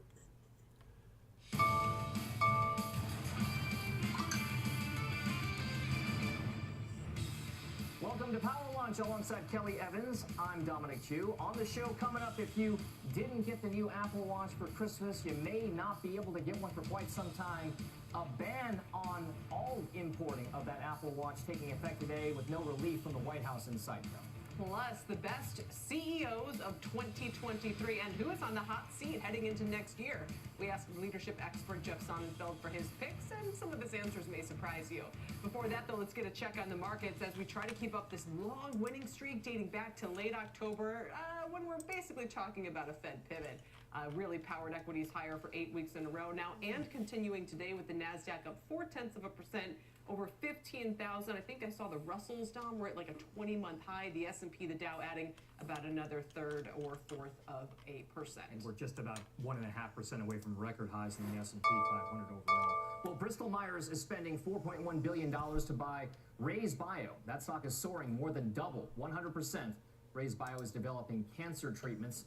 Other biotech names What's the name of this also company rallying again? today on the wave of this M&A in the sector, Kelly, because we just got a huge deal from Bristol Myers just at the end of last week. So this is something we'll be talking about a Next lot more play, about whether or not NXTP. there's gonna be a wave of biotech mergers coming up because of something like this. Yeah, Bristol did Karuna Therapeutics. That was about a $14 billion deal last week.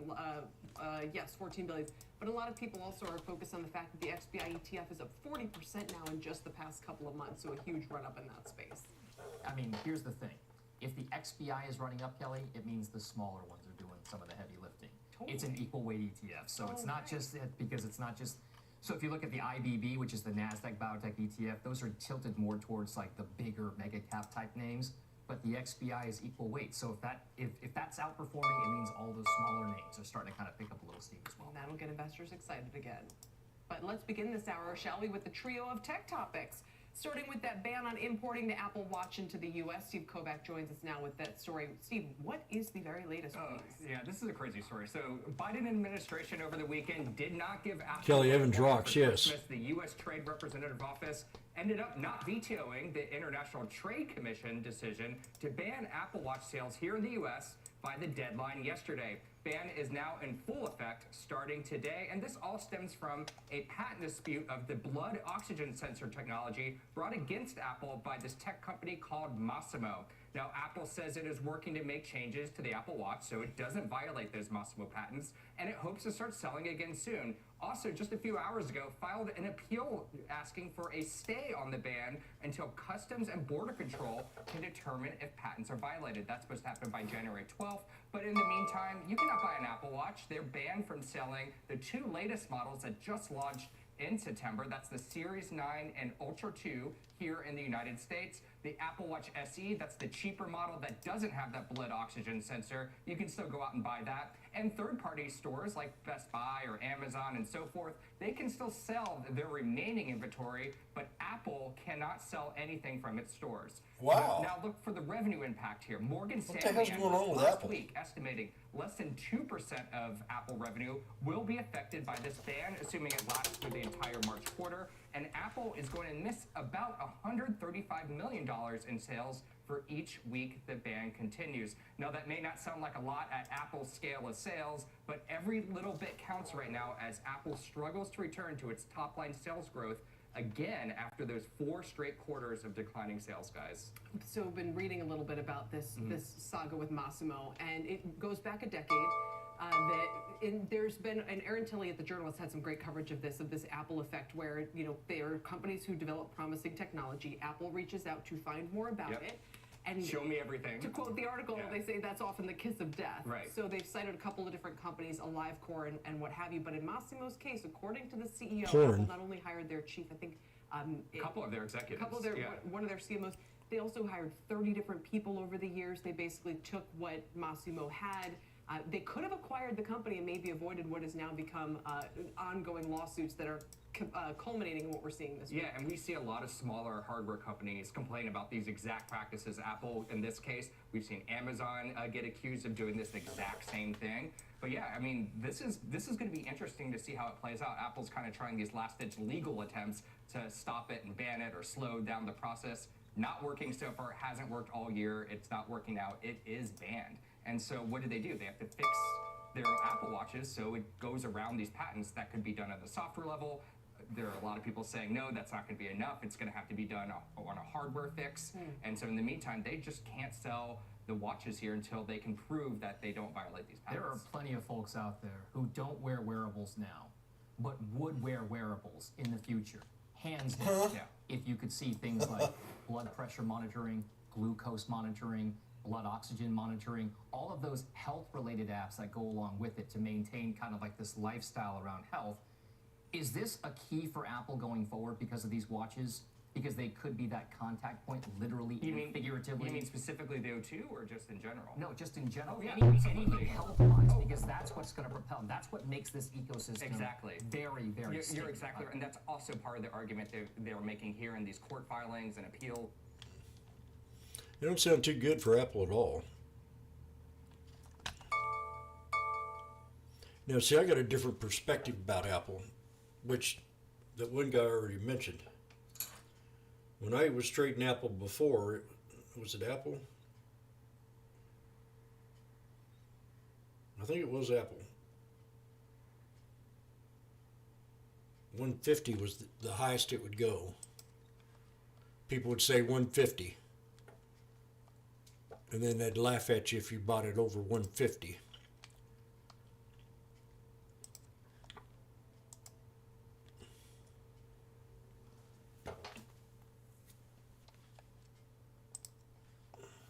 But that was, 3 or 4 years ago.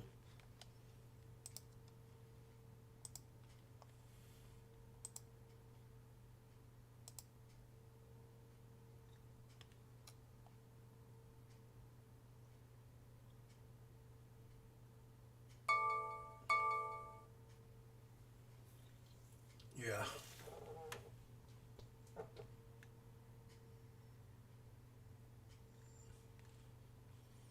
Everybody thinks NVIDIA is the one to hold.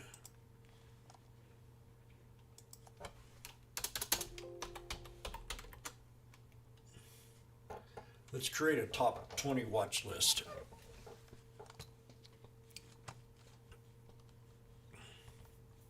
So how am I going to do that?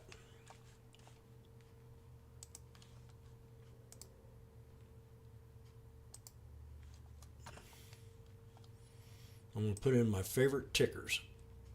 This is going to be 2024 top 20. And the first one on the list will be Tesla.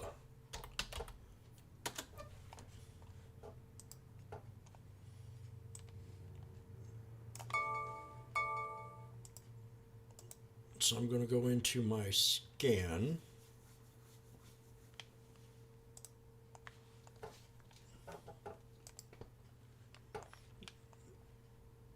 I'm going to put SPY.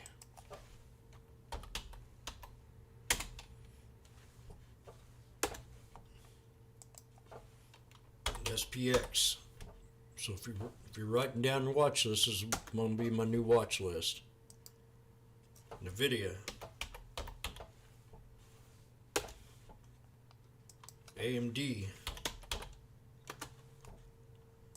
Airbnb.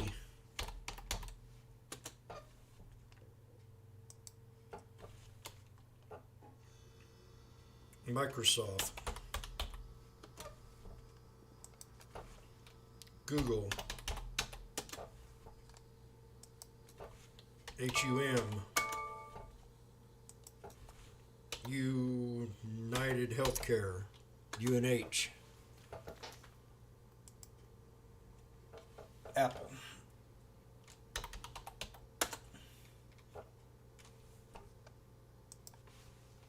MU, Intel,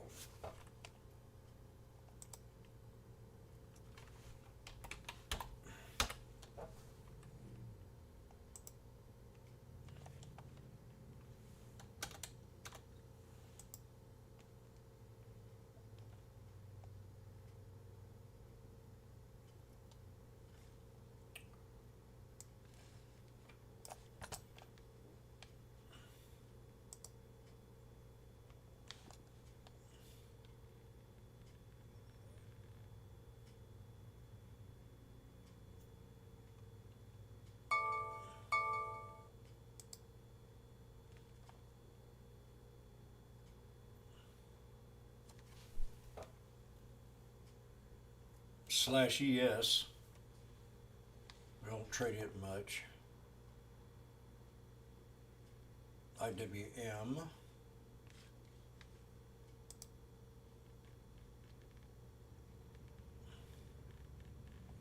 I'm gonna go to the snake.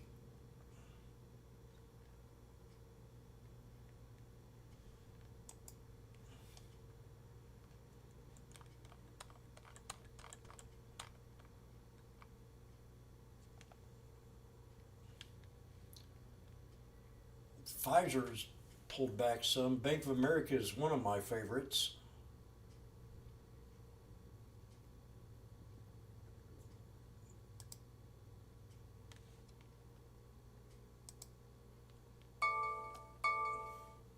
Nike's good. Looks like it's getting ready.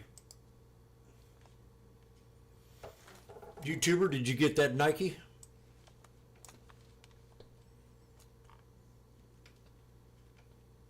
GSTA author or GST author?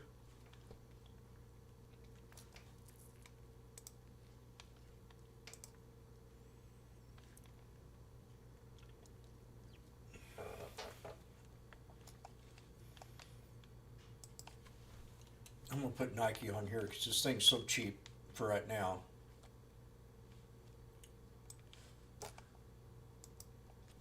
Nike and FedEx. FedEx I'm not bullish on, but just because of the union screwed them up. But it's pulled back, so I have to kind of bend my rules.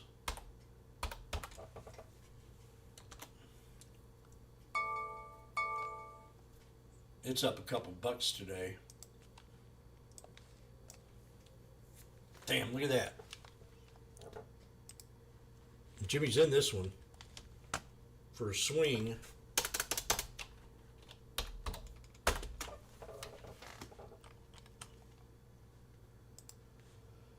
And we're at 310. So it's held up pretty good. I should take profit off this thing. I'm in at 207. So what I'm doing is building a top 20 watch list. Now that I don't have the scanner, I got to rely more on my watch list.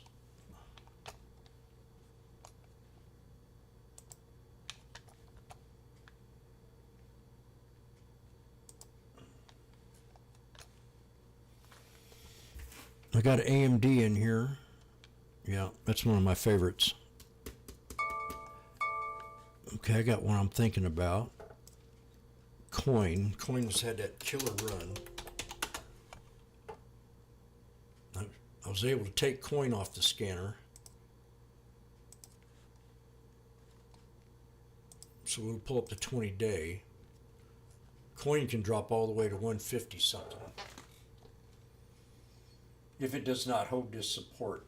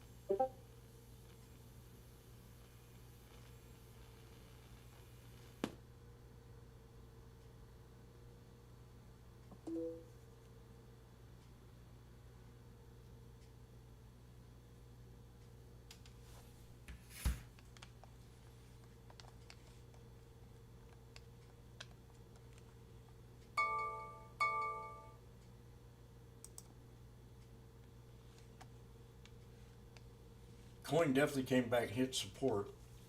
So I'm going to put Coin on here. I'm not real bullish on it, but could get a trade out of it.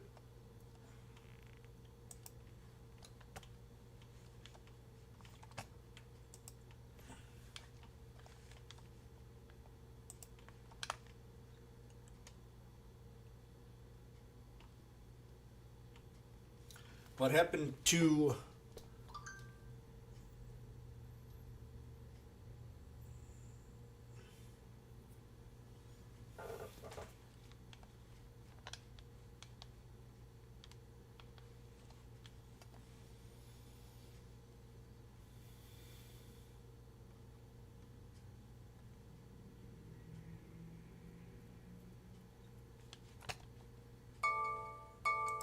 pot sector had some good news here lately.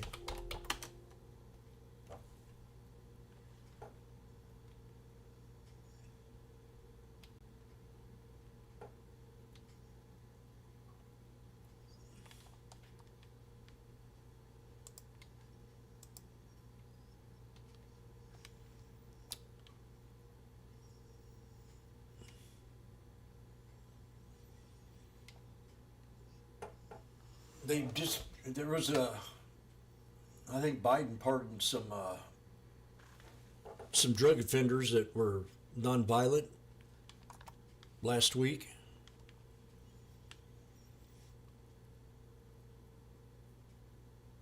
Well, at least his crew did.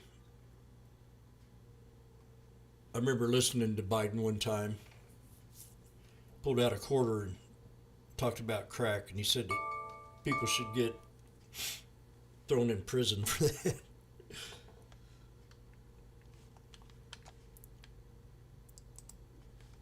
He was pretty hardcore on drugs at one time.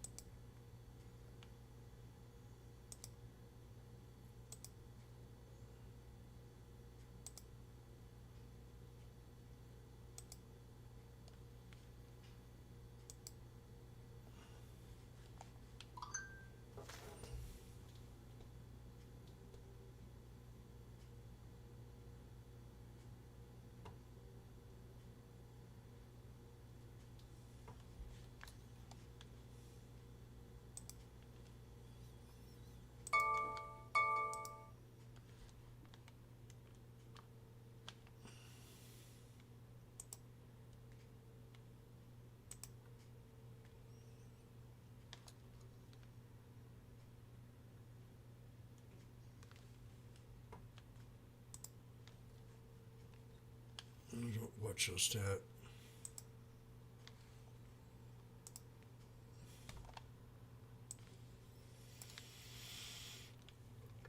Let's look at Tesla, Nile. Nile's going to be a good one next year. And XPEV.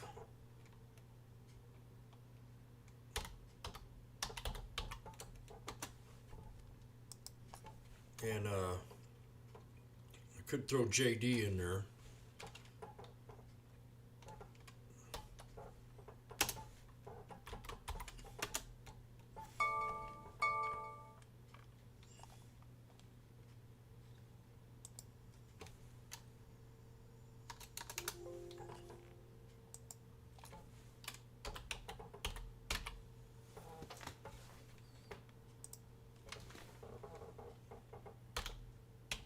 Oh,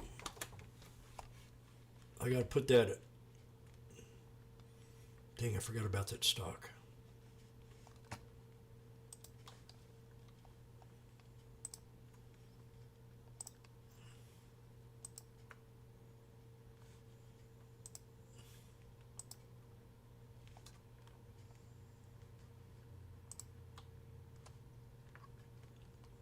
BYDDF. Buffett has sold some of this. He's done very good on this one here. And I laughed at him when he bought it because I was so into Tesla. BYDDF.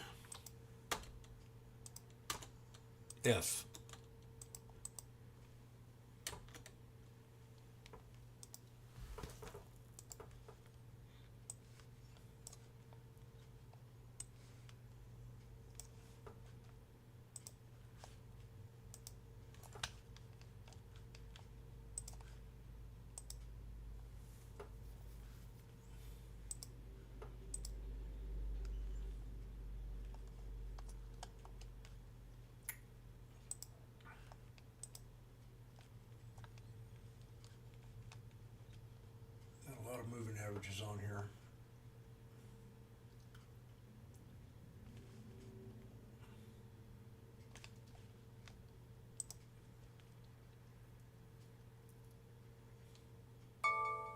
Been up 3 days in a row now.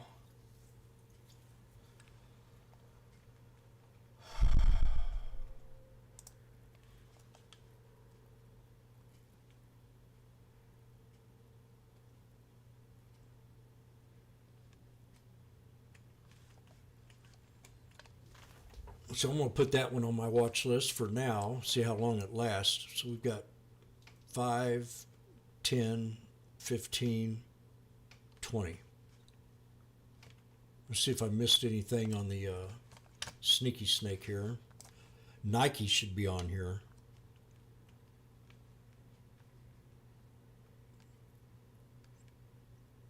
Pfizer looks to me like a bottom play.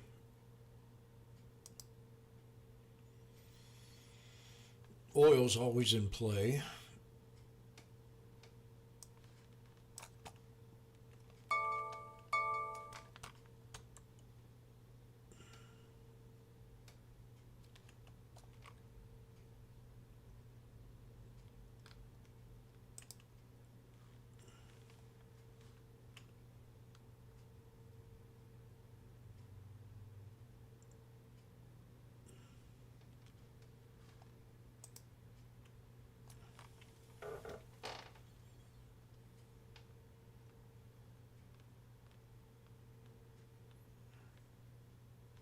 Amazon and Google.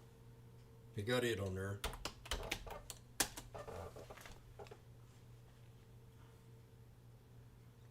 K-Web, we'll put that one on here. K-Web is China. Uber's had a good time.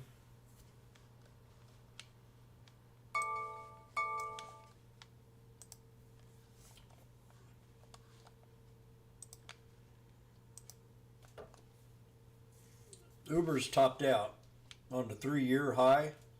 We had a triple top, boom.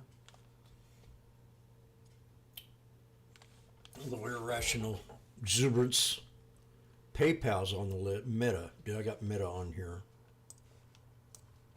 No. Gotta have Meta.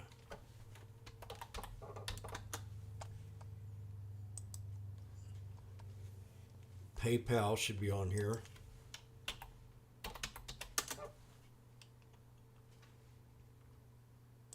Upstart's had a good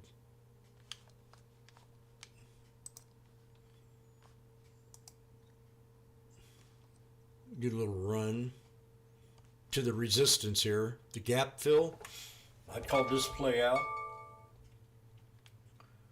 It's already went to the gap fill, so it's up $8, pulled back now. Roku is a good one for volatility.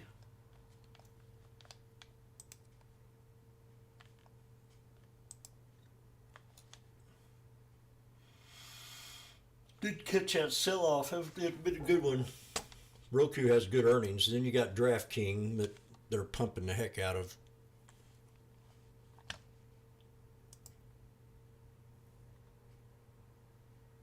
Disney's at a bottom.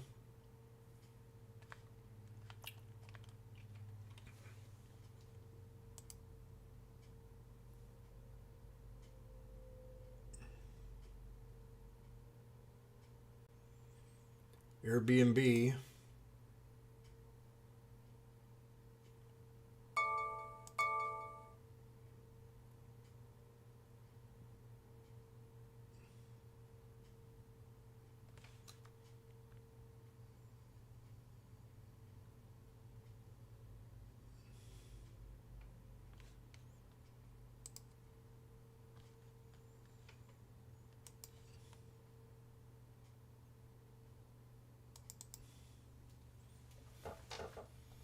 That's at a good spot like there for support if it holds, but that's bind, fake meat.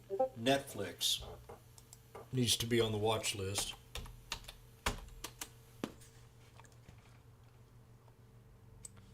So it's getting bigger.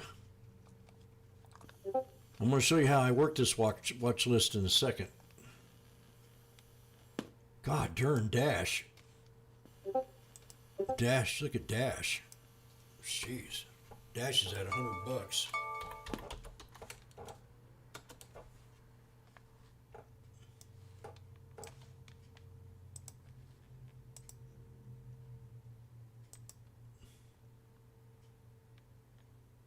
Damn, that's up 110%.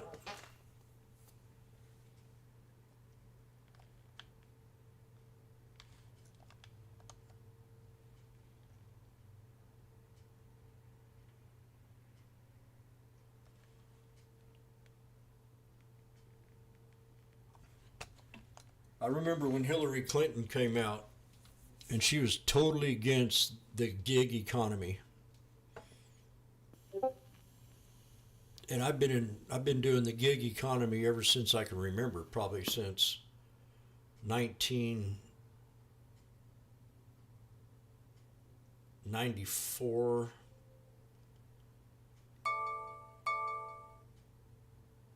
Yeah, 94, 93. I had an idea that I had picture frame experience, so I thought about being mobile. So I started this business of outside of my own picture frame shop that I would go to people's houses, especially the elderly and people that were disabled, people that couldn't drive, that wanted to get stuff framed. So I had this old lady call me up. She said, I heard that you come over and help frame up some of my needlework. And I said, yeah. I said, I'll come. I got what size you got, honey? I don't know. It's big as my arm and half the size of my arm going the other way. I said, okay, that sounds like about a 16 by 20.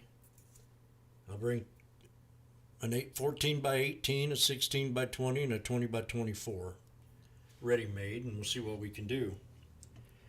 So the next day I go over to her house and sit down with her, and she pulls out a big box of knitting stuff that she did. Huge box. That's all she did, is sit around and knit.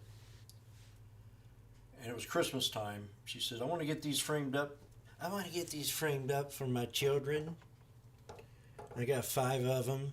Can you make me a deal? I said, yeah, I'll do that. So I run over there and we work it all out. And I told her I'd get her back to him and back to her in about 2 weeks.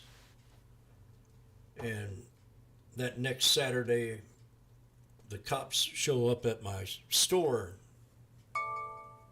my frame shop, and say, son, we understand that you were probably the last person to see this woman. I said, what? I said, yeah, she passed away sitting in her couch with her invoice in her hand of Picture Frames Plus. And I said, oh my God. So I started bawling, you know. And then the siblings came over to my shop. The police told them I was the last person to see her.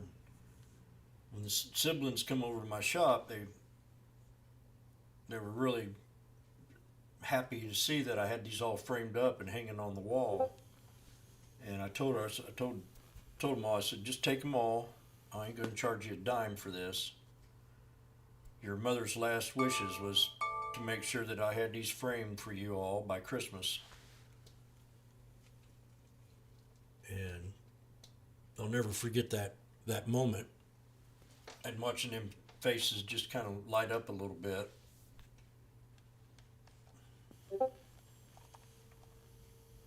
That was back in 1997.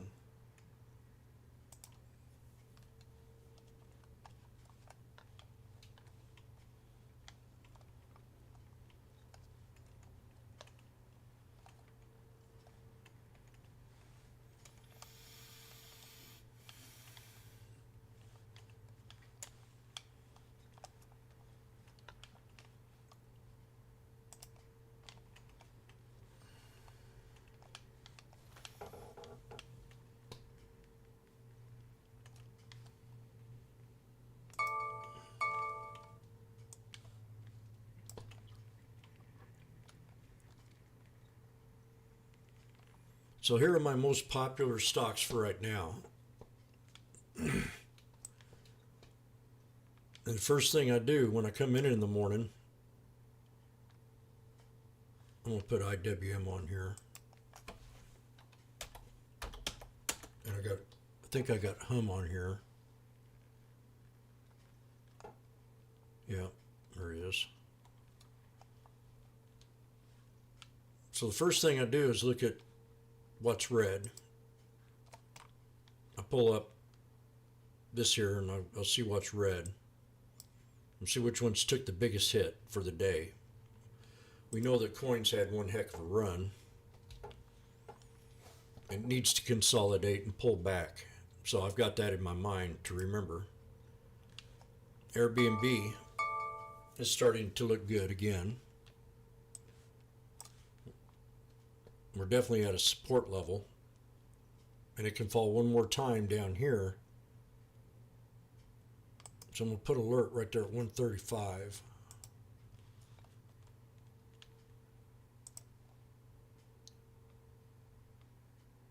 I think we're going to pull back.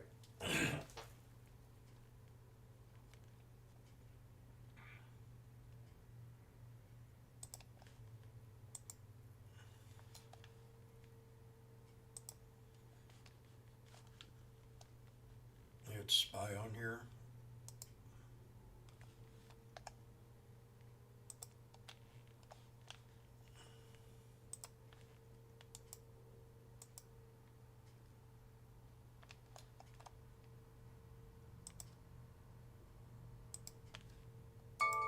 Dadgum, it's acting weird again.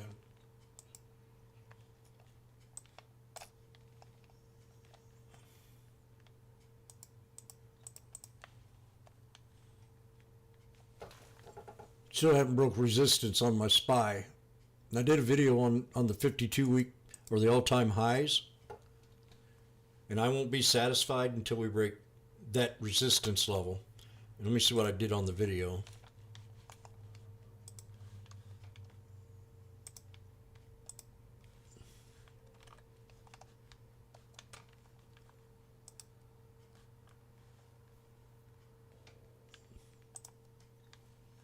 Good morning, retail traders. Times in the body of the candles. This is on the weekly time. 476.14 is what I got on here.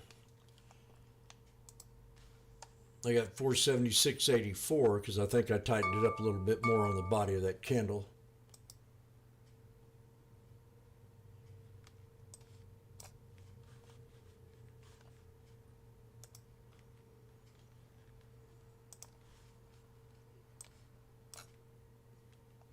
Yeah, pretty tight.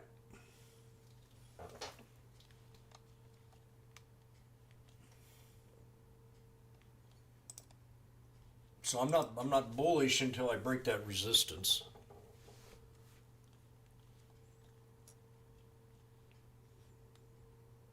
And I'd really want to buy a put into close, so I'm going to do it.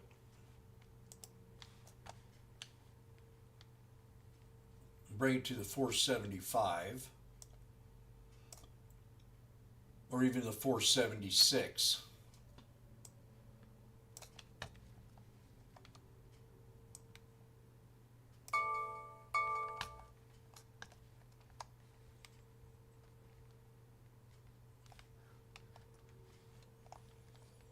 Damn, you're bold, James.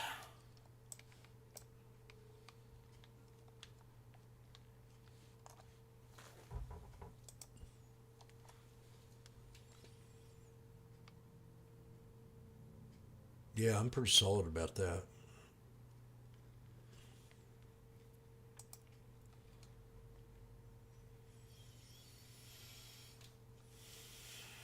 Never hurts to give it a shot.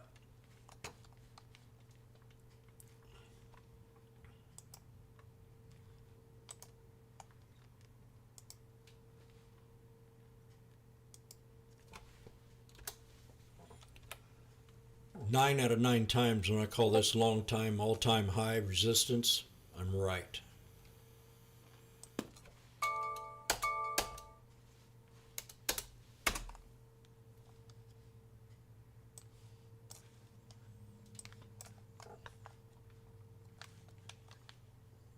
I'll give it a first shot at 115.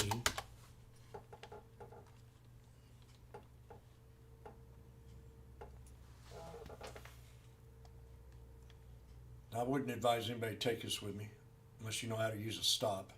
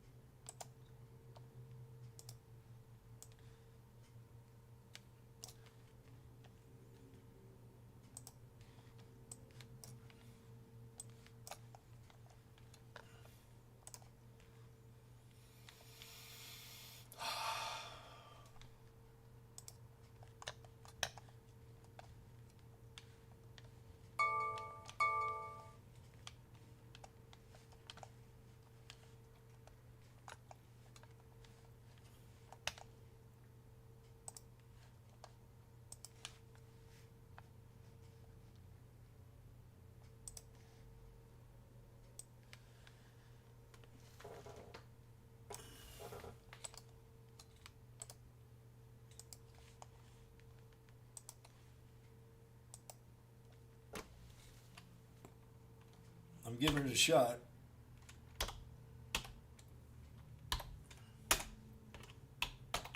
I'm fighting a lot of bulls.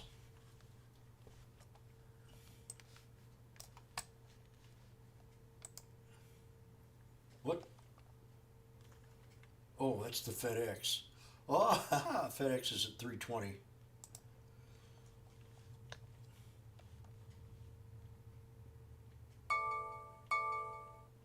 It's very risky, I think, but we'll see.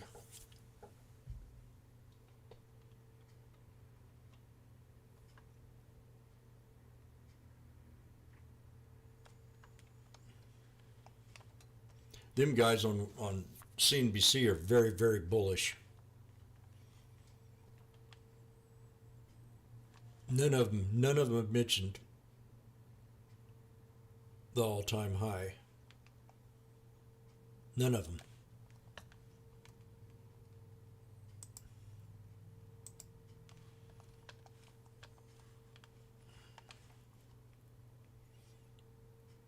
I want to see what their chartist artist says.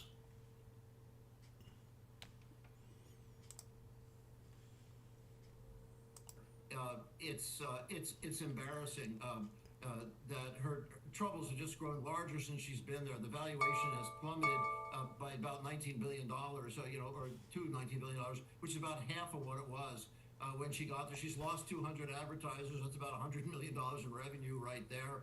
On I X? sat there at Andrew Ross Sorkin's event that I'm sure some of you saw firsthand as well, where her chair, Elon Musk, told them to go F themselves, the advertisers, when people about promotion of hate speech and He only told misinformation, one person that, conflict. you idiot. Other hate speech, as NewsGuard and other organizations have brought out some of the pairing of companies advertising on Twitter with hate speech. He's either sued them, threatened to sue them, and Yaccarino literally doesn't seem to have any influence over if she's really not functioning as CEO. She shouldn't be paid and be there as CEO because she's clearly not pulling her weight. And even the rebrand. Oh God, how much of this can I take?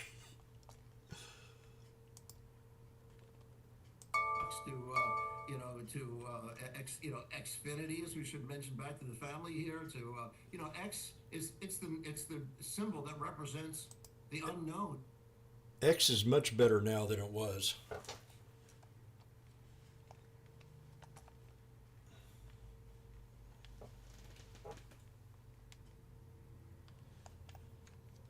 Okay, we got this at 115. We're starting a knife.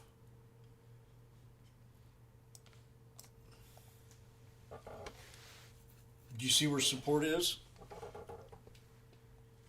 I'll point it out to you.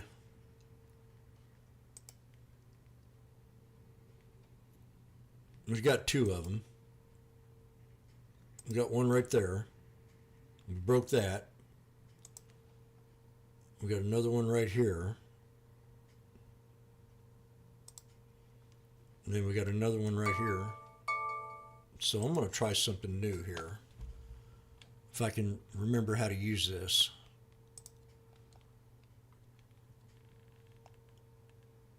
I don't know if it's...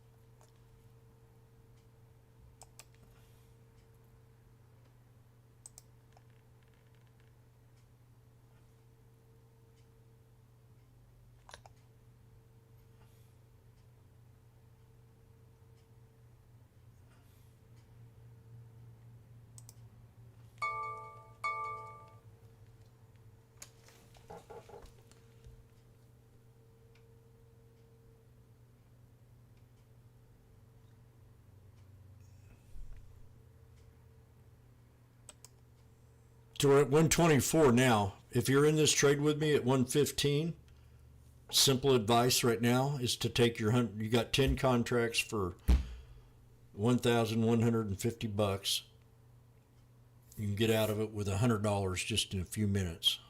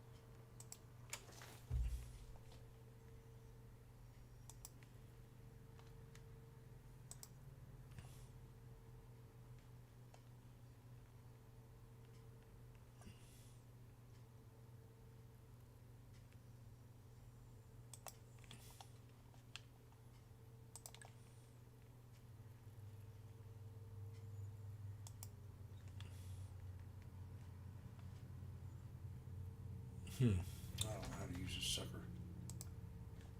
I used to know how to use that thing.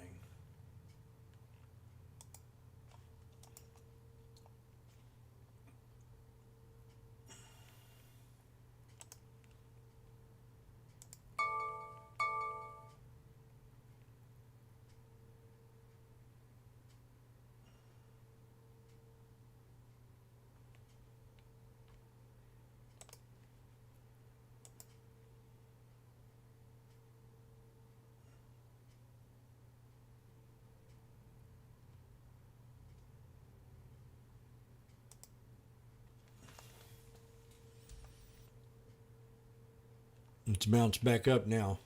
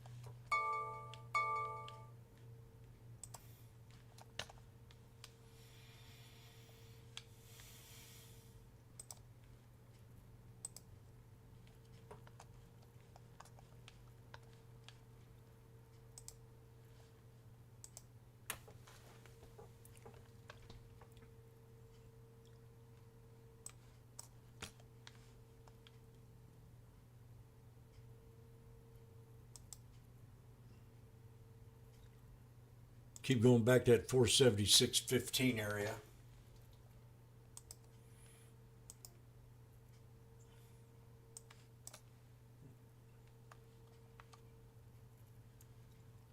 It should not break that resistance right now.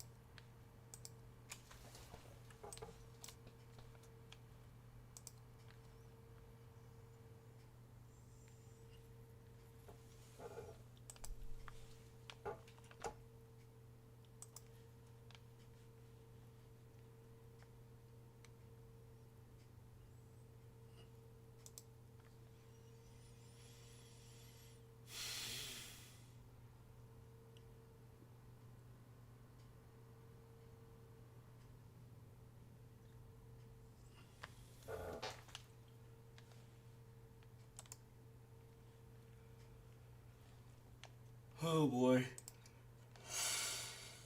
Oh, we'll get a lot more tired now, I think, do you? I need to go make me some coffee.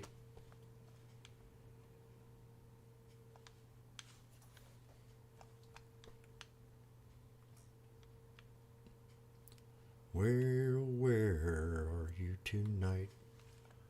Why didn't you meet me here?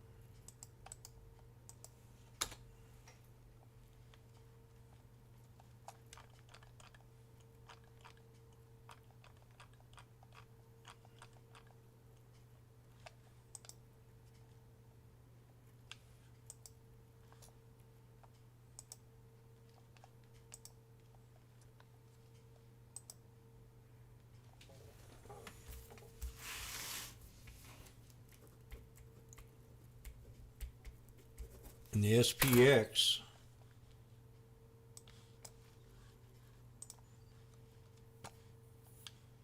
I have 4782.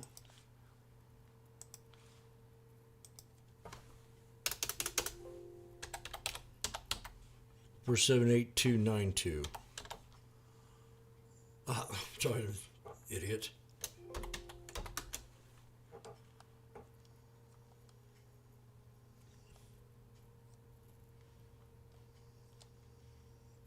What do I got here?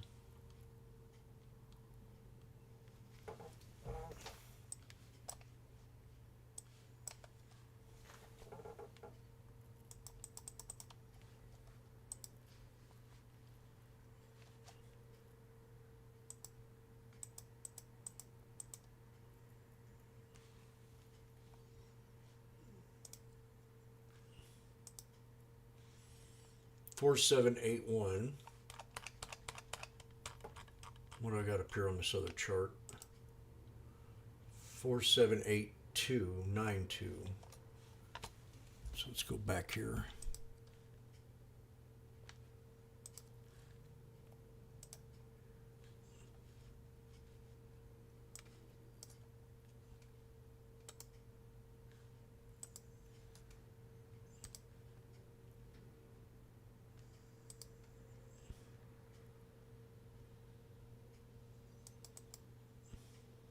Four, 78049.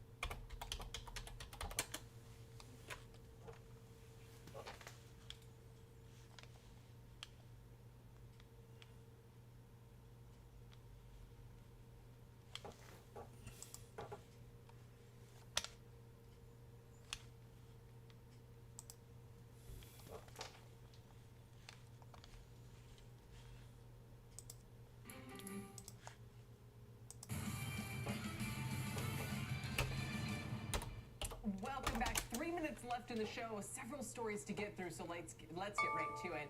Starting with, while many corporate executives spend the holiday season praising employees, one is taking a page a bit out of the Grinch that stole Christmas. And of note, first reported by Business Insider, Wayfair's CEO warns workers they shouldn't shy away from working longer hours or blending work and life together, as he says winning requires hard work. The company did report record revenue in its latest quarter. The interesting part about this is whether or not you think there's any kind of a productivity gain to be had by giving this kind of a pep talk to your employees over the holiday season.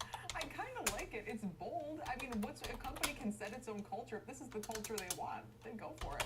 Then we'll see with whether employees want to. If they have any retention. Right. Maybe it's a bull market kind of indicator. There you go. All right, well, Aquaman and the Lost Kingdom took in just $20 I agree million with Kelly. at the domestic box office this past weekend, the fourth lowest debut in the history of the DC Extended Universe, or DCEU. What you That's got less there? than half of what the original Aquaman film took in during its 2018 debut weekend. We've On heard a lot Spy. of this, Kelly, with the Marvel Cinematic Universe over at Disney about whether or not there is this saturation effect, where there are just too many superhero blockbusters out there. And That's pretty simple and clean. Indeed there is, and indeed it's time to come up with something fresh. Unfortunately, that's also very expensive. Some folks reportedly skipping their weight loss loss meds like Ozempic and Wegovy this holiday season. Among the reasons are wanting to consume more food without post-meal discomfort and saving money by cutting back on doses. I think that this is an interesting optionality story because if I want to suppress my appetite and get rid of those urges, I take the Ozempic and Wegovy and Mounjaro, and if I don't want to have those, And I then can you just consult your host. Do you remember how I've heard stories of people who undo their gastric surgery when they go like on a cruise. This is easier. You can just skip a week. Yes, exactly. Yeah. All right, well, 'tis the season for texting. Mobile providers say Christmas Day sees more texting between Americans than any other day of the year. The second busiest day is New Year's Day.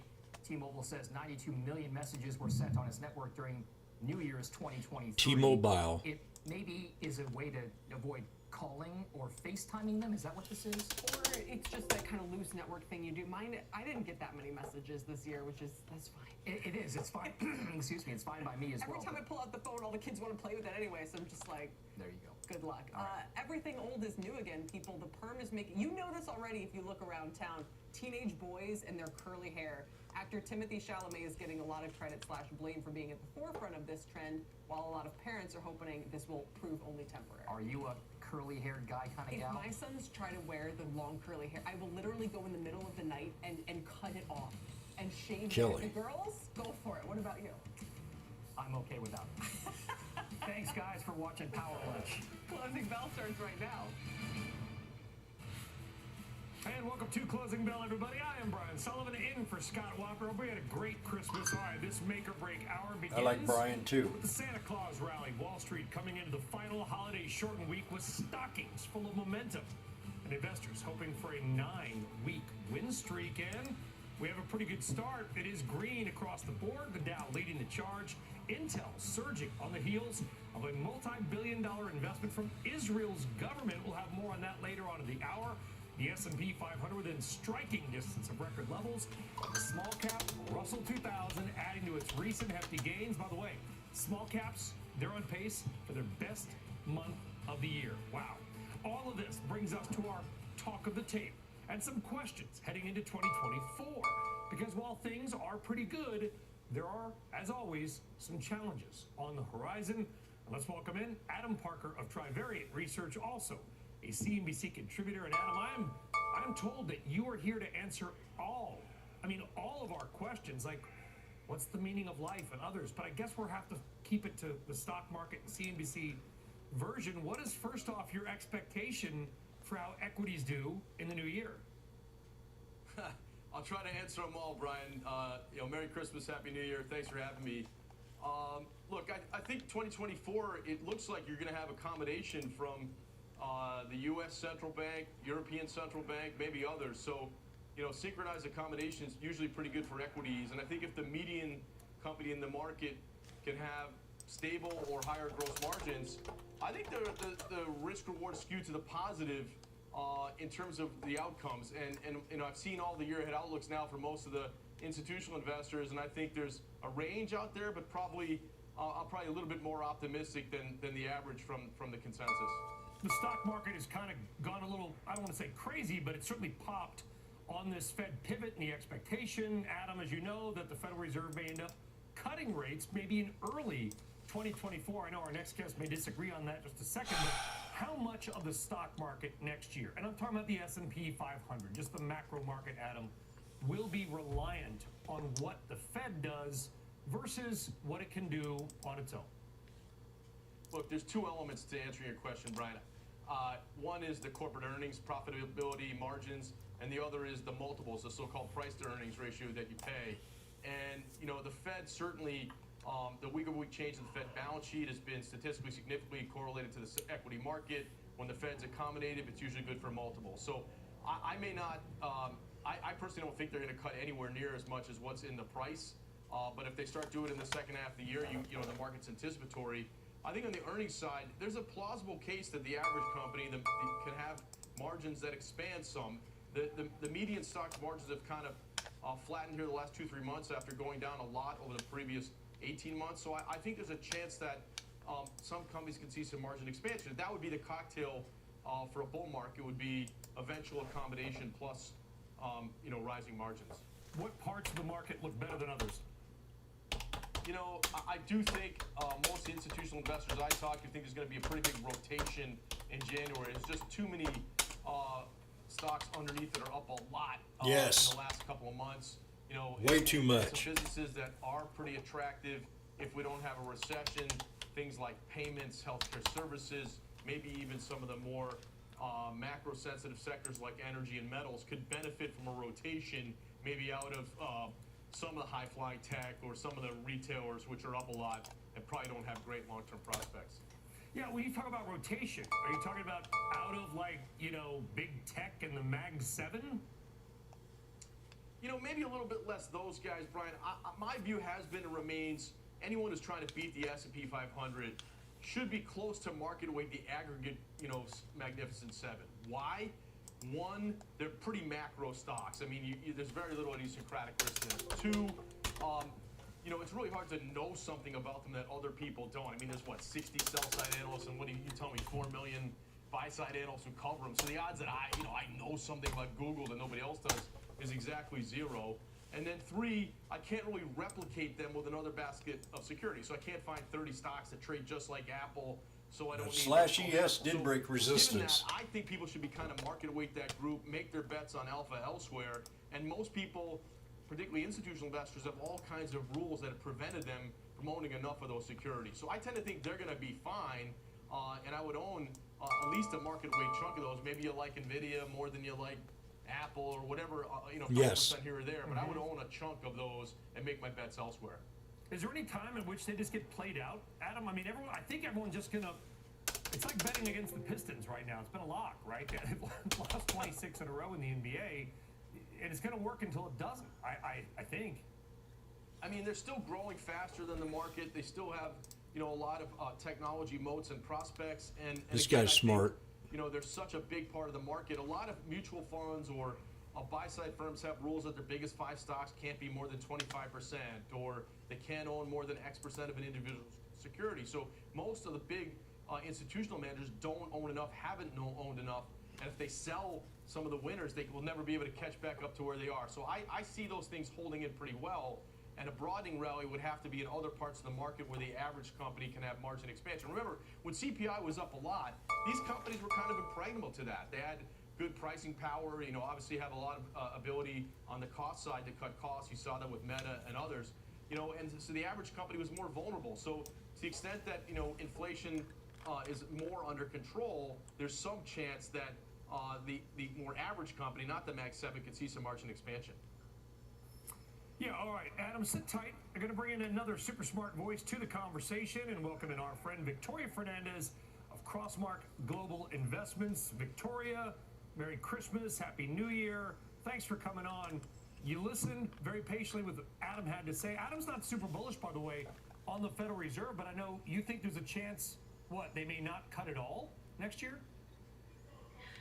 Well, I think they'll probably end up cutting next year, but I think it's definitely going to be in the second half of next year. The market has priced in, almost 100% chance of a March cut, and I think that's just a little too optimistic. It's probably one of the main reasons, along with some other risks we see, but one of the main reasons we think there probably will be a pullback in the first quarter, or at least more volatility, as that extra kind of 50 basis points that the market is anticipating versus what we saw in the dot plot gets priced out of the market, because the market is absolutely priced for perfection right now on a soft landing, and we just don't think that's going to happen. The only reason we see the Fed cutting in the early part of next year is because they are concerned about the economy, and we're starting to go into a mild recession.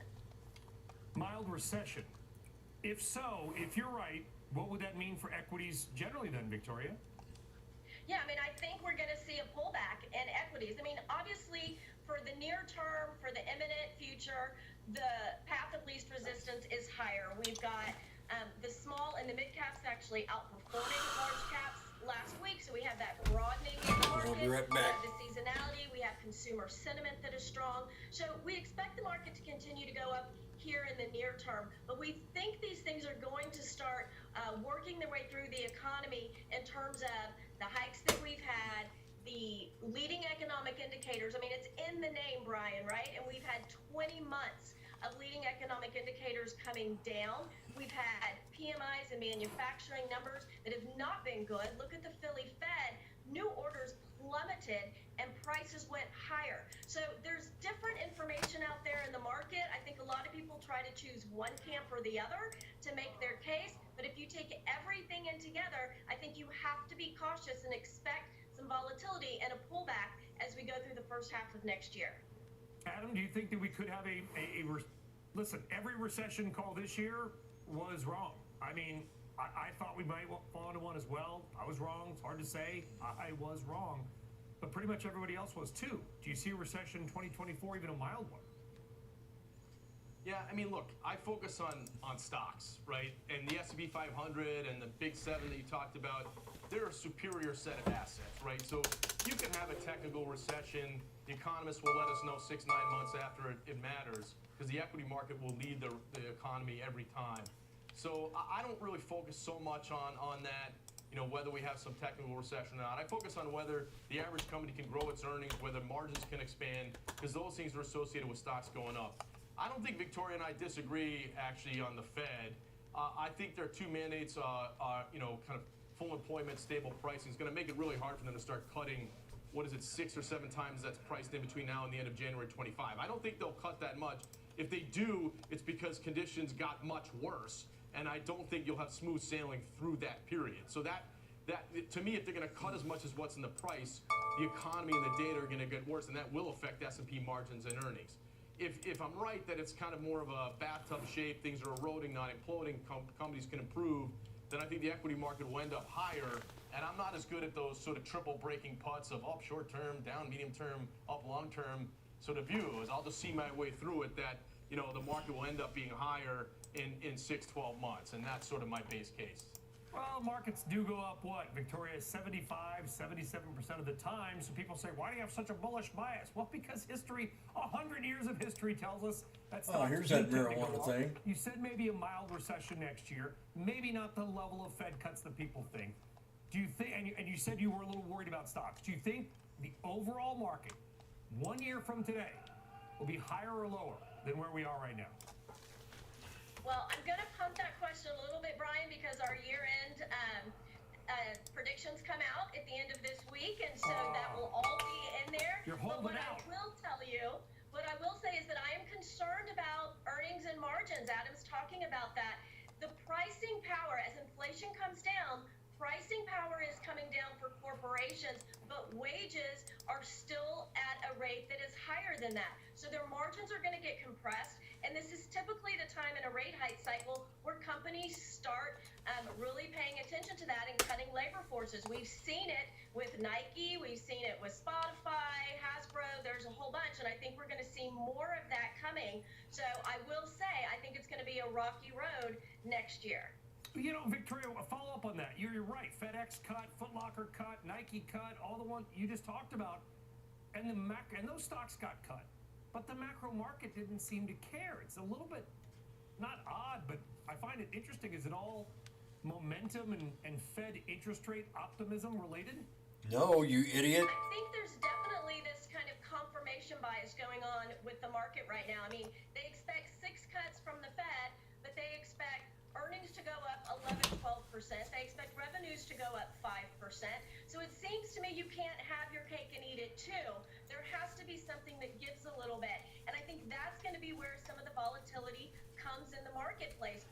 Which part is it that's going to give? Are earnings going to come down and that's going to start us going into a pullback or a mild recession? Is it going to be on the flip side? It all makes sense, what she says. And then he looks at it like, okay, they cut a bunch of people off. Layoffs are great for a stock. It doesn't matter how bad people hurt. It brings in more revenue when you lay people off. As a business owner, I will always look for somebody to get out of line so I could fire them. Then I knew that I had another 25 grand in my pocket. Especially if they weren't doing the work.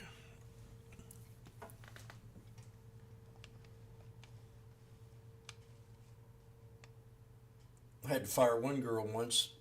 She came in and she was working, and all of a sudden she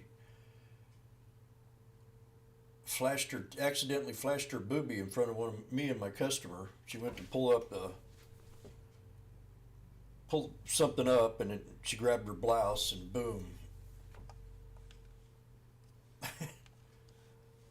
A week later, I'm missing a check out of my checkbook, 3 of them, and I had to fire her.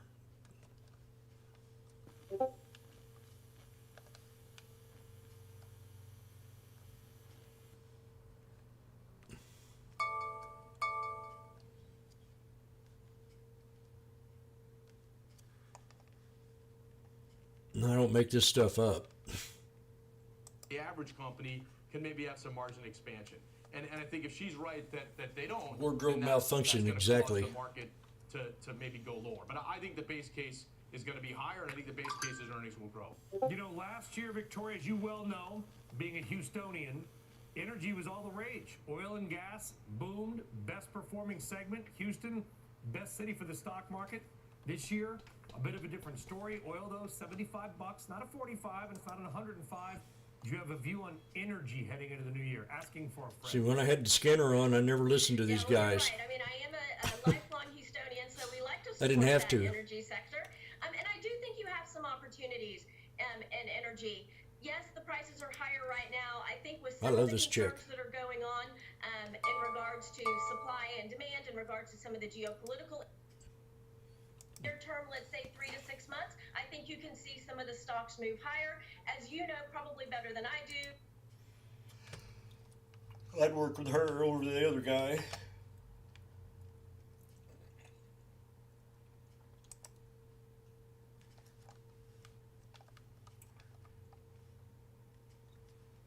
Intel was being crushed for almost 2 years in a row. I could easily see it get back to $68 with this momentum.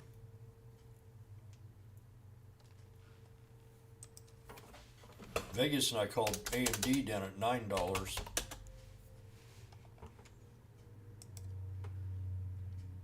I read it all the way to 30 and thought I was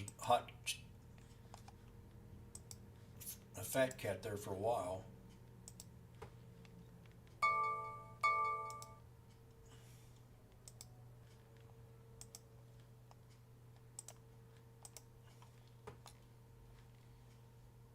Damn, I can't believe I've known her that long. 7 years.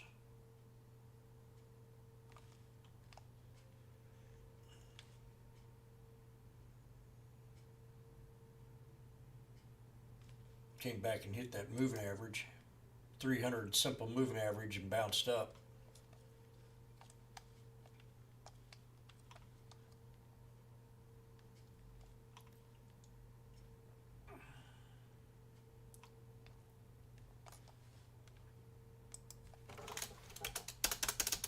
TSM. This is one that I told Kathy not to sell, and she did. And it ran up to 140. She got out of right around the 115 area. Right in here, I think.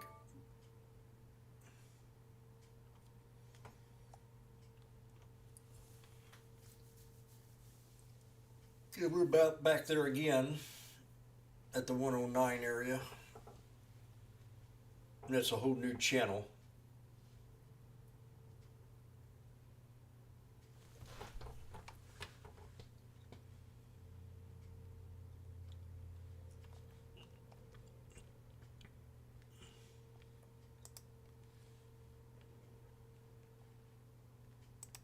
Biotechnologies for about $1.2 billion in an attempt to further its cell therapy ambitions and boost its presence in China.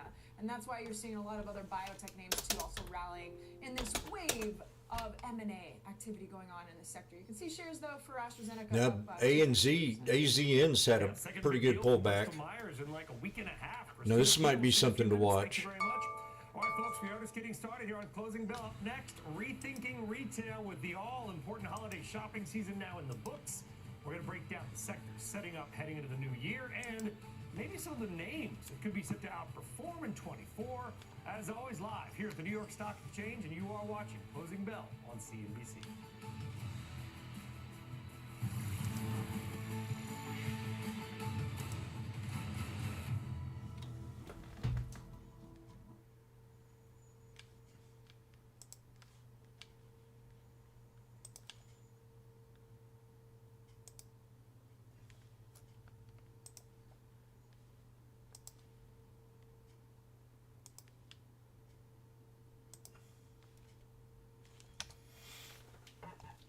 Okay, it's 219, 319.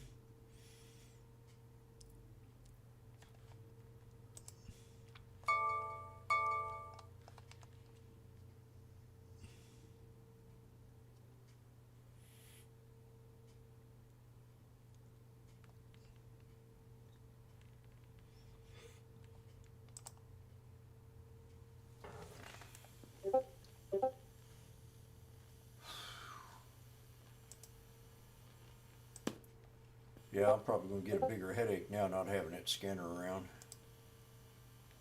Got to think more.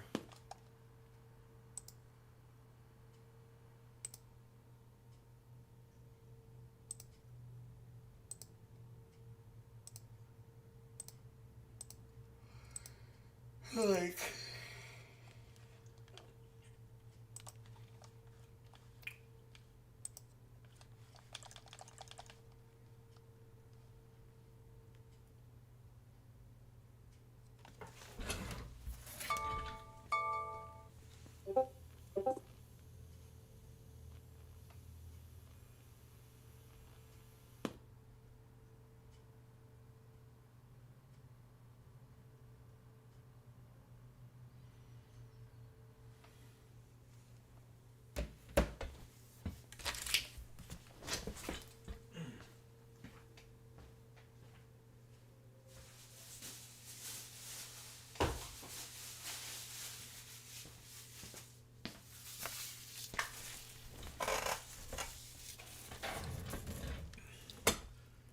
Yeah.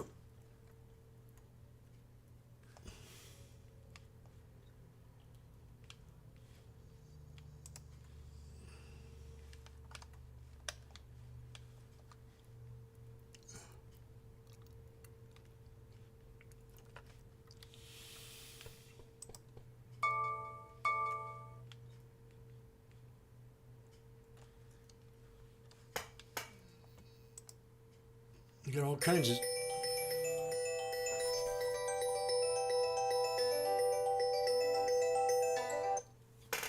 Always clean. This is Jim. May I help you, please? Hello? Yeah. Hello? I'm calling for the National Police and Trooper Association. We're calling to let you know the new drive is underway. Your support will go to representing the needs of law enforcement officers, whether that be for better equipment, legal representation, more staff, or fair wage.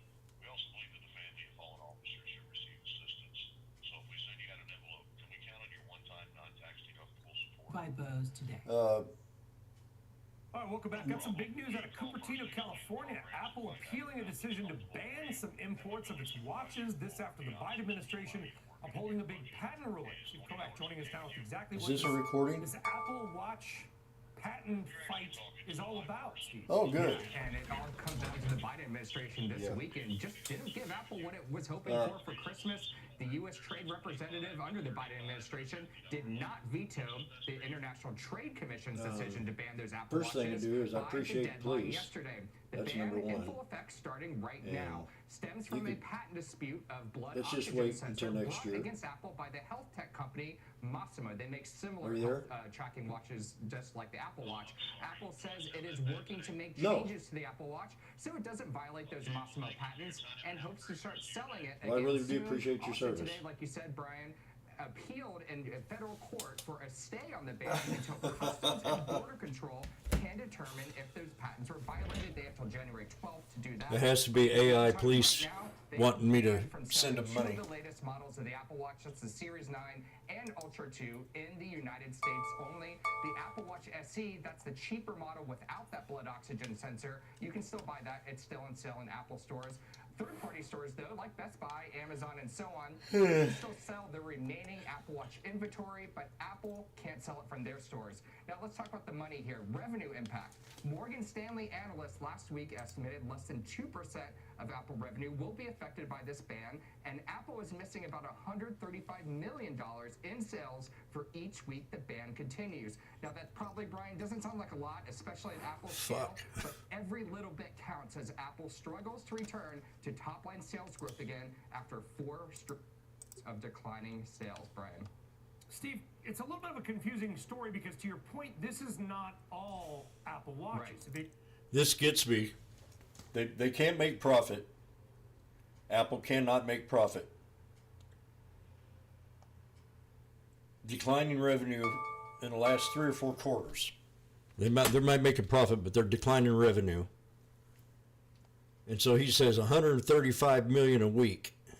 Don't sound like much. And the Ultra 2. So these are the current watches that Apple sells with those blood oxygen sensors. Apple's working on ways to get around those patents. There's some stuff on the software side they think they can do. But if that doesn't work, hardware changes are needed, Brian, and that's going to take a lot longer.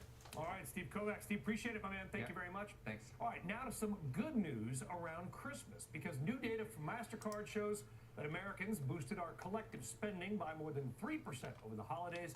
All this despite big jumps in credit card debt, the resumption of student loan payments. So how long can we keep this consumer spending boom going? Joining us now to discuss her outlook in retail is Sharon Martis, Director of Consumer Research at LESG, and also I just found out somebody who worked on a program at NASA and the space shuttle. Yes, that was in the early 2000s after college. I did work there as a software web developer. Fun time. Underachiever. Okay, I mean, come on. We'll do a different segment on that.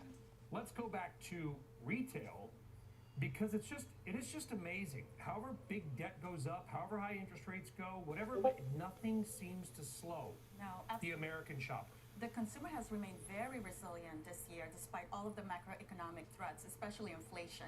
When we look at the forecast, in fact, for next year, that's expected to remain within the 3 to 5% growth rate that we saw during this year, and that's the LSEC forecast, suggesting that consumer demand for products will remain the same.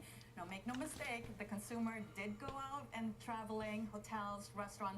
That was the strongest sector this year, and is still projected to be the strongest next year. Is that baked into that 3% number that I gave then? Okay, Yes. so the experience stuff. Yeah, it's still number one. It's this one area that has the strongest demand for the consumer. In terms of individual names, Amazon is still projected to be the strongest winner next year. In fact, they're likely to not only beat earnings estimates, but post a positive surprise every single quarter next year. In terms of individual names, Costco, Walmart for everyday low prices. Consumers still want designer clothing for last, Ross and TJ Maxx. And then you have those retailers that have a loyal following, like Lululemon, Abercrombie, Ralph Lauren, Free People, and Abercrombie will boost Urban Outfitters. Is Amazon just becoming like the default shopping place? Just, I need this, I'm just going to go to this, and I'll get it tomorrow. The consumer is all about instant God, this is fucking gratification. They scary. love the convenience and how effective and reliant the service is. Walmart, however, is giving Amazon some competition. It continues to increase the amount of merchandise it's offering on its online platform. In fact, the amount of money consumers are expected to spend next year online is expected to grow from 15.8% to 17.8% next year as a percentage of total retail sales. All right, so we'll back up a little bit. We talked about the experience stuff, the travel and the food, despite the fact that inflation, I would imagine spending is up because prices are up. So if you're just measuring pure dollars, the fact that a burger, fries, and a soda could be $20 now is going to increase the amount of spending. I wonder about that. And I also wonder, how's the stuff doing? Are we buying things or just food? We're buying mostly experiences. Traveling is also projected to come down next year, which will give it another boost. However, when we look at the forecast in terms of earnings, that's where things are expected to be different. It's important to note that the consumer is out and about right now shopping for the holiday season because a lot of the merchandise is on sale. In fact, almost 50% of all of U.S. retail merchandise is on sale. I'll Discover with Centric Market. You mean right now or before Christmas? Now, in the month of December. Yeah. For the month of December. But not the post-Christmas, this is the stuff nobody no. bought. It might even go even higher post-Christmas if we haven't moved all of better. that. I need some sweats. Yes. I got cheap. So then I got cheap. I put off purchases because I'm like, A, I can't buy it for myself. Right. B, I just know that on December 26th, things are going to be half the price as December 23rd. So here's the benchmark. If you see that the discount offer to you is more than 40% after this holiday weekend, then you know that the merchandise did not move as expected and inventory turnover is still low. 40% Or you have really bad taste in clothes because nobody else wanted what you're looking at. Or that too. How about this giraffe sweater? I don't think 75% off. There's a reason why. So what is that again? 40% off? 40% of is the benchmark, So right? if I see 50% off. Then you're getting a good discount because even though there's more merchandise on sale, what hasn't changed is the average discount provided on that merchandise. That's still below 40%. So if you're getting anything above 40%, then you're really getting a good discount. 35. I didn't work for NASA, so you got to forgive me. I'm a little slow. No So worries. 35% off is not a good deal. That's just an everyday discount. That's the discount that you're getting all throughout the year at any other point in time. What is different this time around is that that pair of shoe that might regularly not be on discount is on sale this time for 20%. So more merchandise is on sale, but still for less average discount promotion offer. That was cool. Kind of learn something too. 40% is the benchmark. Is the litmus test. Good deal, not good deal. Exactly. You got it right. Even I got an A. You got an A+. Thanks, Professor.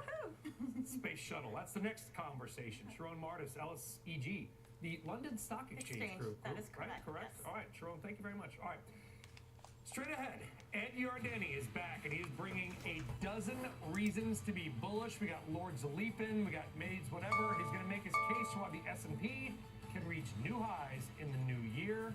Ed Yardeni, optimism just for you. Next.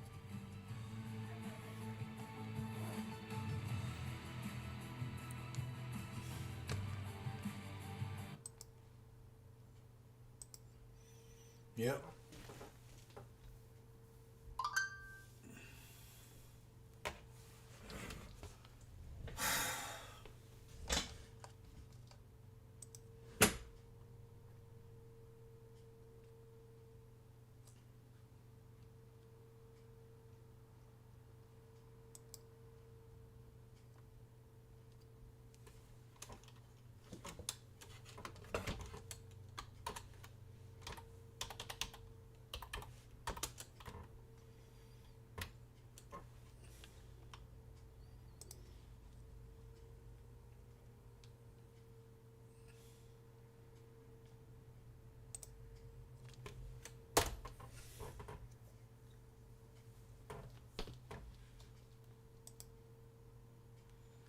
Ooh. 58. I had 476.56.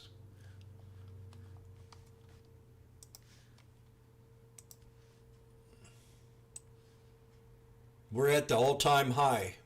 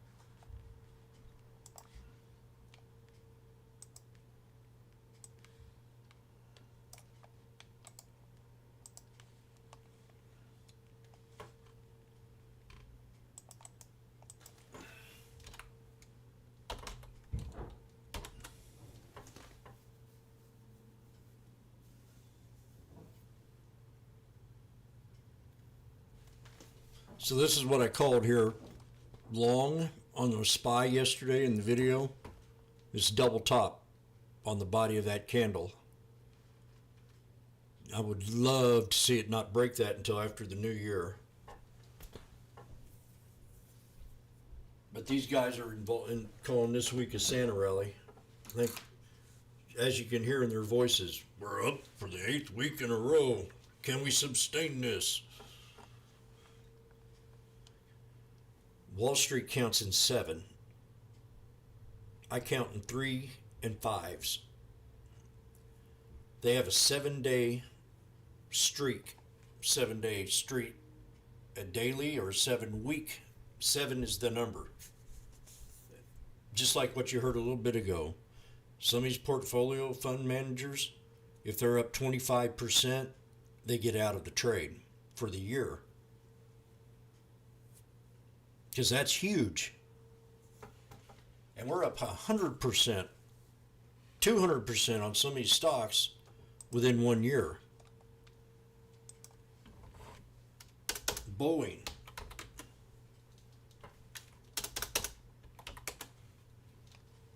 Wrong chart. These are unsustainable highs. But anything can happen. Like I said, this is the biggest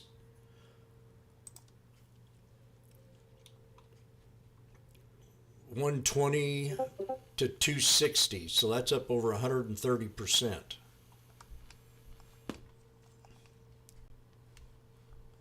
That's Boeing. Apple. 130 to 200. NVIDIA, 100 to 500.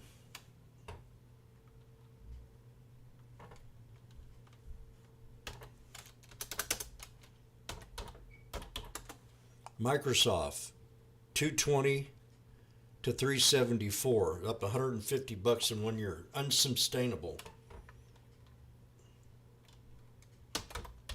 I've never seen anything like it.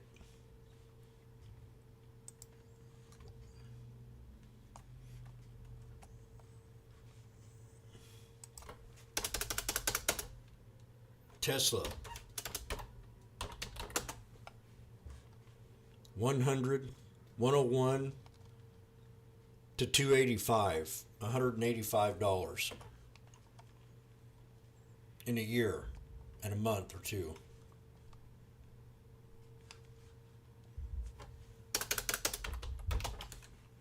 Amazon, 81 to 156, 153. Almost 95%.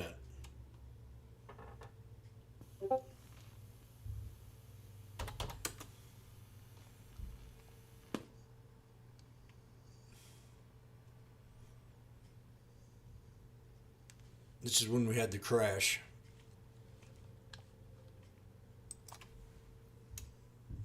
All-time triple top high on John Deere.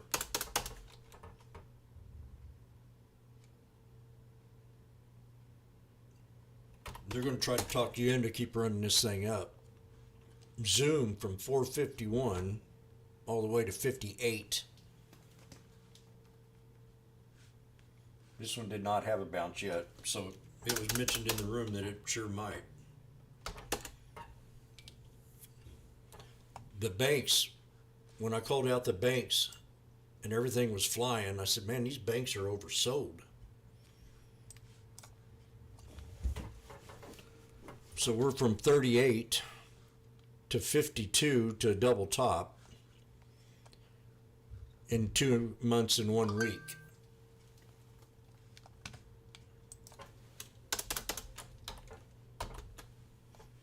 Goldman Sachs, we're at the shoulder line of the Head and Shoulders within a month and 3 quarters from 289 to 381, $90 run, and we're at resistance.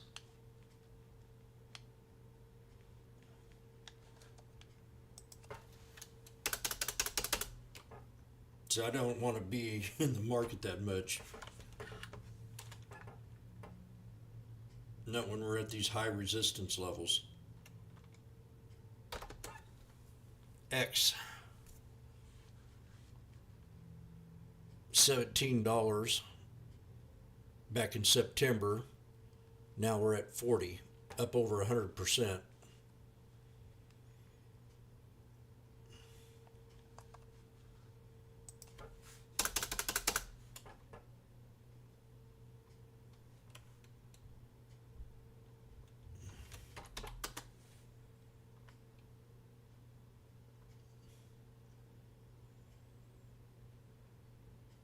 Coca-Cola has a triple top on the trend.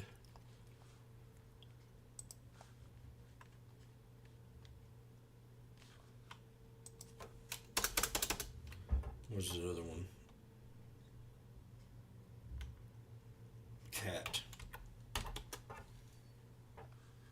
Cat 160 to 296. Double bottom from 210 to 296. We called this out here before. We called this one out on the double bottom. Then we called this here snake breakout pullback boom. Then the pullback. So if it comes back down to here, I'll buy it.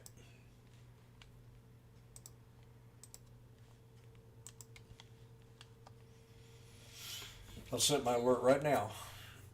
265.14. I guarantee I'll buy that stock at that price.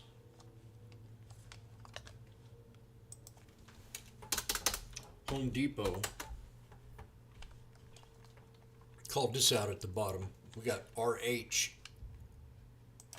Called this one also.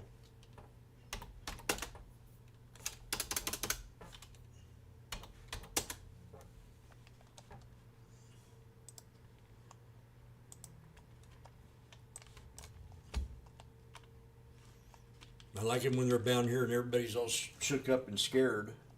Now I'm shook up and scared because we're at resistance levels.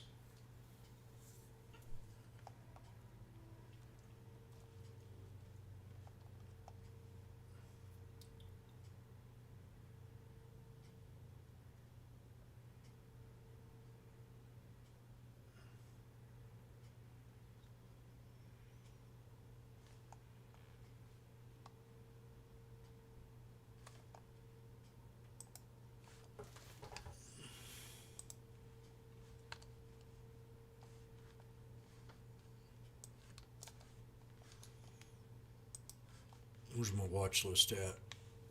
Let's go through them on a 20-day. So this is my 2024 watch list. We're going to clean up every one of these.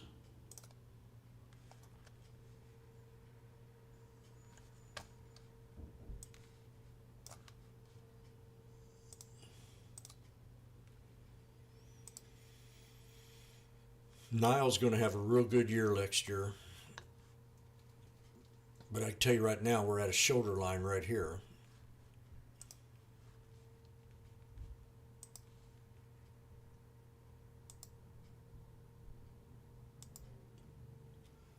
We got to break 1123.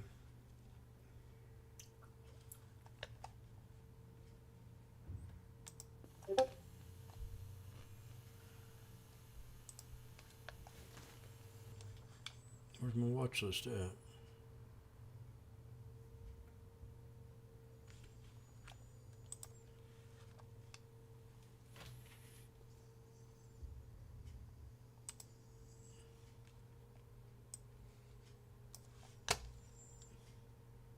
Tesla will break out. We'll double top and see 300 next year.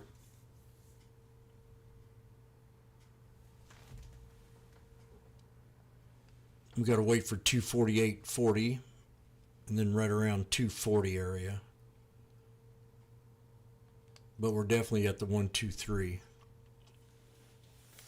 We're off a double top right now. We broke out of the 3.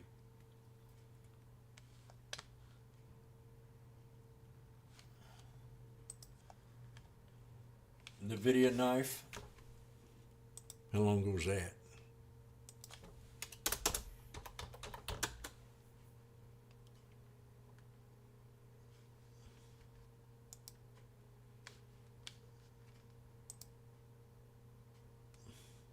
So I can hear in these guys on CNBC, they know that we're overbought. And they're coming up with all kinds of excuses.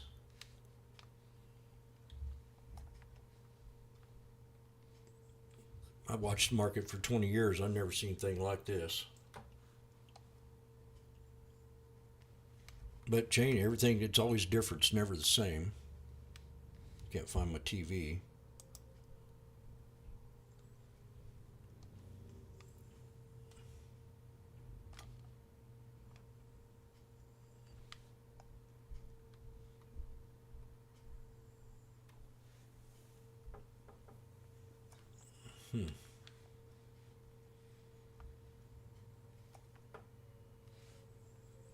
There it is.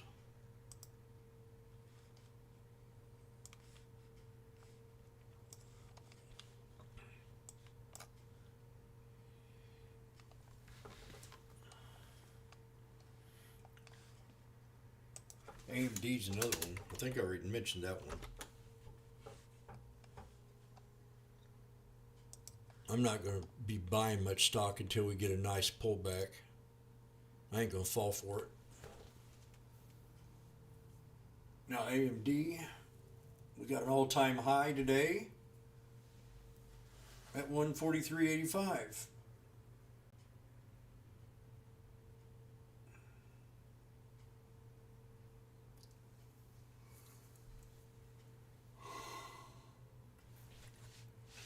I believe that girl is we're going to have a pullback and then a respectable run.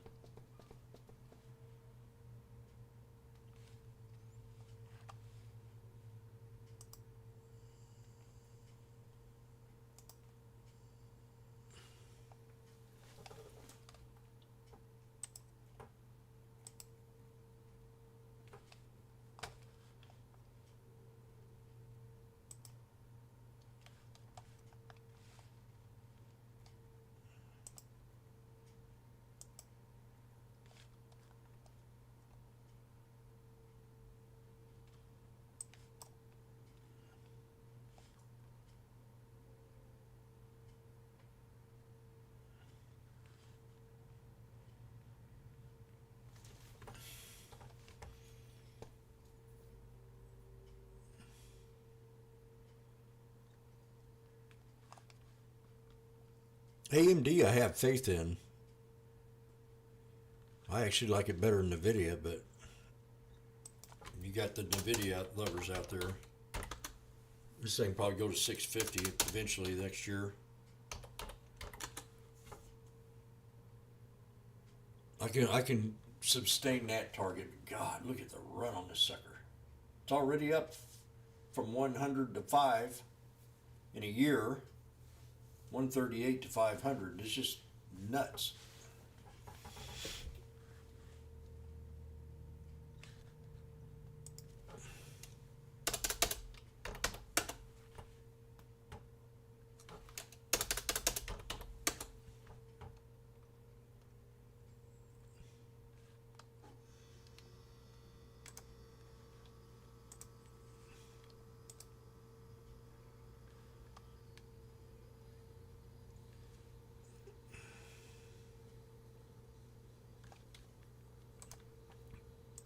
That 300 simple moving average, that's really showing up a lot.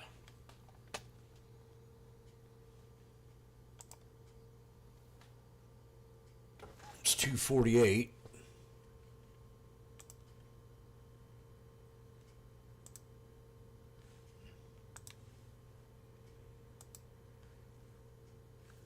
Brian Sullivan, I thought he quit. He wasn't on in the mornings anymore. Yesterday, including games from Tencent and NetEase. The move following draft guidelines released last week that led to double-digit losses for many of these same stocks. All right, up next, a multi-billion-dollar grant to TCEHY. Intel higher, way higher. We got details on the deal, plus what it might mean to the company and its shareholders when we take you inside the market zone. That is next.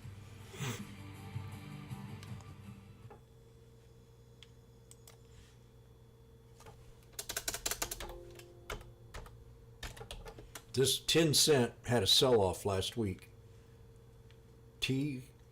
What is it? TSCHY?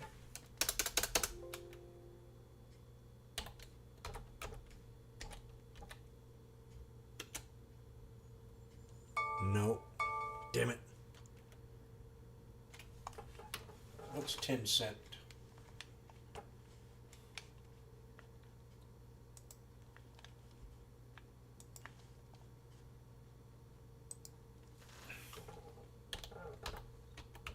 I met him once. Chicks Beach.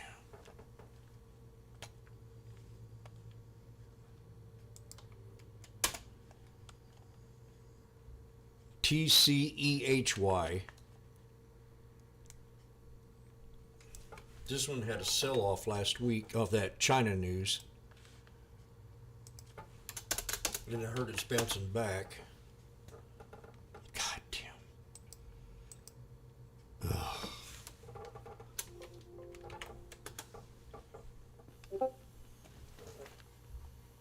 Yeah, see, this is wicked. Last week, China came out, regulated the gaming industry, said that they didn't want their kids. This week they come out and apologize.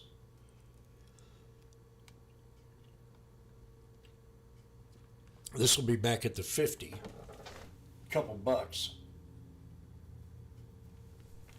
Cause it to have an all-time low in a 3-year time frame or a yearly. And it run right into the bottom of this inverse head and shoulders.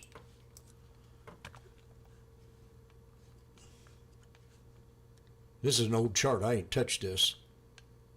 In fact, I probably had an alert set.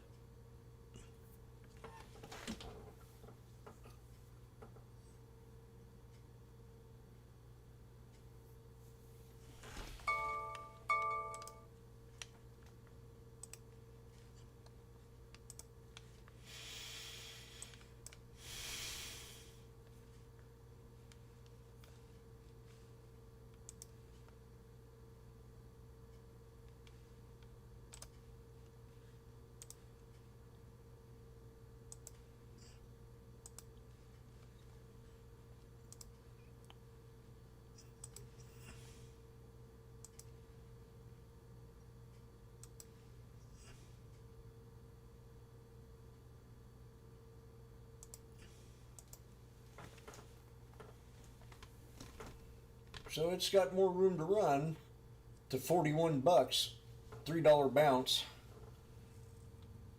Chinese gaming firms announced share buybacks post regulatory shakeup. Will 10 cent NetEase stock rebound? All right, welcome back. You are now officially in the closing bell market zone. Christina Partsinevelos is back with a look at Israel's investment in Intel. Diana Olick on the landscape for home prices seem pretty good. And Julia Borston on media M&A in 2024. Let us start with Christina on Intel. Big day for Intel and its investors, Christina. Big day because it's $3.2 billion Share buybacks is a buy signal from Israel to actually continue building a $25 billion facility in the country. The new government aid sending shares, like you said, a big day, up 5% higher, leading the S&P 500. It also represents one of many expansion initiatives for Intel. So last year, Intel said it would invest up to $100 billion to potentially build the world's largest chip-making complex in Ohio, here in the U.S. Intel has also planned to build 2 plants in Germany, where it will get about $10 billion in subsidies, which is actually more than Israel. But you didn't see the stock react as much. But all of this is with the aim of reestablishing Intel's manufacturing chip leadership. And according to TrendForce, Intel finally cracked the top 10 foundries by revenue in Q3.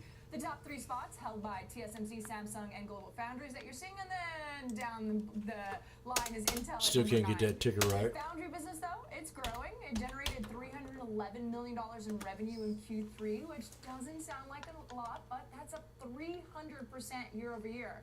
And even though the company has had a long history of manufacturing delays, it promises it's on track to deliver 5 new chip processes in 4 years, all by 2025. Although some analysts are still skeptical that Intel can actually follow through, but the stock says otherwise this year, up 93 or 91%. This is big news for Intel, this Israel investment. I'm surprised that they did this at this time, but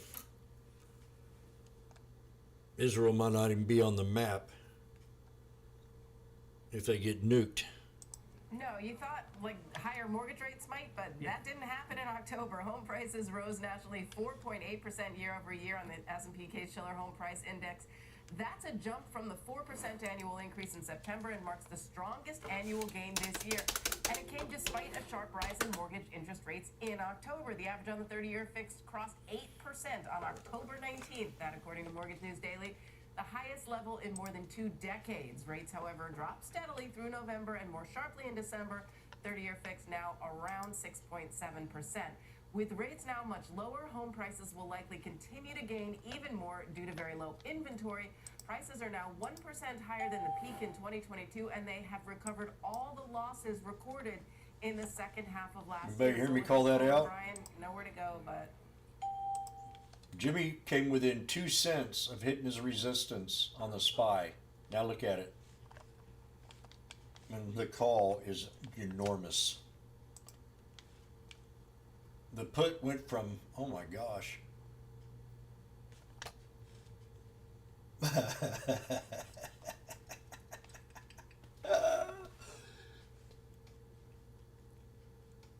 Jimmy loves it.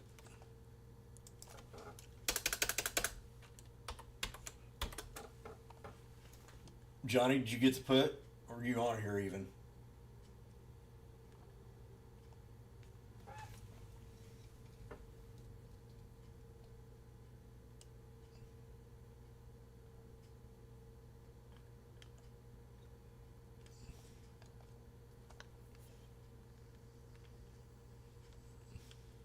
$474 put.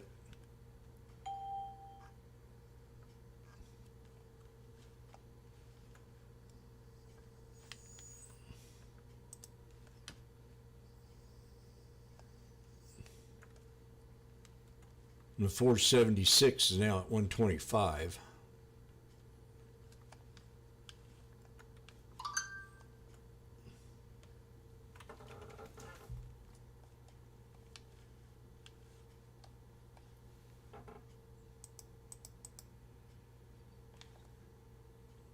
Right in here is where your support level is.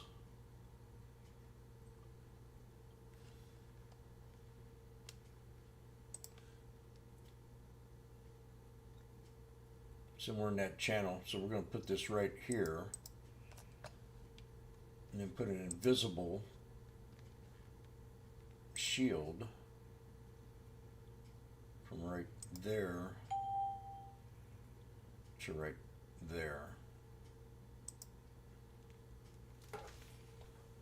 It's the alert right here.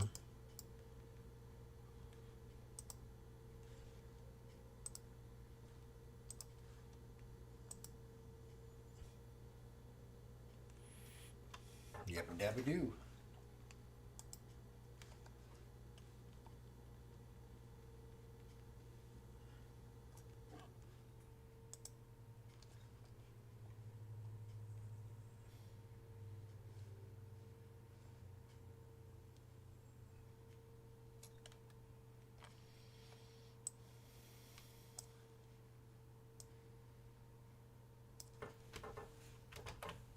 Hey Mike, did you see this?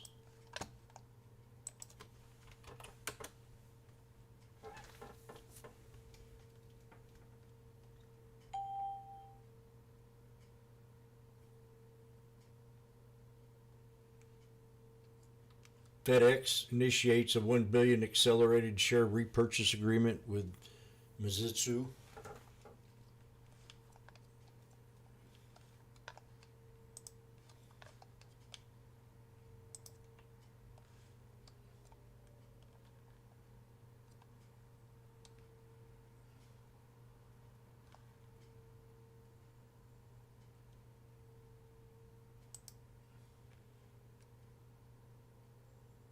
got a repurchase program on linear generator solutions.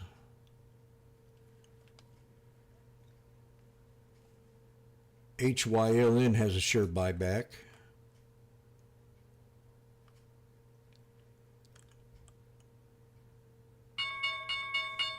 All right.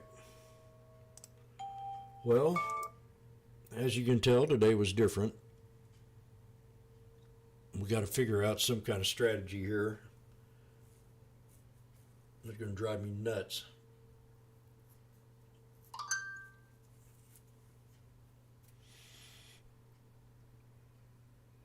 I'm so easy of letting the scanner do the work for me.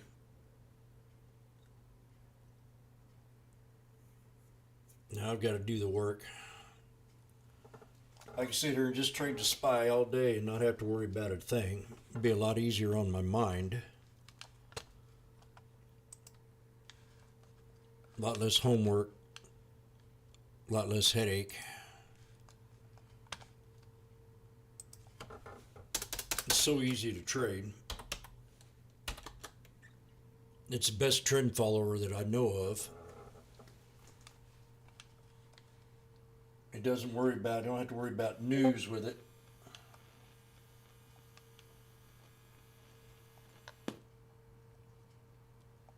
You know, news can affect a stock real bad.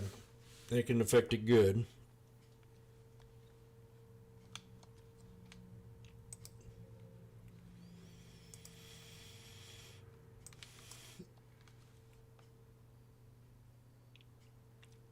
I got an alligator chart on here right now.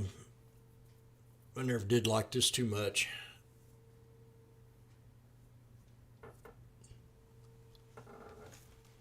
Alligator uses kind of like a moving average. Well, I'm gonna go rest my head.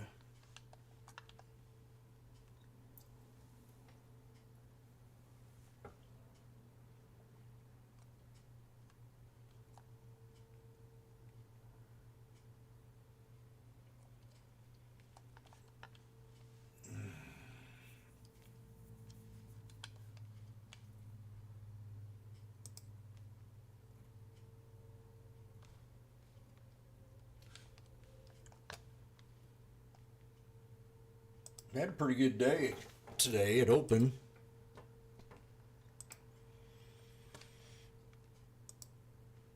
Things were pretty easy to follow. I mean, nailed the resistance within 2 pennies. Called the put. Dropped all the way to the 300.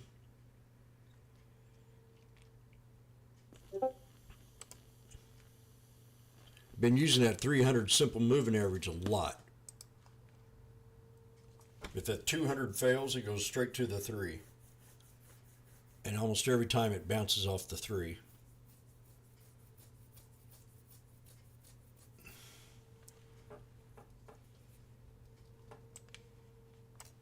But first at open here, this was pretty easy to call. I mean, it landed right in my resistance level on that channel that I had for resistance. Pulled back a couple times and hit the, what did we hit here? The 200 EMA.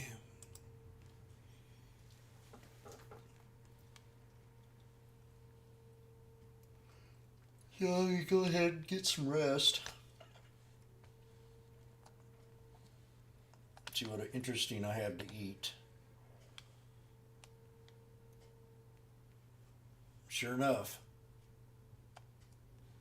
Appreciate everybody's help. I'm gonna have to let some of you do the work in here. Private message me if you see something real sweet so I can catch it. YouTubers, you have a great day. Go back and watch a few of my videos. Remember the 52-week high. Hello, Wesley. Fred. QQQs this week. I think, let's look at the QQQ. See if it resembles anything like what else we've seen here.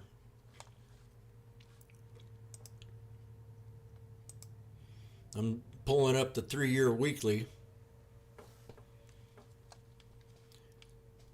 And I got a 410.39 resistance on this thing. I wonder how I got that.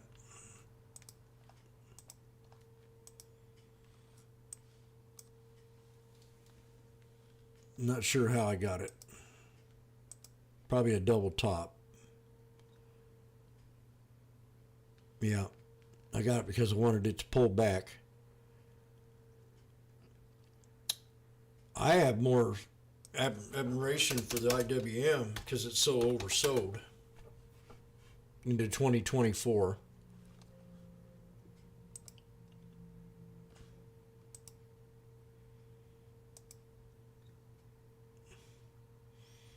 And it's already started bouncing off this here quad, and we got a long ways to go. Another $18 to go, $20 to go on this thing to get up here to the top. So this one's definitely oversold. The QQQ.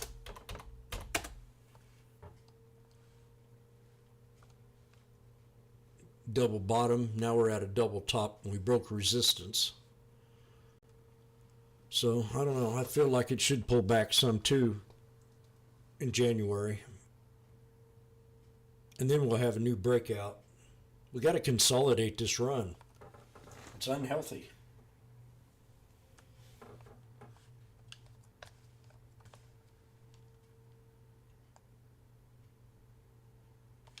See what we did? We had this huge run here and we pulled back.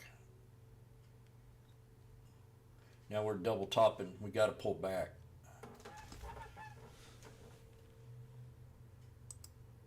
Market Clubhouse Morning Memo, December 26th.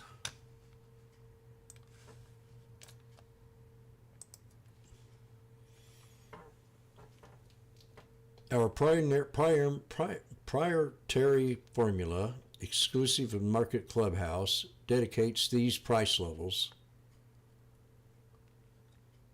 Every one of these stocks are excellent trades. They're all very bullish. Every one of them. They're called about all day long today.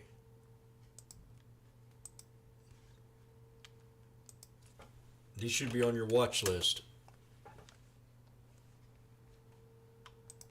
Out of all the stocks they've mentioned, all these are the ones that they've been calling out. Meta, Tesla, Nvidia, Microsoft, Google, Apple, QQQ, and the SPY.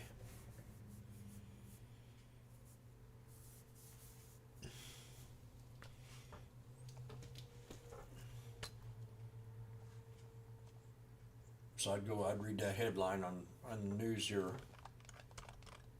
It looks like a good read.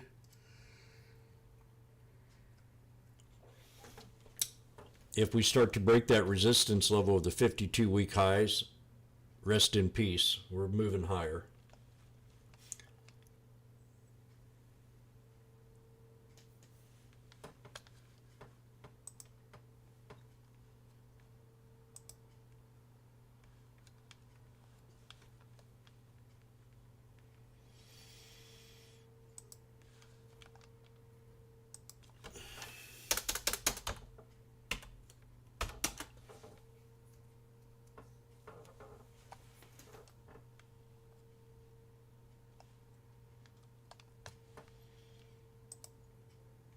What you got on that one?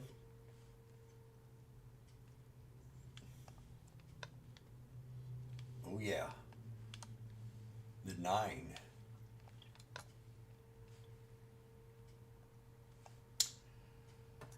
Okay, YouTubers. Have a good day. Sneaky Snake Trading Strategy, where we talk about chart patterns, moving averages, and being in the now.